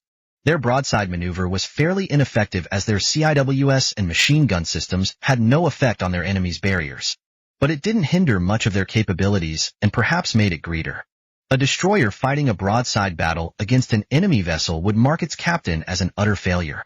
But there was nothing they could do about it. An enemy vessel that teleports near your location was a troublesome one. They were lucky that what appeared weren't battleships. Otherwise, even with the armor of the destroyer, the UNS Lightbringer would be the one exploding into various pieces. Continue firing our gun. Let them know the firepower of the United Navy. While he would have preferred to end things by throwing freedom warheads at these bastards. Bam, bam, bam. Captain Lux understood that it was far from needed. Even though the barriers of the enemy vessels were surprising, they weren't enough of a threat to use missiles on. Their missiles were also valuable resources as the United Navy hadn't started producing them yet. Asterisk boom. Asterisk with the barrage of shells from the 5-inch gun. Another escort vessel exploded and was slowly sinking into the depths of the ocean. The current situation for their adversaries was probably dire. Their enemies had lost 2 ships, with another being fairly damaged and inoperative. Only 1 ship was operational, and the war master manning it understood their undeclared fate. It was clear that they would lose the naval engagement. The metallic warship was too strong for Thamanthier barriers, weren't effective against the warship's gun. They'll probably meet their deaths like the others before them. Sir, sailors from other escort ships are asking to be rescued from the sea. A sailor in the last remaining escort vessel reported to his war master. The war master looked at him with an indifferent gaze and sighed. It doesn't matter whether or not we rescue them. We'll all die anyway. I doubt that the metallic warship is intending to give us mercy, so the only thing we can do is decide how we die. It was the unfortunate truth for them, and they had to accept it. Fire. Boom, boom, boom, boom. In the background, several sailors kept firing their cannons with despairing expressions. It was as if death was creeping into them, and no matter what they did, it kept moving. I want to utilize the siren's call. The war master made a dangerous decision, yet it was brought out by his acceptance of their inevitable deaths. The sailor was confused as to what the war master meant about the siren's call. He only noticed his war master glancing at the devastated escort ship's war master. The two seemed to be in agreement about something. However, it felt a bit horrifying as Hermodin faces etched a crazed expression. It looks like they want their enemy to sink with them. Chapter 23:023 Boarding Action. As the Pinguis Arca escaped from the grueling naval engagement and sailed into the wider seas, behind it were several jet-black Zodiacs intending to board the merchant vessel. On these Zodiacs were the Alpha Task Force of the United Navy executing Operation Bestowing Freedom. When the Zodiacs were only 100 meters away from their tango, Campbell sighed in relief. Dodging through a naval battlefield never felt good, especially when it wasn't their job to do so. They weren't special forces who specialized in infiltration, so they could only brute force their way into the merchant ship. It was fortunate that none of the escort vessels noticed them. Though, it was understandable. The escort vessels were barely keeping up with the UNS Lightbringer. So, their attention would be entirely concentrated on the destroyer. Prepare for boarding. The second lieutenant reminded his men through the communication radio of the Alpha Task Force. The group of Zodiacs got closer to their tango and later positioned themselves a couple of feet away from the merchant ship's wooden hull. Catfish, in position. Sardine, in position. Tuna, in position. Clownfish, in position. With all the fire teams up and ready for the boarding action, Campbell ordered the commencing of Operation Bestowing Freedom. This is Dolphin. Operation is a go. Bestow freedom. Following the declaration of the second lieutenant, the Marines swiftly climbed through the wooden hull of the merchant vessel. It was hard to climb a merchant vessel, but it wasn't something that a grappling hook couldn't solve. Pang, pang, pang, pang, wish, wish, whyish. In mere seconds, the Marines were on the edges of the merchant ship's railings and saw the drunk celebrating sailors. They didn't seem to bother much about the naval engagement behind them. Perhaps it was why they didn't notice the several Zodiacs piercing through the rough waves of the high seas. Campbell gave some signals for his Marines to go on the attack. But first, they needed to prepare for their entrance. And how could they efficiently board the deck? Well, there was one thing perfect for the job. The Marines took out their stun grenades and quickly armed them. After a quarter of a second, they threw the stun grenades with ease into the deck. Multiple stun grenades rolled over the wooden deck of the merchant ship. One of the drunk sailors noticed it landing on his feet and glanced at it for a second in confusion. He wondered how such a strange-looking object appeared before his feet. Was this a secret treasure that wanted him to be its owner? The sailor couldn't help but get foolish thoughts of power and wealth. But before he could continue with his uninteresting thoughts, the object near his feet exploded into white. Bang, bang, bang, bang, bang. The stun grenades scattered throughout the Pinguis Arca's deck exploded one after another. Every drunk sailor found themselves blinded and deafened by the unexpected explosions. URRGGHH. The hell? What was that? Damn it. My eyes. I can't hear anything. All of the drunk sailors were disoriented as they barely could keep their balance on the wooden deck. Some even fell to the floor while groaning for their eyes and ears. It was a horrific situation to be in, and unfortunately for them, it all had just begun. With the opportunity presenting itself, the Marines immediately boarded the deck and saw the stunned sailors barely holding onto themselves. All fire teams, engage the targets. Campbell muttered through the radio and pointed his rifle to one of the sailors. Without any hesitation or delay, he pulled the trigger and fired the rifle. Bang! Mirroring the lead of their platoon leader, the Marines swiftly dispatched the muddled sailors of Pinguisarca, bringing about the thunderous roars of gunfire and the terrified screams of the sailors. Bang! Bang! Bang! Bang! Bang! Wah! It hurts! Dash! We are under attack. Some of the sailors who got through their momentary deafening silence and blinding sight immediately warned the others of the unexpected assault. There were also multiple sailors who tried to ring the alarm bells, but they were quickly brought down by the Marines. They fell to the ground with holes in their heads. Blood splattered across the wooden deck as the cries of the sailors resounded throughout the high seas. I don't want to D-dash. Bang bang. Help. He dash. Bang bang bang. Where is the captain? Where is he dash? Keck. Bang. One after another, the sailors of Pinguisarca, who celebrated their escape from the metallic warship, met their inevitable deaths. After dealing with the threats in the main deck, it was time to handle the more significant threats. The Marines swiftly prepared themselves and pointed their rifles at the captain's cabin door. Second Lieutenant Campbell quietly stepped beside the door and issued a couple of signals to his fellow Marines. They needed to break through the door and capture the Tango. But before doing so, they must handle the problematic variable that could utilize magic. According to recent reports from the UNS Lightbringer, the magic individuals could possibly conjure barriers of some sort while casting spells. Thus, it was mandatory to hit them with all they had. Otherwise, the Marines would be killed by whatever magic the individual could do. Campbell held another stun grenade in his gloves and ordered a Marine to kick the cabin's door down. The Marine nodded in acceptance and proceeded to calmly step beside the front door. He took a deep breath and gazed coldly at the door before kicking it with all his might. Bam!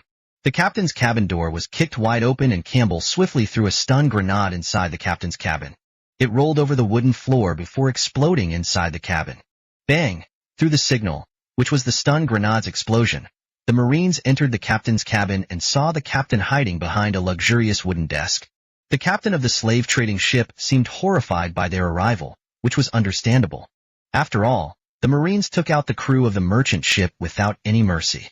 Captain Crassus of Pinguisarca saw the dreaded boarders that massacred the entirety of his crew in less than a minute. He was terrified and shaking to his core since he felt that death was about to take him with his crew to hell. The boarders that entered the merchant ship were soldiers wearing strange green uniforms and evergreen-colored helmets. Other than that, they were humans. It was somewhat complicated to feel when they saw that the metallic warship wasn't operated by monsters like they previously thought. After all, humans shouldn't have the capabilities to construct such a giant metallic warship. So, they thought it was another race, seeking to destroy them. To think, it was humans all along. Such was probably the thought of the horrified captain. These unique-looking soldiers appeared to be holding guns, though they looked far more different than the ones they had. A bit fatter and shorter, but seemed far more advanced. You must be the... While hiding behind his wooden desk, Crassus heard the remark of the esteemed Magus. Though, the esteemed one couldn't continue it, as the soldiers laid fire at him with no hesitation. BRRRRTTTT. Bang bang bang. BBRRRRTTTT. The rifles held by the boarding soldiers of the metallic warship fire at an unparalleled speed. When Crassus saw it, he felt even more dumbfounded and anxious. The power held by these newly emerged adversaries wasn't something to be underestimated. But whether he underestimated it or not didn't matter if he died. With this in mind, Crassus threw such useless thoughts away. My, how unsightly. The Magus muttered while staring at hundreds of leads being poured over his barrier. He felt the mana of his spell seeping away, weakening by the second. BRRTTTT. The soldiers didn't stop hitting the Magus with their full auto, while Crassus's terror slowly turned into amazement. It was from the strong barrier of the Magus and the amazing weapon of the soldiers. An entire magazine was unloaded to the Magus, and afterward, the second rank of soldiers would step forward and fire at the barrier with efficiency. The Magus furrowed his eyebrows and knew the delicate circumstances of his life. He could only shake his head and decide that it wasn't worth throwing his life away for something like this. It was too precious. I am impressed by your technologue, The Magus wanted to praise his adversaries before leaving, but his enemies brought something unexpected. It was a long giant gun with a scope. Asterisk bang. Asterisk. The lengthy metallic rifle fired as fiery flames escaped the confines of its barrel. A 50 caliber bullet pierced through the air and struck the barrier. At first, the radiant light of the barrier's spell gleamed in and out. But afterward, cracks began to form throughout its spell circle. The Magus gritted his teeth and immediately activated his short-range spatial repositioning spell. However, during its activation, his barrier spell broke into pieces. Arg! A molten lead with incredible momentum pierced his leg as he glared at the soldiers before teleporting away from Pinguis Arca. It was anticlimactic, especially when there were no spell battles. Though, it's not like everyone was willing to fight a battle to the death. With their victory against the Magus secured, the leader of the soldiers coldly gazed at the captain of the slave-trading ship. He shook his head in disappointment and ordered his men to clean up the lower decks. Take out the remaining targets. Some soldiers beside him responded with a nod and left the interiors of the cabin. Only the leader and a few soldiers were left behind, though the leader looked especially murderous. Crassus felt fear as he wondered what fate awaited for him in the hands of the soldier. On the other hand, Campbell felt disgusted by the fat pig in front of him. He would have felt better if he could strangle the bastard to death. But the pig had intel for important stuff, so strangling will be for later. Guard him. If he tries to escape, you can disable the pig. The Marine who guarded the door changed his position and pointed his rifle at the cowering captain of the slave-trading ship. Meanwhile, Campbell reported the results of the operation to Overwatch. This is Alpha 1-6 to Overwatch. Tango secured. Chapter 24-024 Naval Theater Finale. Combat Information Center, CIC, UNS Lightbringer. Sir, Operation Bestowing Freedom was a success. The Alpha Task Force has gained control over the entirety of the merchant slave trading vessel. In the communication sector of the CIC, a comm operator reported to the High Command. They wrapped up the mission faster than I thought. I was expecting them to take their time handling the mage. Abraham slightly grinned as this was a piece of good news for him and the United Navy. According to their report, sir, the mage actually escaped after being injured by a Barrett M82. It seems that our rifles are ineffective against individual barriers of mages.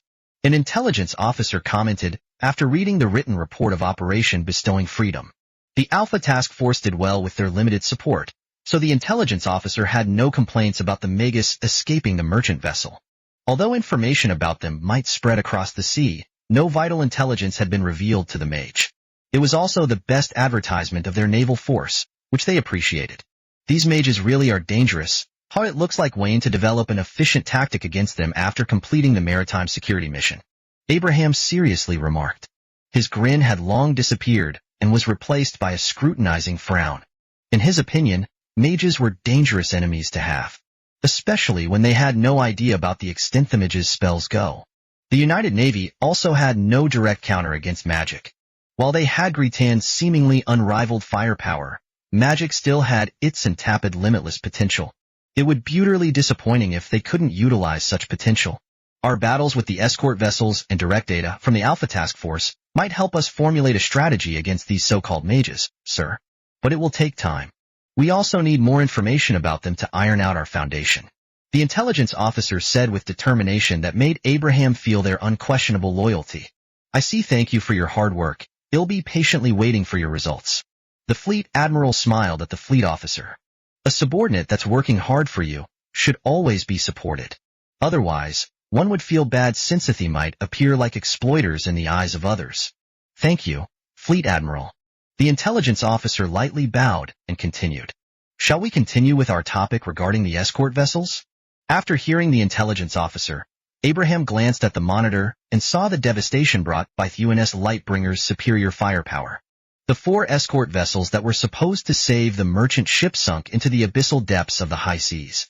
Only scraps of wood and other light materials could be seen floating throughout the area. Though alongside the scraps of Thebigan escort vessels, there were the surviving sailors who were barely keeping themselves alive from the cold and rough waters. Abraham didn't feel like saving them, but understood that he must set an example. There was no need to stoop lower than they currently were, so it was better to act with grace instead of hostility. As such, he concluded his decision to the surviving sailors. Take the surviving sailors out of the cold waters, But be sure to cuff their arms and guard them properly. We might have some use for them later. Abraham ordered, which the intelligence officer accepted with a nod. Prisoners of war had a lot of uses, and the intelligence officer understood it greatly. From ransom, free workers, and finally, intelligence expansion, there were several the intelligence officer immediately thought of. It will be done, Fleet Admiral. The intelligence officer glanced at the comm operator warmly nodded. The officer smiled and left to manage others with their current orders. While the intelligence officer left, the captain of UNS Lightbringer entered the Combat Information Center. The white-bearded old man seemed to be merry after their victory. Our captain is in a good mood, Abraham remarked, to which the captain responded with a straight salute. It was because of the Fleet Admiral's guidance. Captain Lux didn't hesitate to give Abraham the honor of their victory. If Abraham was a normal Fleet Admiral, he would have made Captain Lux get closer to him and continue to curry favor while slowly advancing the captain's rank. How easy would it be? Abraham rapidly shook his head and threw the thoughts of corruption away. He mustn't get corrupted by such things, especially when he was the highest of command of a naval organization. It was all because of our hard work, Captain Lux. From the bottom to the top, our naval personnel worked hard for this victory. Contrary to Captain Lux, the Fleet Admiral was much more skilled in such pleasantries. The Fleet Admiral is correct. Captain Lux lightly chuckled and agreed with the Fleet Admiral's words. So had happened to the mages in the escort vessels? Abraham decided to change the subject and observed the circumstances outside through a monitor screen. With the loss of the escort vessels, one would expect to find a mage in the cold waters of the high seas. But sadly, there appeared to be no mages trapped in the rough tide. Unfortunately, the mages seemed adamant and ended their lives before their ship sank into the ocean. Captain Lux uttered with a complicated expression. A live mage would have been good for the United Navy. Through a live one, they could understand more about the concept of magic and perhaps develop counters against it. But since they couldn't capture a mage, they would have to find other sources to understand the concept of magic in this world. That is disappointing, Captain Lux. I was curious about how magic worked and whether or not we could utilize it for ourselves. Though, I guess the United Navy must grow before we ponder such things. Abraham shook his head in disappointment and stopped watching the monitor screen. At the moment, the UNS Lightbringer was busy rescuing the prisoners of war, so he didn't need to do much other than manage the entire rescue operation of the prisoners. It is disappointing, Fleet Admiral. However, I'd wonder if they had personal property left behind in their respective ships. Captain Lux muttered while Abraham's eyebrow rose.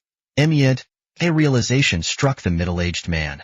There should be objects left behind by the mages, but since the escort vessels were sunk with their mages presumed dead, there was only one direction he could be pointed at. It was the mage of the merchant vessel. Thank you for the idea you have given me, Captain Lux. Abraham smiled and walked towards the comm operators.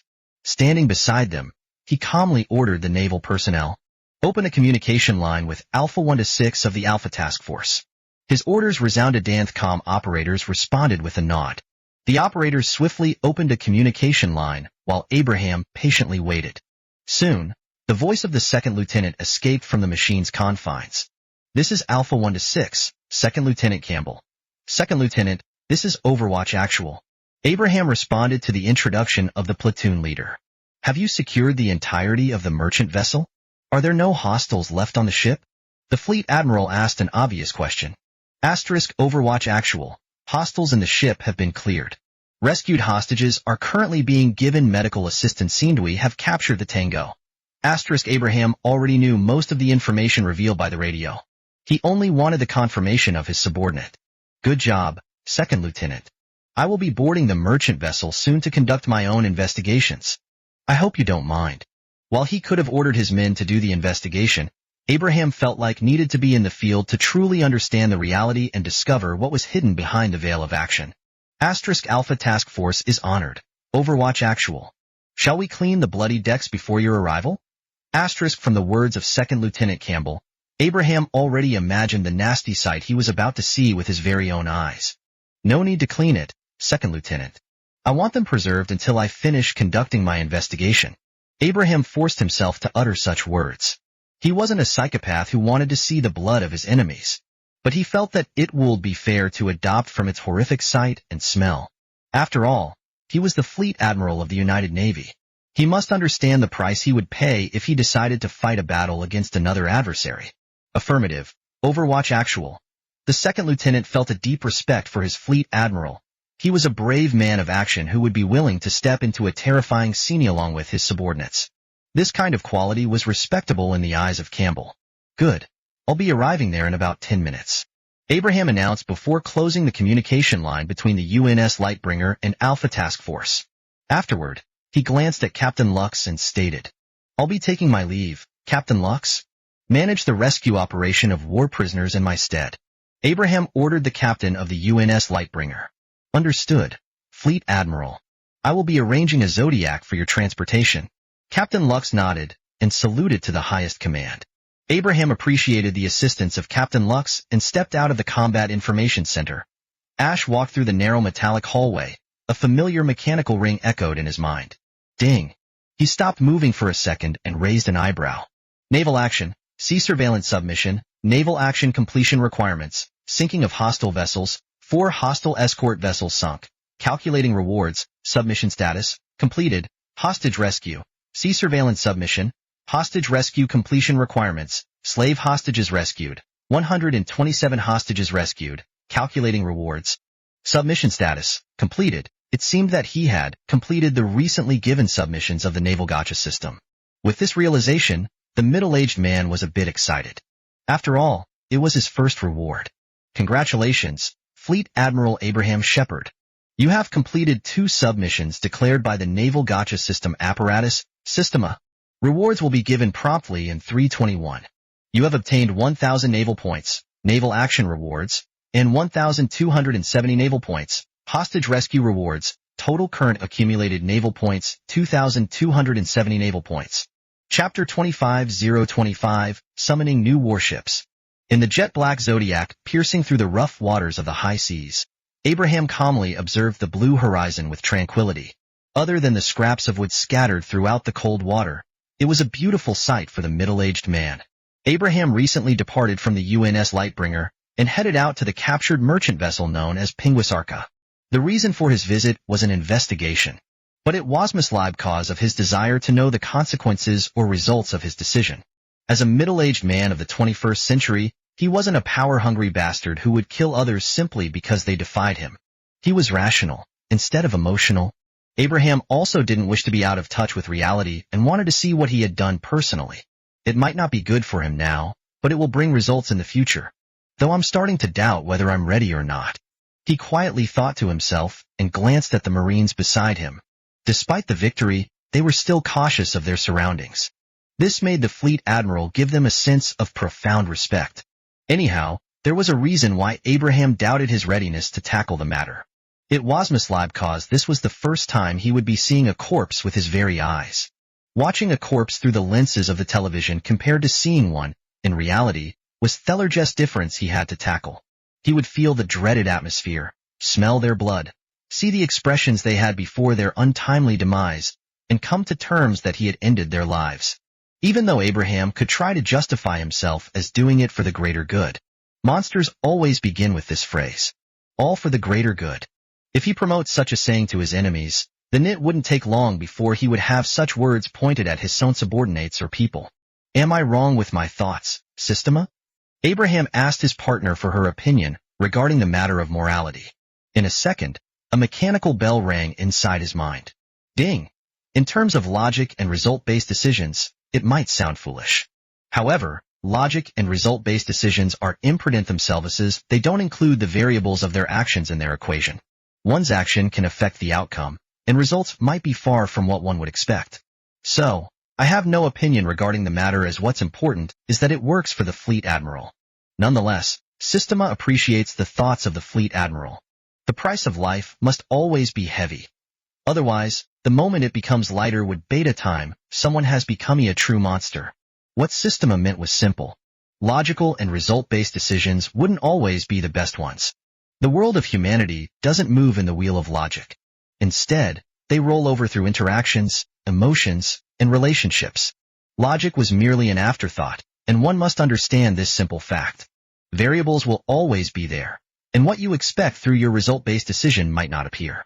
but one can manipulate the variables instead of affecting the entirety. However, this subject was something for the future to discuss. Sometimes, I can't help but wonder that you might be an actual old sagely man, Systema. Abraham lightly chuckled as his thoughts might have gone too deep. He mustn't overthink things and continue to move at his own pace. After all, he might stumble if he becomes too impatient. Sir, we are about 5 minutes away from the merchant vessel. The Marine steering the jet-black Zodiac reported to the fleet admiral. Abraham nodded in understanding and asked something from the Marine. Can you give me a radio? There was something he wanted to do, but since he had decided to investigate the merchant ship, he couldn't find time to do so. Since he had time before reaching the slave-trading ship, this might be the perfect time for Abraham to enact what he wanted to do. Here, sir. The Marine complied and gave the fleet admiral a radio. He was curious as to why the highest of command wanted it, but it wasn't in his rank to question his superiors.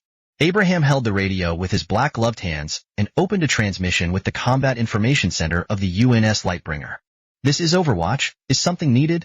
A voice came out of the radio, which seemed to be the comm operator of the CIC. Overwatch, I am Fleet Admiral Shepard. I'd Lakido contact the captain of the UNS Lightbringer, Captain Lux. Can you call him? Abraham asked to communicate with Captain Lux. Captain Lux is present in the Combat Information Center, Fleet Admiral. I will call him for you. The comm operator accepted the Fleet Admiral's request. Thank you. Abraham responded and waited for Captain Lux to call him. He could have immediately done it without wasting time. But after getting a warning from Lieutenant Commander Morgan, he decided to be cautious and patient. After some time, the communication line was opened and the captain's voice escaped the radio. Sir, how may I help you? Captain Lux coolly asked since the Fleet Admiral might want him to do something. I'm giving you a warning, Captain Lux. I'll be summoning more warships to our fleet, so I want our naval personnel to be ready and not get frightened by their emergence. Abraham wanted to summon warships since the total balance of his naval points numbered over 2,000. It was enough to summon 2 warships in the random naval spin, for all Epsilon Rho Ya. While he could have waited until they returned to the port, Abraham needed more ships to manage the aftermath of the recent naval engagement. The UNS Lightbringer would be having a hard time handling the rescued hostages and prisoners of war, so the assistance of another ship was required. Affirmative. Fleet Admiral. He'll be giving orders for the naval personnel to abstain from acting without direct orders. Captain Lux felt a bit delighted to hear about the reinforcements. The current operations were far from good in his opinion. There were too many hostages and prisoners of war for a single warship to handle. So, more ships of the United Navy were a piece of good news for the captain. Good. I don't want an accident to happen because of misunderstandings. Abraham closed the radio after uttering such words and turned his gaze towards the high seas. He took a deep breath and thought that it was about time. I hope my luck is as good as before. Abraham thought and silently prayed to the RNG God for some blessings in his next endeavors. After taking his time, the middle-aged man returned to reality with determination. He took a deep breath and called upon his precious partner. Systema, I'd like to purchase 2 naval random spin. While it might seem it was better to save some of his naval points, Abraham felt that this wasn't some sort of game but actual reality. He can't save his naval points and use them when he finds himself in a troublesome circumstance.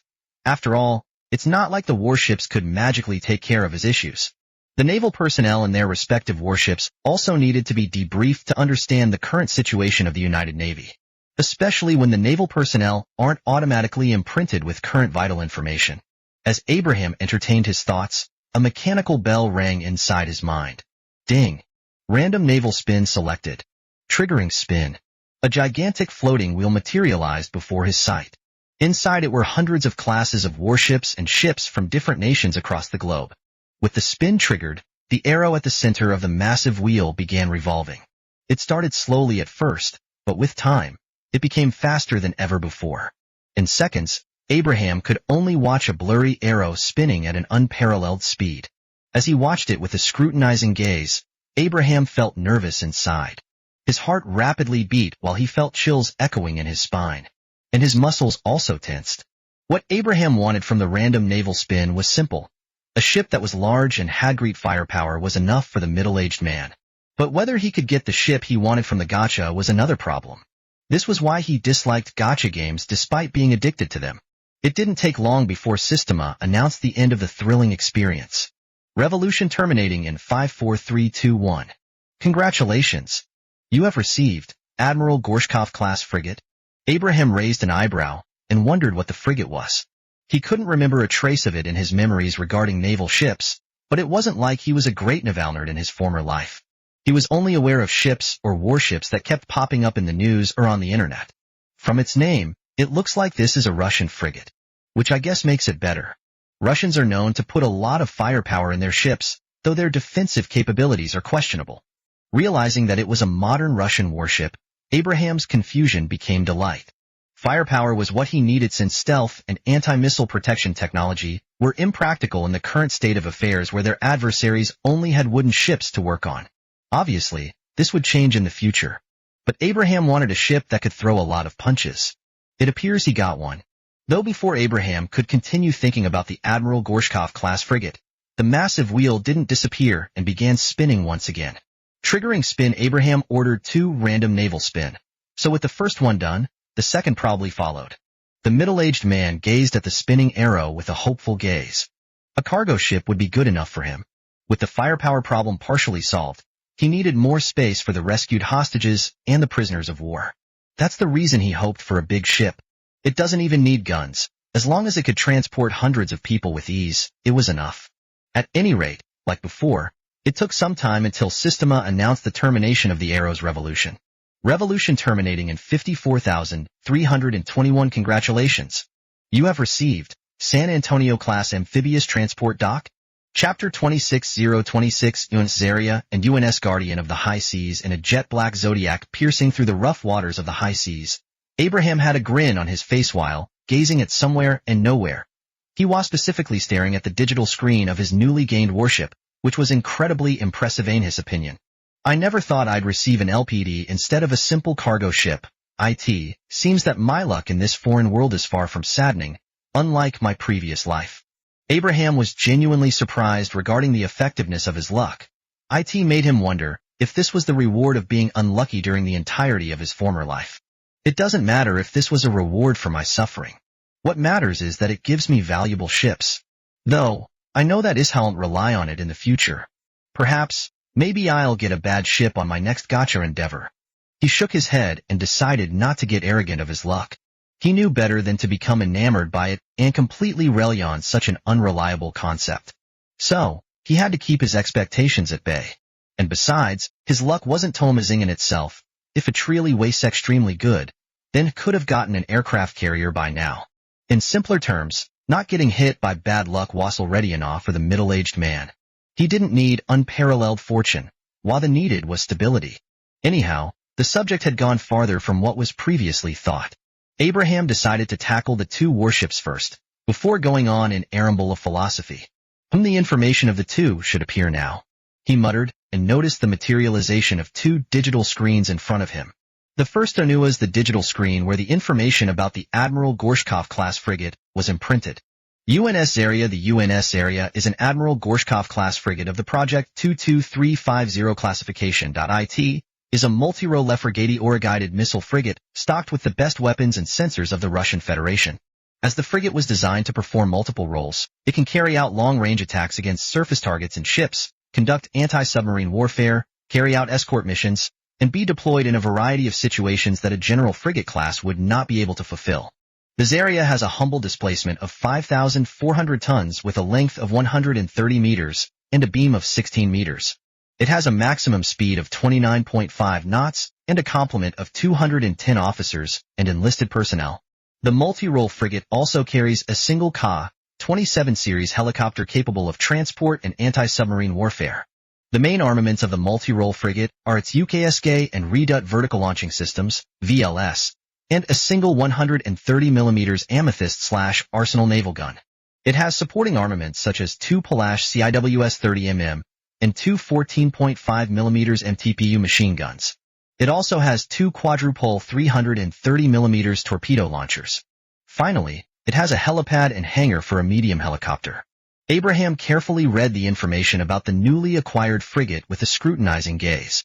UNS Zarya was its name, and it was a powerful frigate. It might be amongst the best frigates in his former modern world. But since he wasn't totally knowledgeable of the matter, He promptly stopped himself from pursuing assumptions. For a frigate, this ship is massive. This might become the main frigate of the United Navy for some time. Abraham muttered to himself and wondered about the price of this frigate.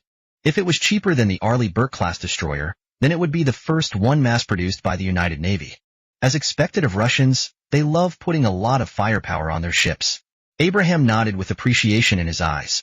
Another powerful warship other than the UNS Lightbringer was Al-Waysal Camion. At any rate, since he had concluded his reading session with the first digital screen, it was time to read the second one.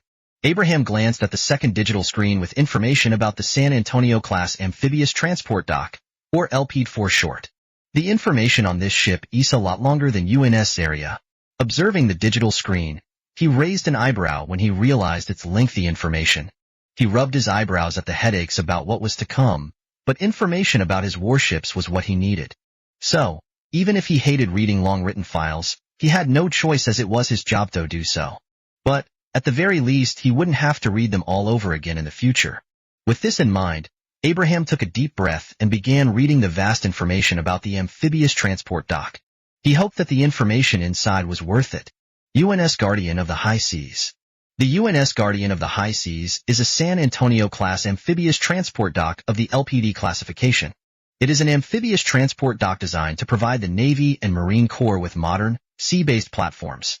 The ship supports amphibious assault, special operations, or expeditionary warfare missions and can serve as a secondary aviation platform for amphibious-ready groups. Right angles as such, the LPD is networked servable and built to operate with 21st century transformational platforms known as the MV-22 Osprey, Expeditionary Fighting Vehicle, EFV, Air Cushion Landing Craft, LCACs, and future means by which Marines are delivered ashore. The Guardian of the High Seas has a sizable displacement of 25,300 longtons followed by a length of 208 meters and a beam of 32 meters. The LPD has a maximum speed of 22 knots and a vast complement of 28 officers and 333 enlisted personnel. It can also support an embarked landing force of 699 personnel. The LPD specifically carries 4 MV-22 Ospreys with 1 in the hangar deck and 2 air cushion landing crafts, LCACs, along with 14 expeditionary fighting vehicles / amphibious assault vehicles. The main armaments of the amphibious transport dock are its 2 Bushmaster 2 closing guns, 2 RIM 116 rolling airframe missile launchers, and a Mark 41 vertical launching system, VLS. It also has support armaments such as several twin M2 Browning machine gun turrets. Lastly, it has a wide flight deck and a large hangar deck for repairs and maintenance. The information imprinted on the digital screen was beyond worth it. The UNS Guardian of the High Seas was a lot better than he had previously thought. From the 4 Ospreys, 2 LCACs, and 14 EFVs, followed by the 2 companies' worth of Marines, he practically had a deployable army, which would make handling island seas easier than ever before. Things are bound to get intriguing, Abraham mumbled with a smile, as 2 golden lights radiantly shone amidst the rough waters of the high seas. The gleaming golden lights pierced through the heavens and the seas, bringing about luminescence rivaling the luster of the blazing sun. Abraham squinted his eyes and felt the waves becoming harsher. Fortunately, though, the Zodiac was only 100 meters away from the captured merchant vessel. With this, I won't have to worry about the rescued hostages and prisoners of war anymore. He quietly thought and closed his eyelids with a relieved smile. The radiant golden lights soon dimmed with time and faded into the background as though they hadn't come to light. What replaced it was a moderately sized warship and a large warship. Each had their respective names boldly written on their hulls, which were the Unzaria and UNS Guardian of the High Seas. The LPD was a magnificent sight to see. It was bigger than any ship he had seen before, but it was not like he saw a lot off ships personally. Anyhow, Abraham enjoyed Thellergesselhuet of the LPD and was looking forward to boarding the warship later on. Meanwhile, in the Combat Information Center of the UNS Lightbringer, Captain Lux watched the 2 warships with interest. However, he soon commanded the comm operators of their next actions. Open a communication line with the 2 warships. The old white-bearded man continued observing the newly emerged warships while the comm operators did as they were ordered. Opening communication with UNS Area and UNS Guardian of the High Seas. One of the comm operators announced a Dan static escaped the communication instrument. Captain Lux took a deep breath before speaking through the communication line. This is Captain Lux of the UNS Lightbringer, requesting verification from UNS Area and UNS Guardian of the High Seas. It was protocol to request for verification when meeting for the first time. After some time, a husky-like voice resounded from the communication instrument. "Greetings, Comrade Lux. This is Captain Vakshad of the UNS Area." The first one that responded was the Russian captain of the multi-role frigate, UNS Zarya. "Verification acknowledged. I am Captain Howard of the UNS Guardian of the High Seas." The second one was the captain of the amphibious transport dock, UNS Guardian of the High Seas. "The two of you must have a lot of questions about your special circumstances. I will be debriefing you about it, so I hope you maintain your calm," Captain Lux calmly uttered. "Zarya will be hearing from our comrade." Vakshad seemed to be an easy guy to get along with. Guardian is also open to the debriefing, but I'd like to meet the fleet admiral afterward. On the other hand, Howard sounded stern and cold. Captain Lux didn't care about how they sounded, as his job was to only educate them about the United Navy's circumstance in this world. What they did after was the responsibilities of the fleet admiral. "Alright, I'll be giving you data about our discoveries during this recent week. We already went through our analysis, but you can undertake your own examination if you wish to confirm the intel," Captain Lux stated, and began debriefing the captain of the two warships. In the meantime, Abraham had arrived beside the wooden hull of the merchant vessel. He climbed through the ladder leading to the upper deck, and soon arrived at the bloodied venue where the execution was done. As he laid his jet-black irises upon the horrific scenery, Abraham saw dozens of corpses scattered throughout the wooden deck. Chapter 27027, Upsetting Truth. "Damn," Abraham quietly muttered under his breath, while gazing upon the horrific scene of corpses scattered throughout the wooden deck of the merchant vessel. It wasn't worse than he imagined, but more grounded instead. As he stepped into the main deck where the cold corpses lay, the middle-aged man carefully observed the results of his actions with scrutiny and disappointment. He was the one who ordered their execution, and now that they were dead, they didn't seem that much different. They didn't look like the evil monsters he imagined them to be. I guess this is what makes humans human. A monster isn't safe to be hideous or be an abomination. They might look nothing more than a human. This was the truth that Abraham discovered.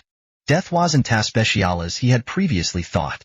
Everyone dies the same, with their lifeless corpse in or on the ground. Should I be disappointed? Abraham thought while squinting his eyes.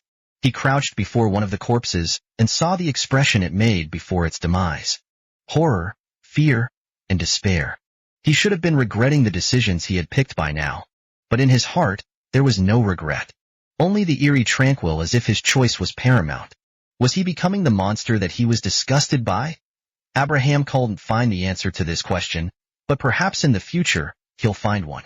For now, the only thing he could do was make the choices that were for the best of himself and the United Navy. Why am I having philosophical thoughts since I became the fleet admiral? Abraham shook his head in annoyance.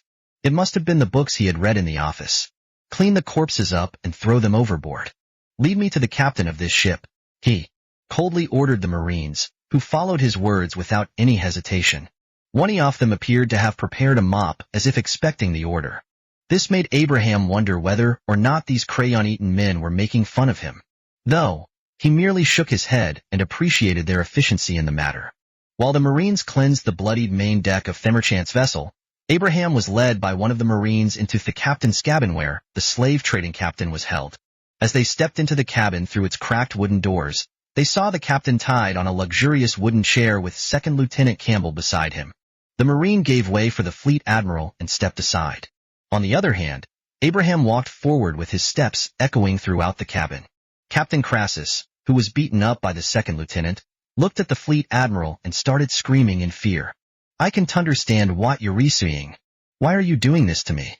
Abraham raised an eyebrow with interest in his eyes. It appears that the second lieutenant did a good job giving the captain a lesson, though it looks like the interrogation wasn't working.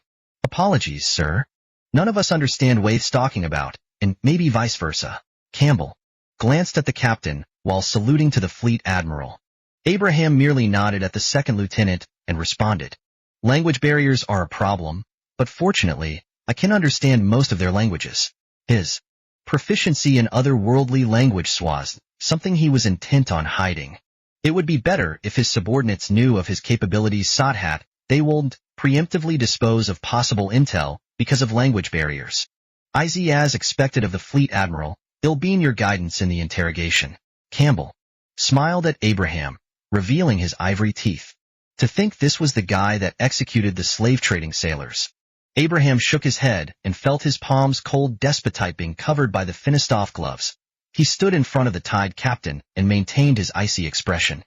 "I am Fleet Admiral Abraham Shepard of the United Navy." He introduced himself to the captain and slowly took a black revolver from his holster. Abraham placed it beside the Tide captain of the merchant vessel and remembered the teachings of his beloved partner, Systema. When dealing with captured enemies, he mustn't reveal a trace of weakness and converse with them calmly. He must also subtly announce their fates if they didn't cooperate. He didn't know if putting a revolver beside the captured enemy would do the job, but it was the only way he knew to subtly declare their unfortunate fates. "How about you introduce yourself?" The middle-aged man smiled at the captured captain, who gaped at him with undisguised horror. It was quite something for a man to look at you with such a provoking gaze. It made him feel a strange emotion. Anyhow, regardless of his sadistic thoughts, Abraham patiently waited for the captain's response. After all, he had all the time in the world to wait. Captain Crassus gazed at the somewhat handsome fleet admiral and muttered in his ragged breath, "It doesn't matter if I introduce myself. You won't be able to understand me to begin with." He seemed to grumble in annoyance. The thought was laced with fear. Abraham lightly chuckled at the response of the ugly bastard, but it soon disappeared as a threatening voice escaped his lips. "It looks like we are in understanding with each other. I hope you respond properly, or else." Abraham held the revolver and waved it beside the captain's head. Crassus immediately realized what had happened and looked at the middle-aged man in deep shock. He was dumbfounded as it was beyond his expectations for someone who could understand him to appear.